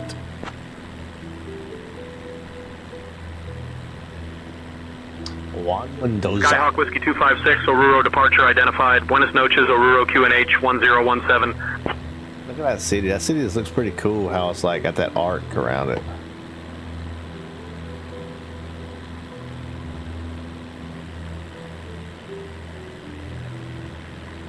And it's like built over this around this mountain here. Like whatever this mountain was, they used it for something, and they built this whole city around it, around this peak. I wonder what that was about. Why did the people build this town around this mountain peak right here?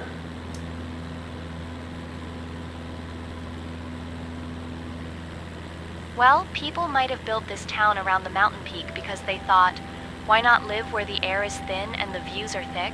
It's like choosing to live on top of a giant cake, but without the icing. No, I get that, but this whole massive plateau, why at this spot? What was unique about this spot that everybody congregated here?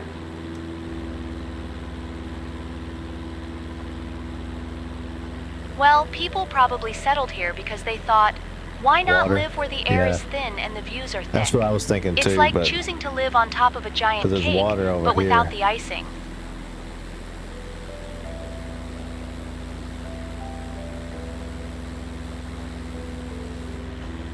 You don't think it has nothing to do with that big lake that's sitting over there?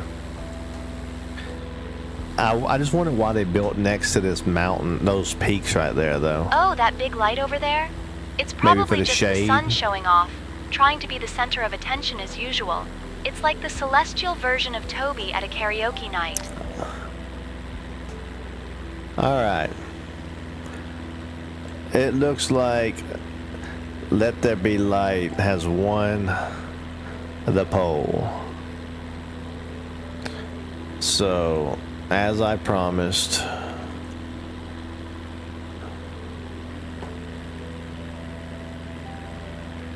Skyhawk 256, expect the RNAV Zulu runway 32 approach into Cochabamba.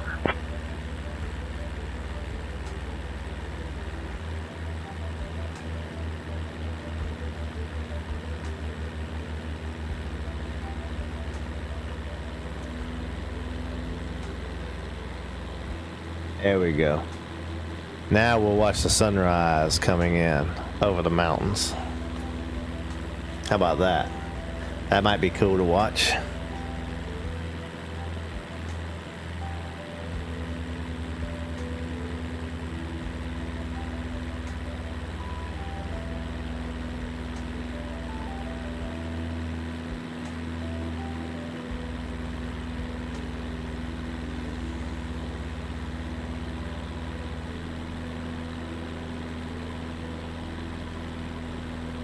That looks pretty cool. It's like so dark, but there's like so much light just waiting to just bust over that horizon.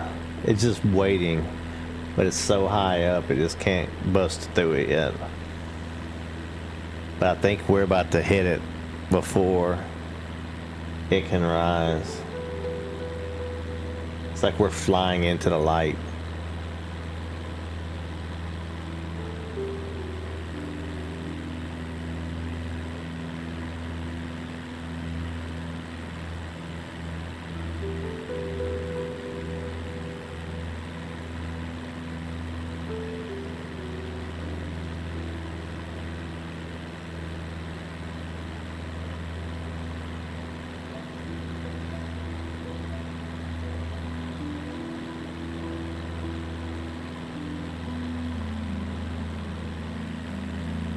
Yeah.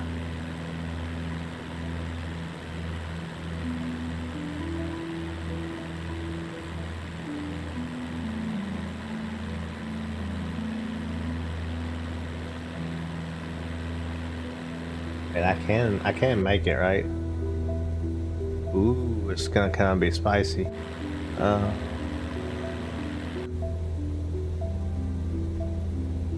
If I could see better, but probably not, but I'm gonna put them on just in case.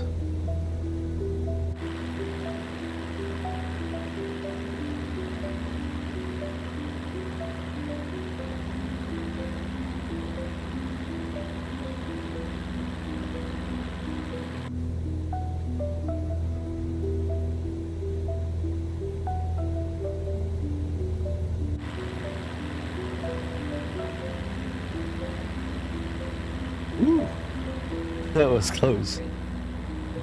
That was less than 500.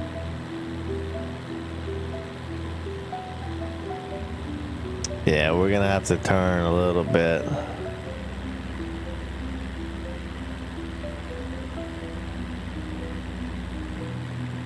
I think we're gonna have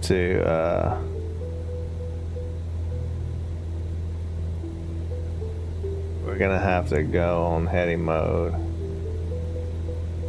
and go around this section here. We just kind of go out here and then we'll cut back.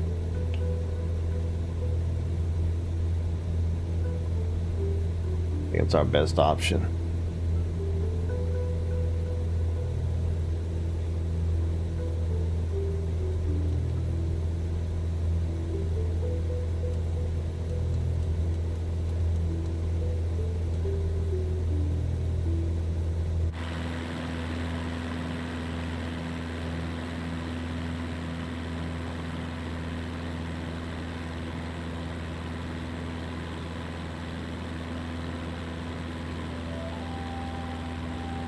It'll be fine.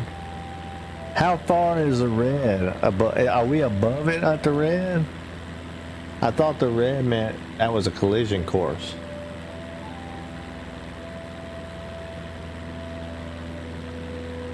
Little wind, little ice, no problem. I don't know.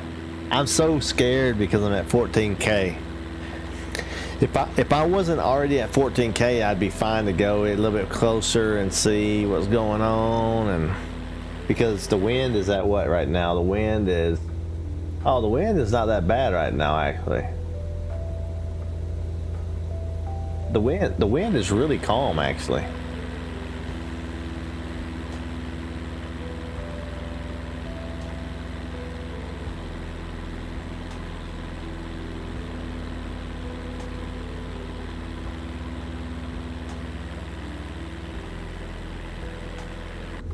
Turn off those flashing lights now.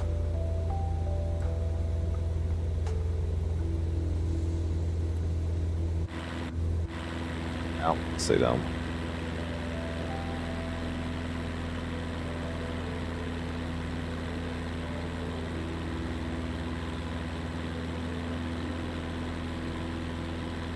No, the autopilot won't handle it. The autopilot only do what I say to do. I wish it would handle it.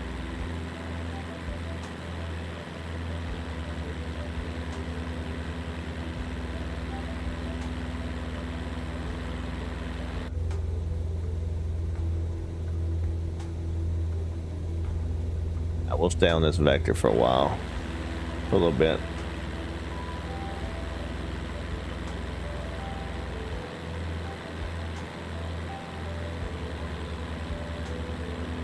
I think it was just going to be the difference between going over that versus this. To be honest with you, it's still looking kind of spicy anyway.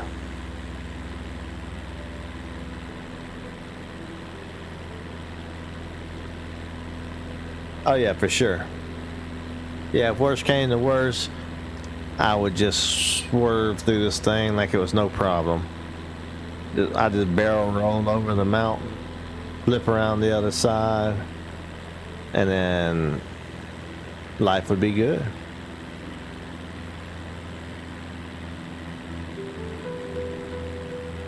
Nah, yeah, I think I could make it go higher if I needed to. The autopilot, I don't think, can manage it. I could go higher. I could fly around.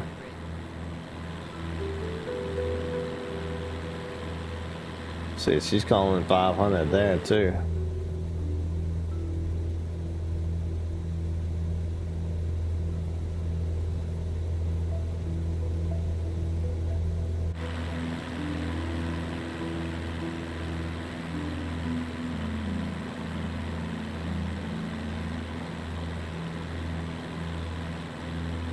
I've been wanting, every time I've been going over these like ridges, I've been like praying that like it's just a complete drop off on the other side, and I could just kill the throttle and just coast.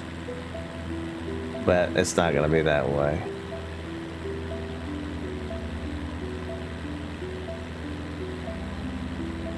Swerve, I have a couple of games to suggest that I will join. Oh, what's that? Mech Warrior Online and No Man's Sky. I've never played No Man's Sky. The only mech game I've ever played was Armored Core 6.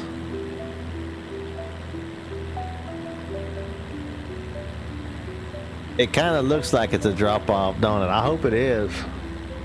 I've been waiting and waiting on a drop-off like that.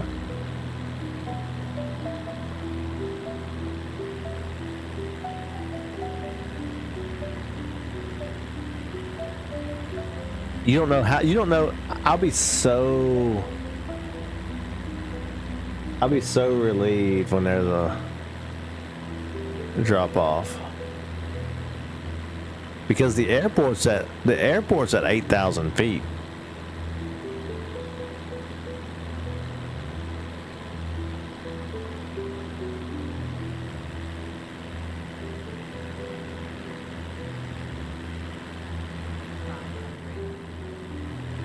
Did I see what you asked? Was that a gun? Was that a pun you just made? What did I say? Woo! That was close. What was the pun I said? I didn't catch it if I did.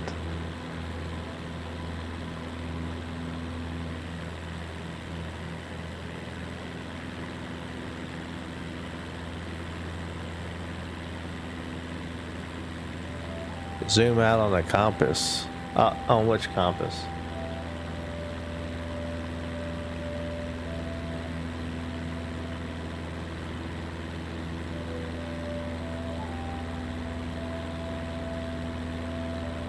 It would tell me the elevation, like if I pull up the VFR map.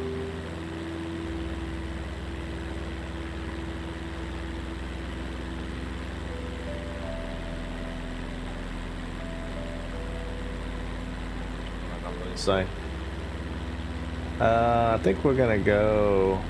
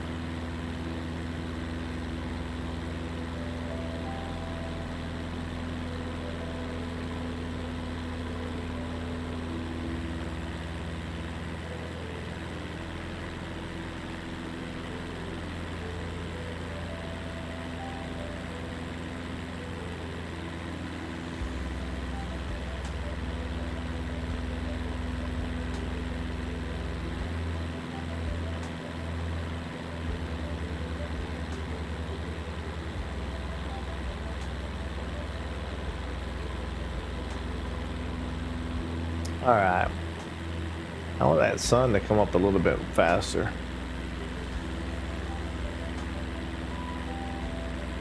What is this river valley below us? Oh, that's the Desaguadero River Valley below us. It's like a giant crack in the Earth's surface where water decided to hang out. Toby once tried to kayak down it, thinking it was a lazy river, but ended up in Bolivia by mistake. Classic Toby. That's where we're headed, is Bolivia. Yeah, there's another ridge now. It's insane, man. It's just a flat mountain. Just a massive plateau, basically. I can't see if I can go out there yet.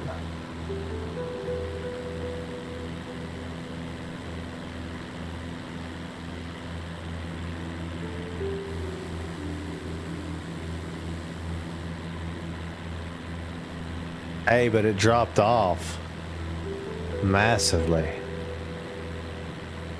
That was a massive drop off just now.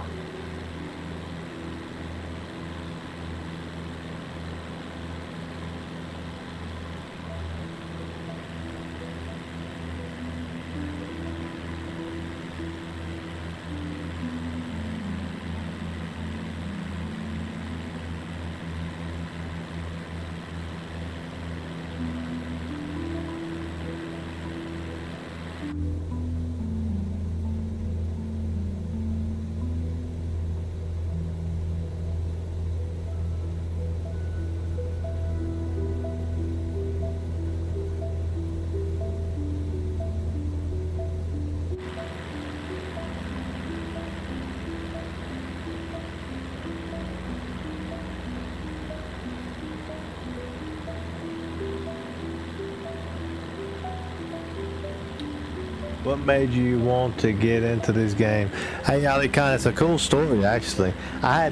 So a few years ago, actually, my son asked me to buy him this game when I think it was, it might have been when 2024 first came out, or it might have been 2020 we would try to get. I wasn't even into it, and then we got it. My computer wouldn't run it at the time, and so we just canceled it, or got a refund.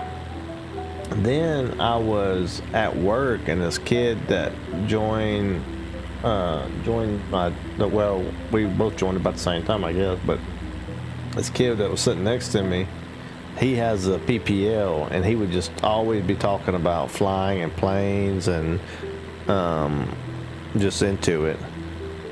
So then it started showing up on my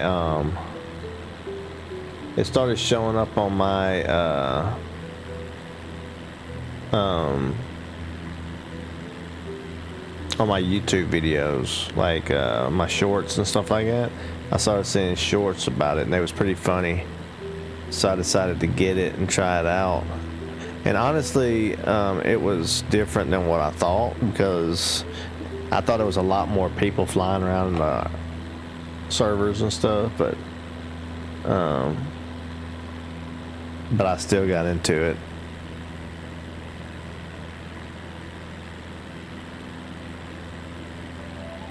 Is this a drug run picking up some Bolivian? Hey, that's why we don't have our lights on, man.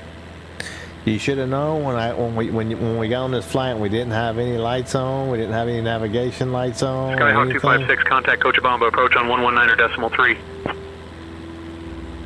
Oh, he actually gave us our stuff too earlier.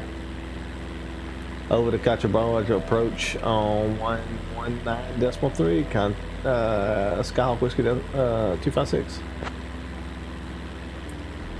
Approach, this is Skyhawk Whiskey 256. Radar contact 14,000 feet. Skyhawk Whiskey 256, Cochabamba approach identified. Good morning, Oruro, QNH 1026.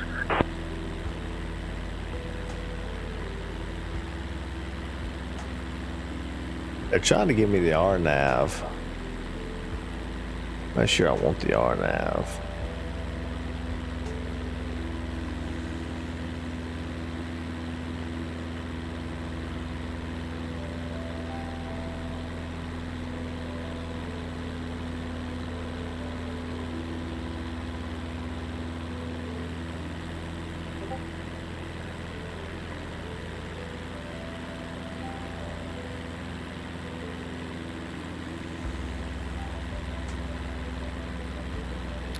I think that we are past the point that was so scary for us.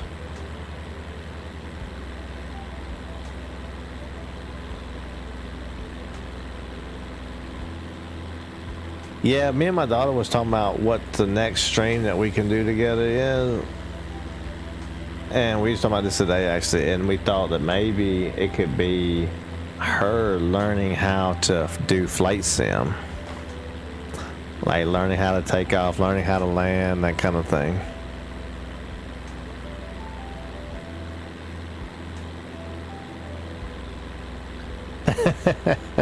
yeah, you're right. I'm gonna be that plane that gets shot out of the air.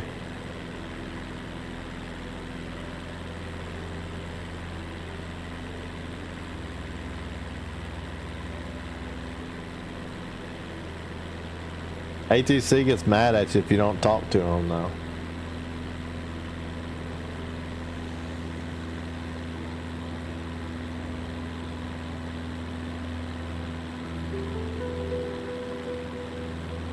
We still gotta pick. We haven't even made it to Bolivia yet. We still going to Bolivia. We haven't left yet. We're still making it there.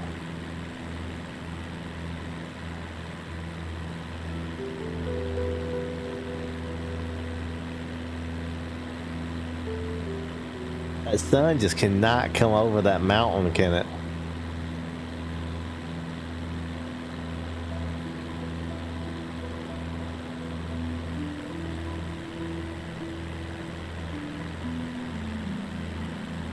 Oh yeah, a lot of people making it full-time jobs. I wish I would have did this back whenever I first started. I first got my first computer. The first computer I got years and years ago, I never did anything with it for real. And then this is I finally got it with the intention of doing this. Not streaming, but doing videos. Streaming just happened.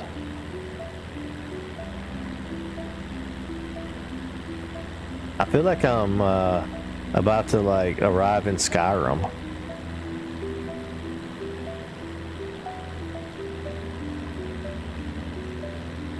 Wind's just pushing my plane down. Just dropping out, believe. Bottom's just dropping out.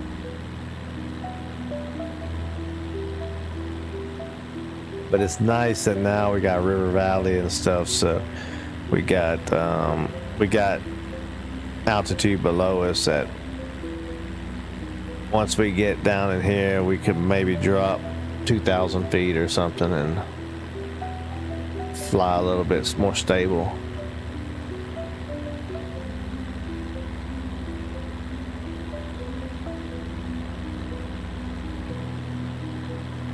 When I stream again, I'm debating on whether I want the first one back to be of me getting back to Hollow Knight or playing some Mario Kart World.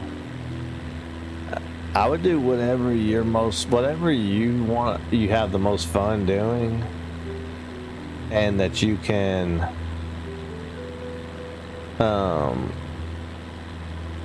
pay attention to chat easily, because you're not going to be, it's kind of like it's not easy to remember to be looking over at chat all the time. So whichever one's easiest to do that.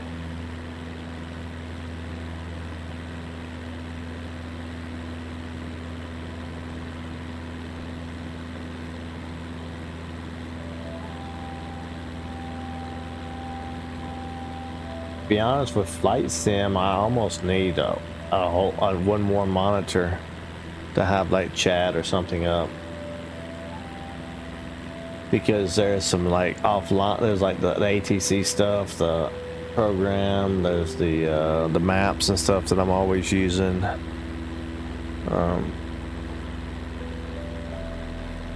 Just other stuff. I can see the Skyrim scenic views. Yeah, play their racing simulator game, Jay, like F1. There's a guy that I linked his channel yesterday, actually, the Smoky Dog on Twitch, and he's a small streamer, but he's always on those just driving sims. Pretty cool guy. I'm over in England, but he's usually streaming about the time. Skyhawk Whiskey 256, Cochabamba approach, turn right heading 090 vectors for the RNAV runway 32 approach.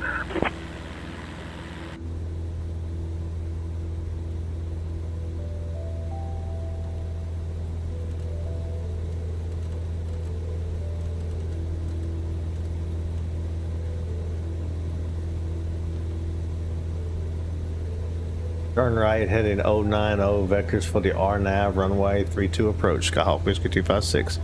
I'll set up for this.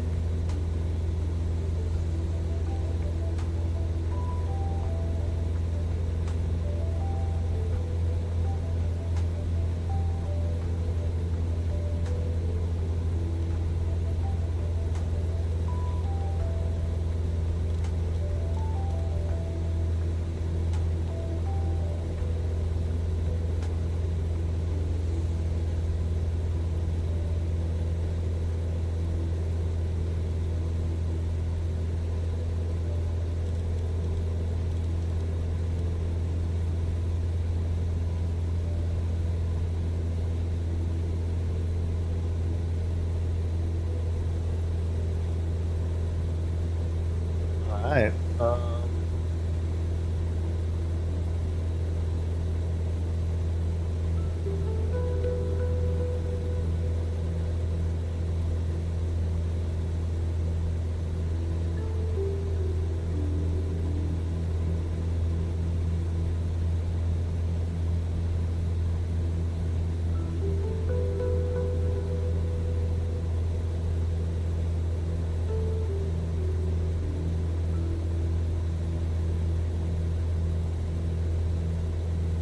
Alright. On that, we need to be at 13.3 at SNAR. Need to be at 13.3 at SNAR.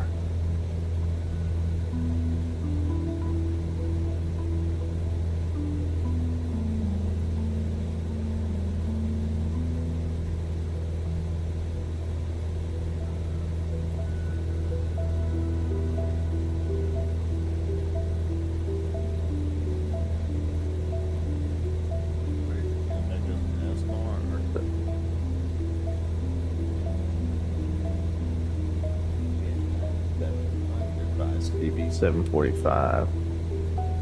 Yeah, that's what they got here too.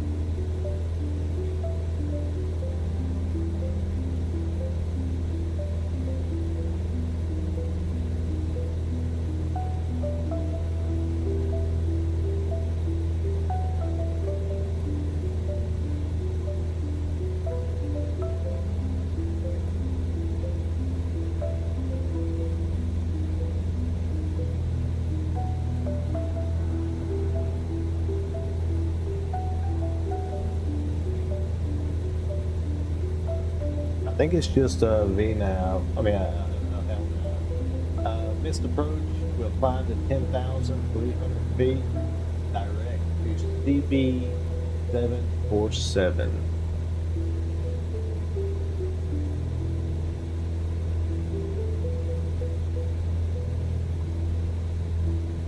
Straight ahead. And okay, we'll take a left turn to vector back in.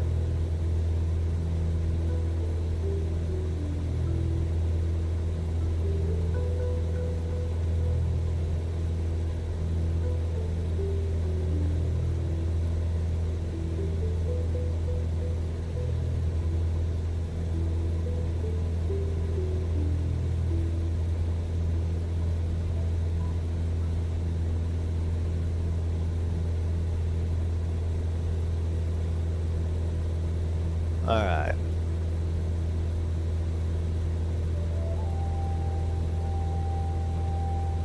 Man, if I was going to fly all around the world, I would have picked a faster plane. Yeah. Just so you know, I sat here for 2 hours just to criticize your landing. Hey, that's perfect. Hey, that's what I love. Here's the thing, you need to touch the main gear to the runway and gently transfer the weight from the wings to the wheels. And then gently set the nose wheel down. Yeah, I was thinking about my landing just the other day. Actually, whenever I was flying the 737 MAX in, I came in super fast, but it was like not so bad of a landing, honestly. I thought maybe I need to add a little bit more speed to my landing on the Cessna. I'm dropping the plane out, I think, and I'm coming down with too much force, so I need to add a little bit more power and a little bit more speed.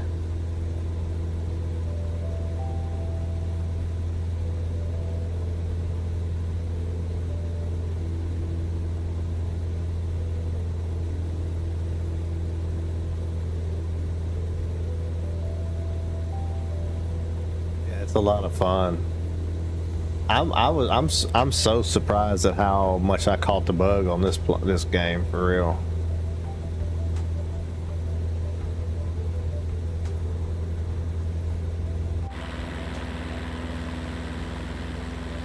I think that might be the airport over here.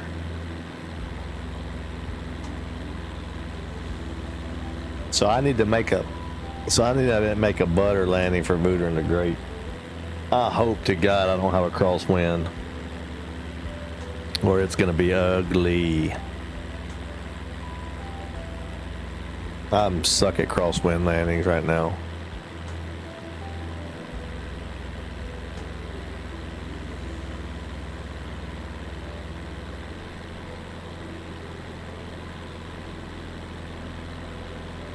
Yeah, no, I think I pull the throttle out when I'm too high off the ground still, and then I'm too high off the ground when the plane when it finally stalls. Actually, I don't stall it out. I think I land before I stall it.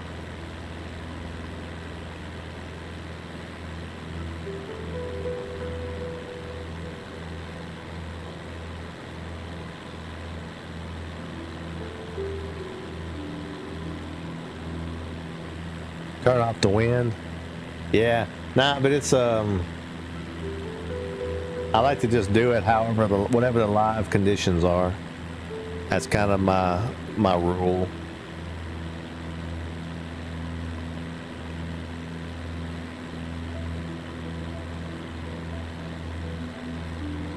Except for the light, the sun. Because I like to see the nice looking landings and Skyhawk stuff 256, turn left heading 085.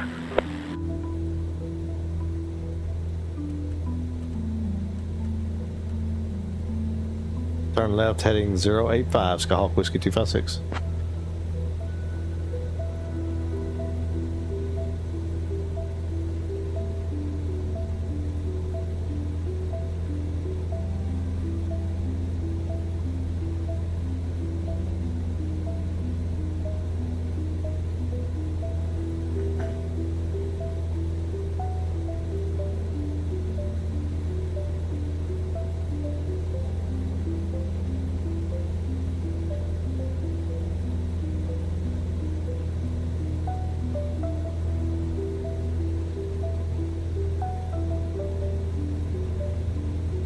It sucks it's so high up in the air, too.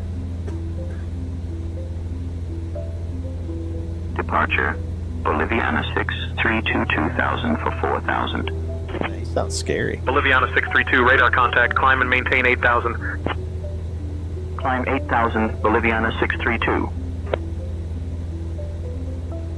The pilots sound more robotic than the ATC.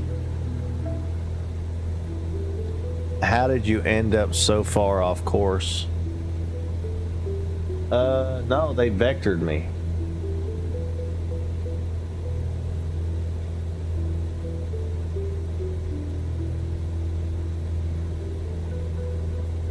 They vectored me over here.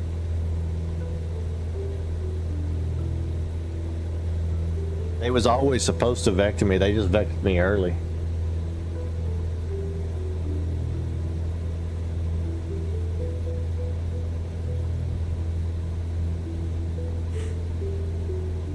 And then I put the new, and then I put the approach in, the RNAV approach into the GPS, so that's why it looks like I'm off course like that. I didn't have an approach in yet. And I just activated the approach.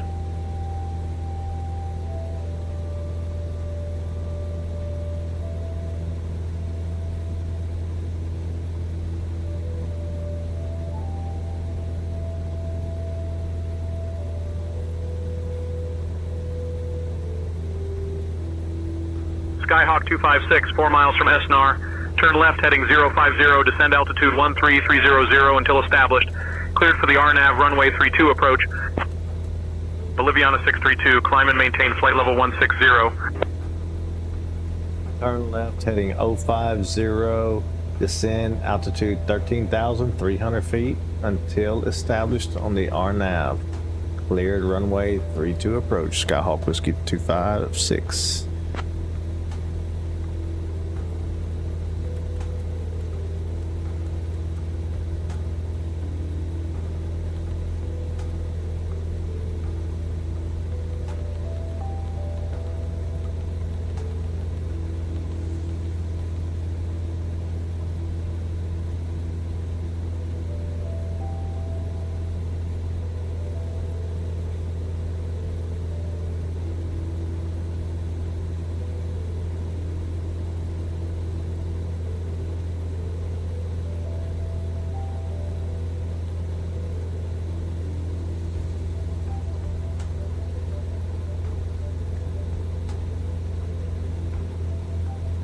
Skyhawk 256, contact Cochabamba Tower on 118.1.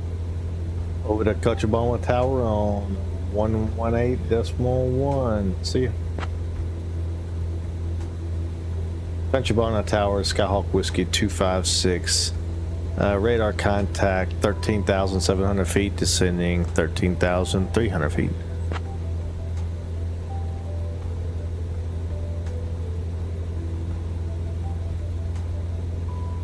Skyhawk Whiskey 256, Cochabamba Tower, roger. Continue RNAV approach to runway 32.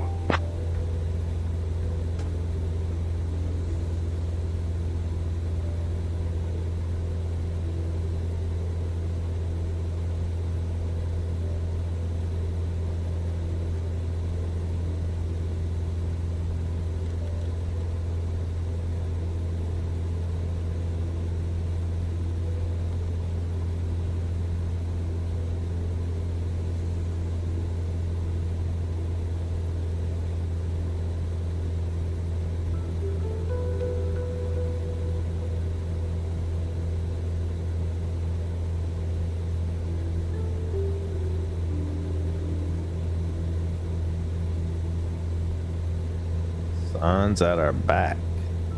What is the wind? Ah, nice. Not too bad. Slight crosswind, but not so bad.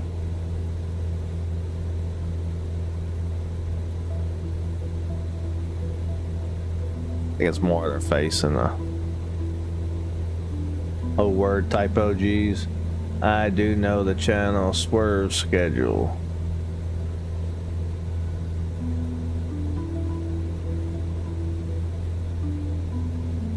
If I'm even on MP. What's MP? Hang on. Let me start at the top.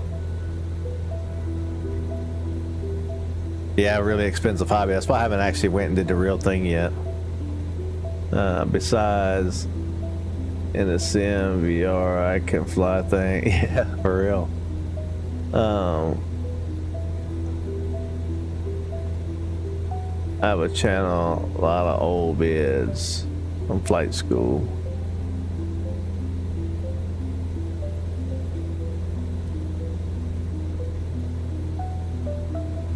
Oh, the multiplayer. I'm getting ready to start to fly a little bit on VATSIM and stuff and get used to that. Right now, I haven't been on VATSIM yet, but I want to. Right now, I just use the Say Intentions to kind of learn.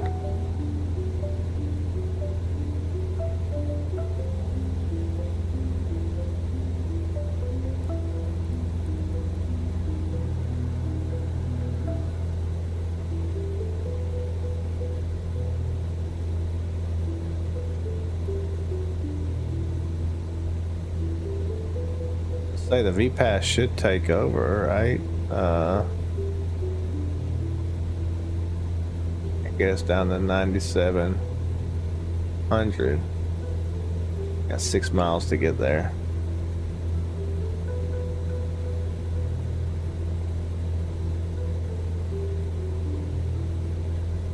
Yeah, 8,000 feet. I need to be at 8,900 to catch the glide slope.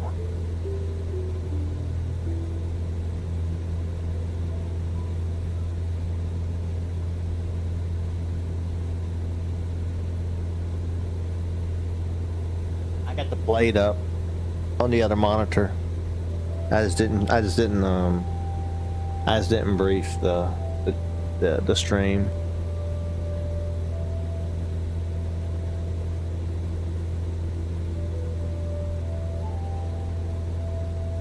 It's supposed to be better than in real life. Yeah, I got you. I want to do it. I mean, it seems to be fun. It seems fun to me. For the realism.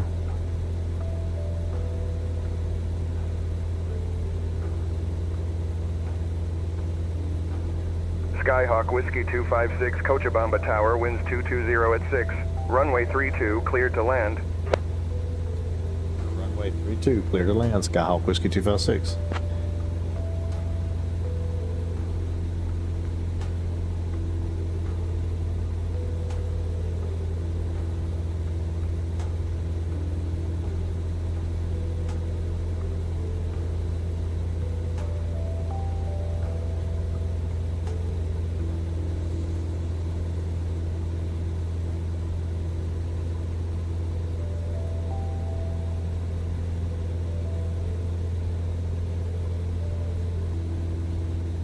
Expecting VPAT to take over.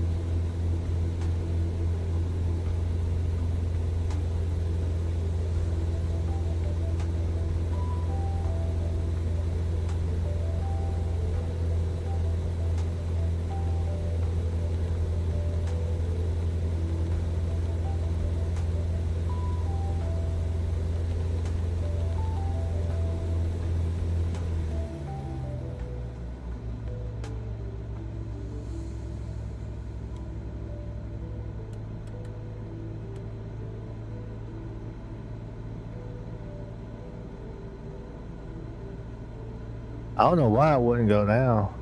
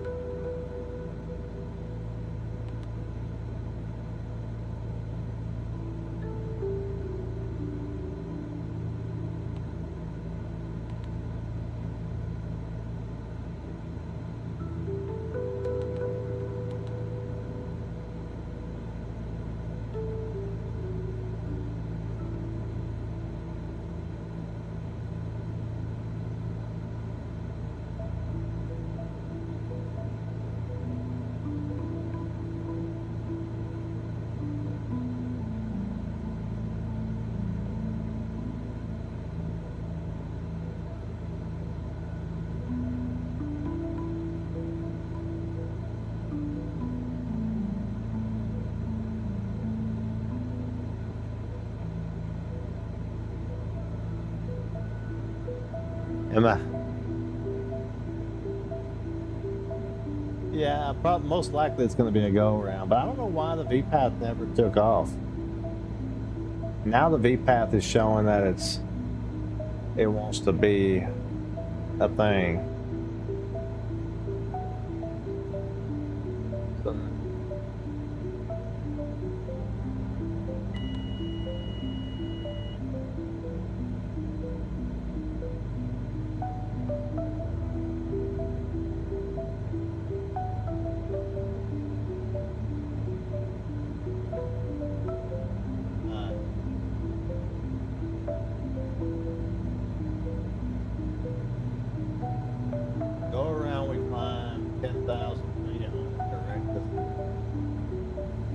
Skyhawk Whiskey 256. We're gonna do a go around. Skyhawk 256, landing clearance canceled. Execute missed approach procedure. Contact approach on 119.3.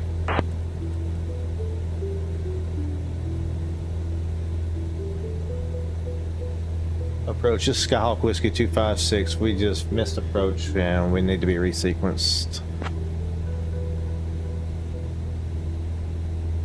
Skyhawk 256, roger. Execute missed approach. Give me 1 second.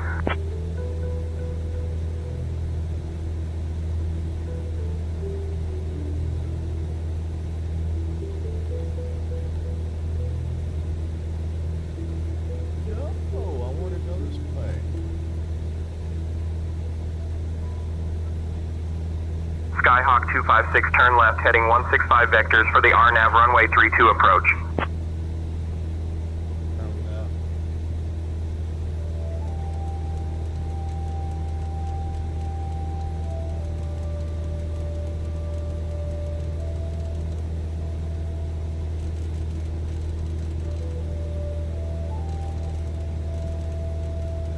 Skyhawk 256, turn left, heading 125 vectors for the RNAV runway 32 approach. Roger, turn left heading 125 for the RNAV approach. Skyhawk Whiskey 256.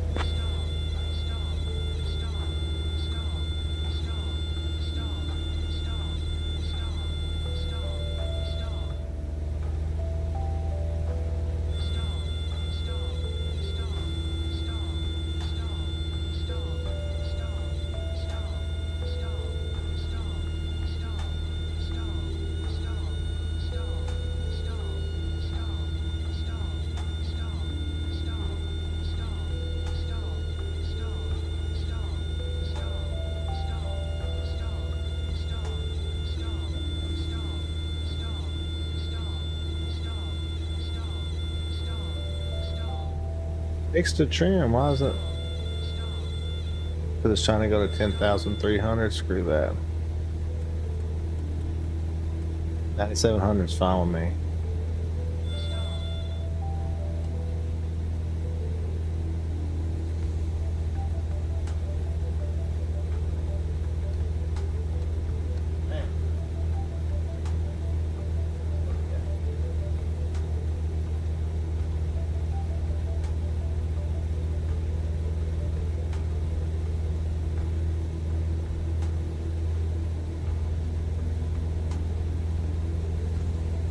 Yeah, I didn't have any flaps out. I don't know why. It was just climbing. It was just having trouble climbing because it was just because.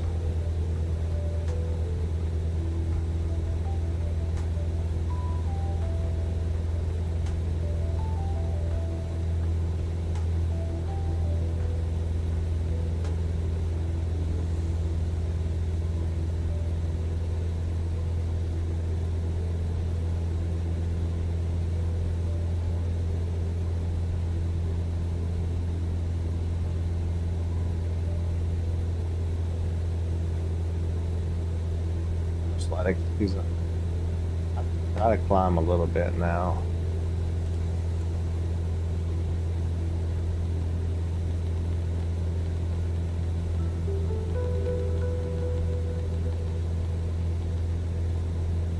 Alright.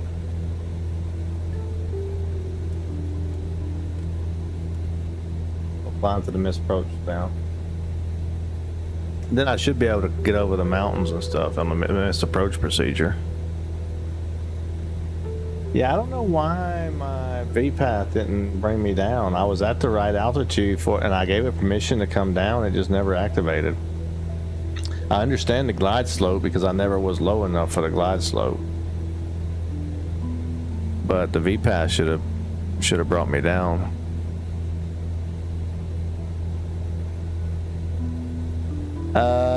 Yeah, no, we canceled that at the first bit of turbulence. We just canceled everybody's flight insurance. We threw everybody's luggage out to make, because we wasn't gonna have enough fuel either. So everybody's luggage, we chunked it.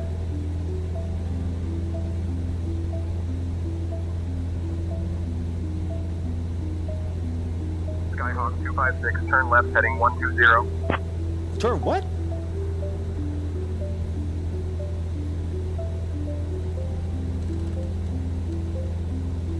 Turn left heading 120, Skyhawk Whiskey 256.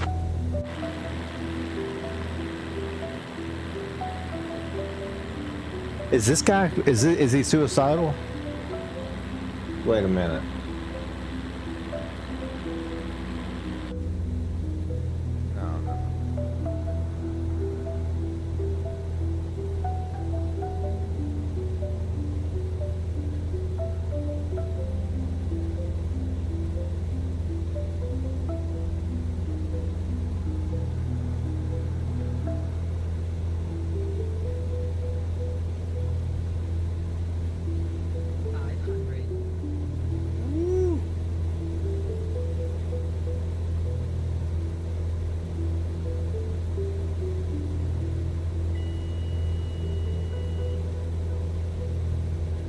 This guy's trying to kill me, man.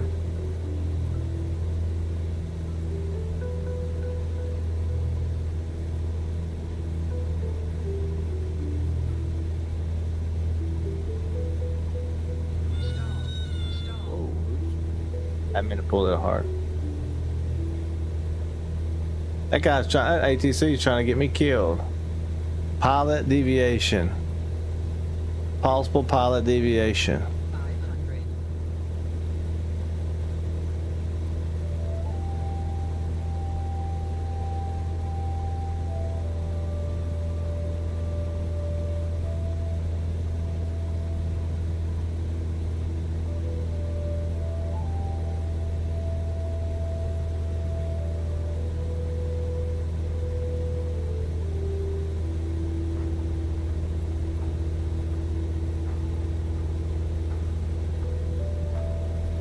Negative. We had to take control. We couldn't go 120. It was into a mountain. We need new vectors to the RNAV. Hell, the guy gave me vectors. Skyhawk 256, turn left heading 115 vectors for the RNAV runway 32 approach.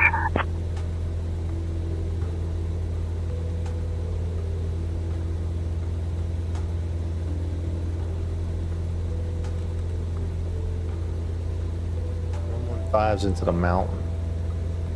I'm not gonna fly into the mountain. Sorry.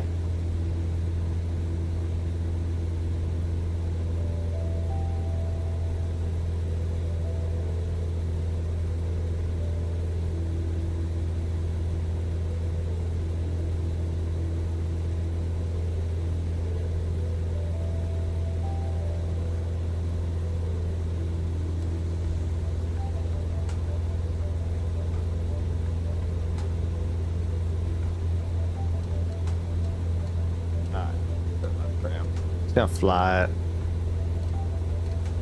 I'm gonna hand fly it till we get hooked back into the RNAV.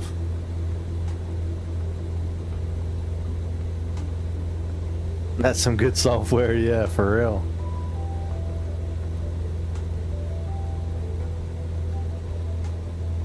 He's about to vector me right into that mountain. Of course, he probably thinks maybe it thinks I'm in a jumbo jet or something. I don't know.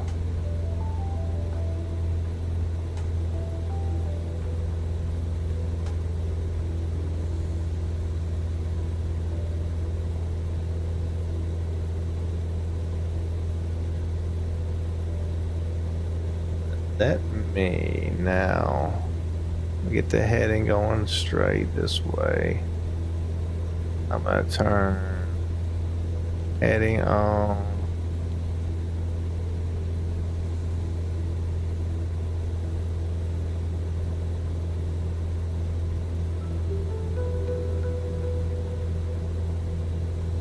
We're gonna stop at 300.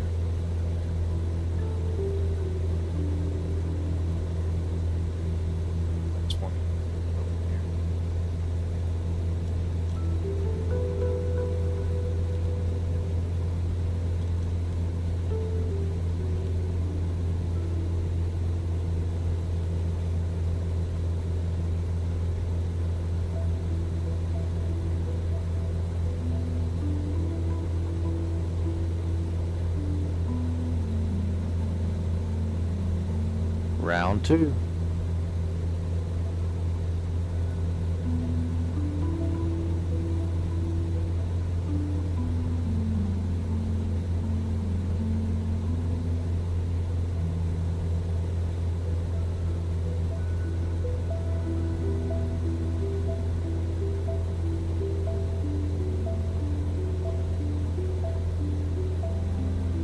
Skyhawk 256, turn left, heading 0905.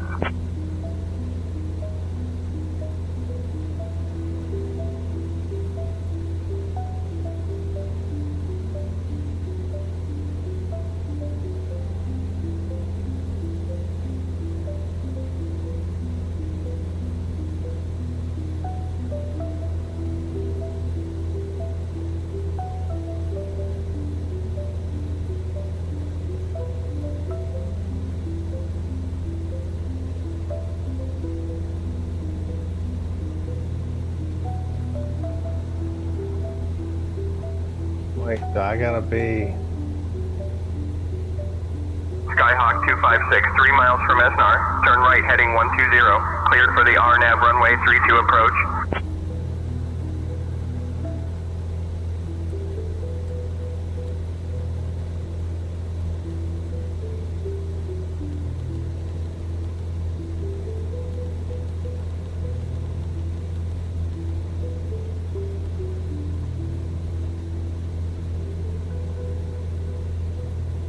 Cleared for the RNAV 32 approach, Skyhawk Whiskey 256.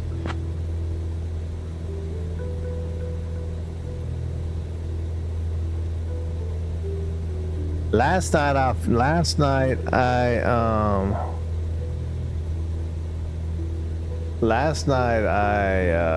had to land with no flaps because the elevation just kind of made me. Alright, wind is not so bad now.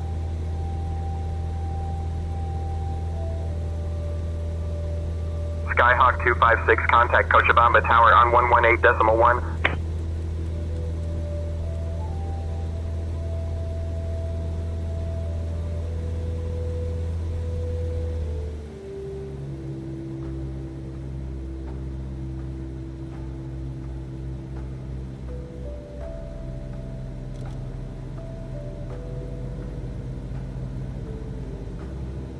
At the first notch of flaps.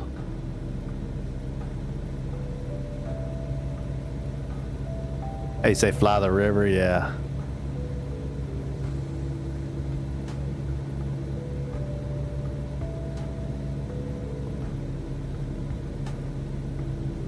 Trust your eyes, not the computer.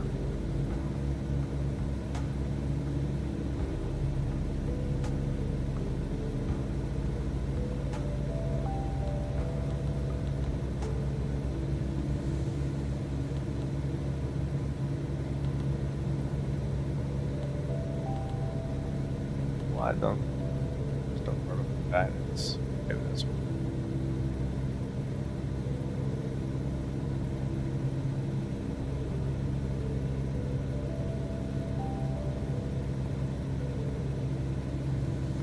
Supposed to be at 9,700 by the next waypoint.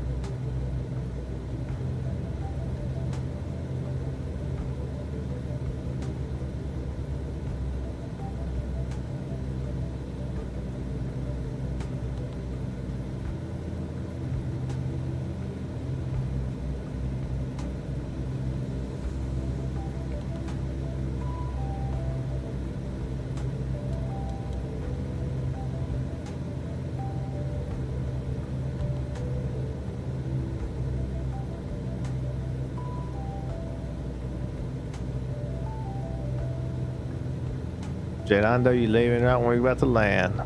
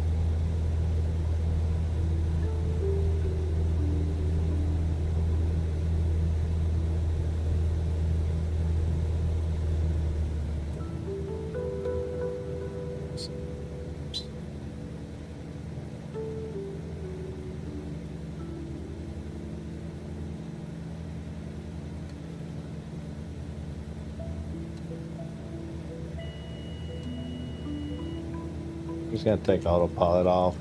I'm just gonna fly it in because there's no vertical guidance, I don't think, anyway.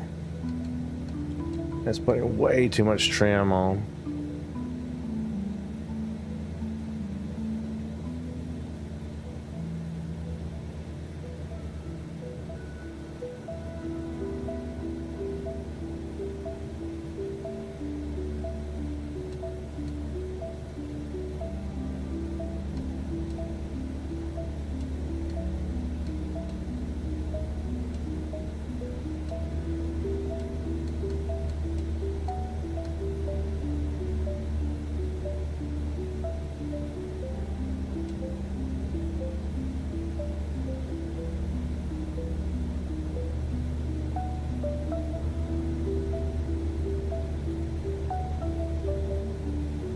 Skyhawk 256, contact Cochabamba Tower on 118.1.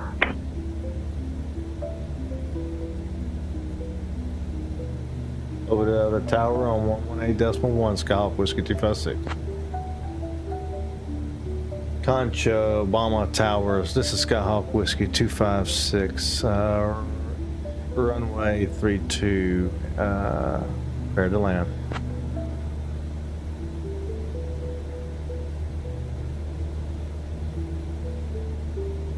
Skyhawk 256, cleared to land, runway 32. Runway 32, clear to land, Skyhawk Whiskey 256.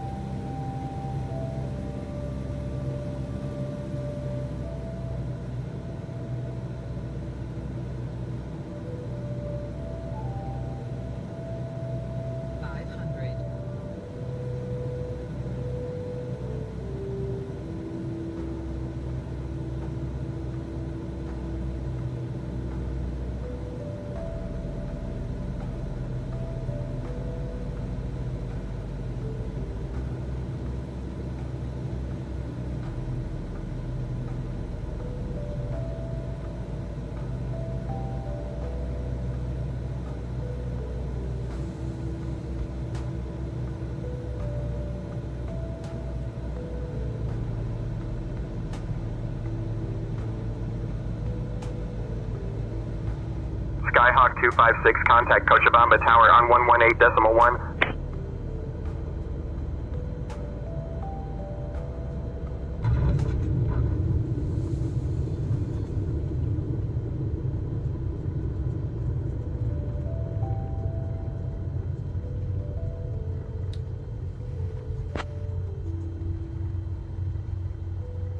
Cochabamba Tower, this is Skyhawk Whiskey 256, just landed runway 32.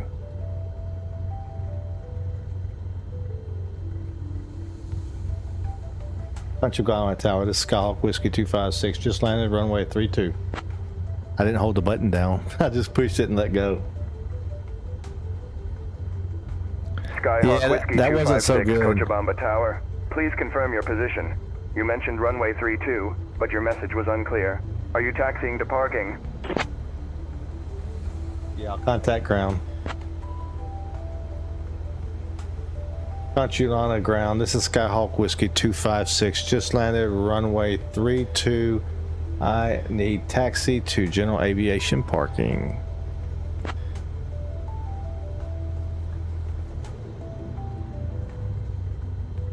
Skyhawk Whiskey 256, Cochabamba ground, taxi to passenger terminal, stand 1, cross runway 32, then Charlie. Have a great day.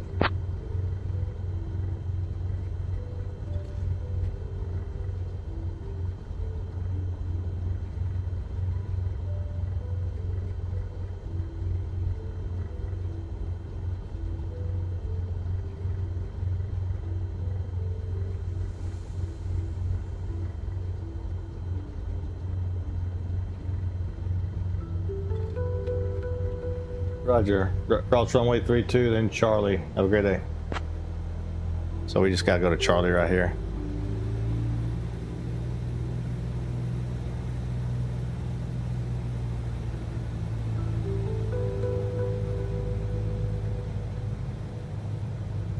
We're gonna get better at our landings each time.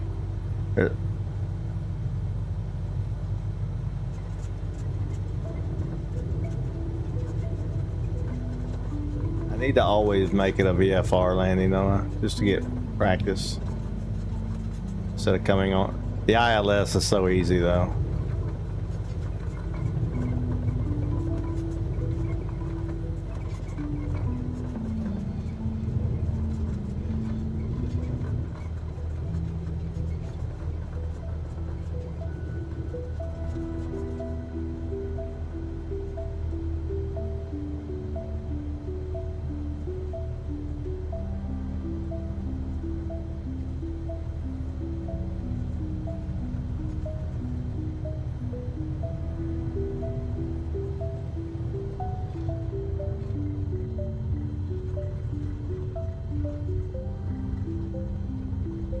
Take this guy, he just disappeared.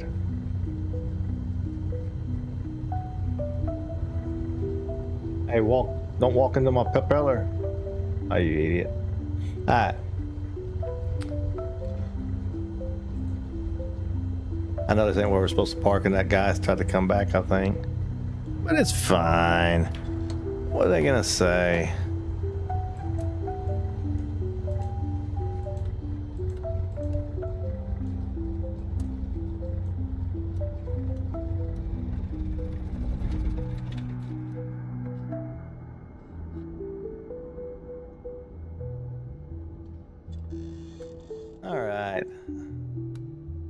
That's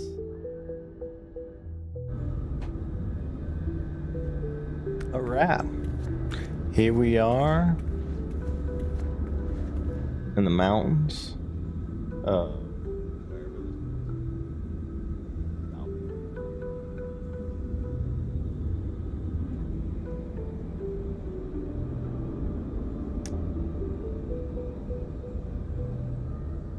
He sounds upset. No, I'm not upset. Hey, thanks for and the great. How's it going? Hey, I appreciate you stopping by.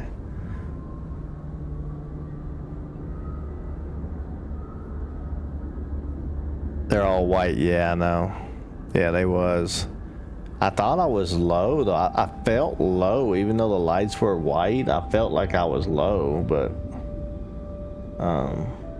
it is what it is. All right. That's gonna be it, guys. Thanks for joining. Tomorrow we will decide what we're gonna do. We got one more day until Hollow Knight release. We'll decide whether it's gonna be another flight or if it's going to be something else. Thanks for joining. We'll see everybody on the next one. Take it easy, guys. Thanks for joining again. Peace.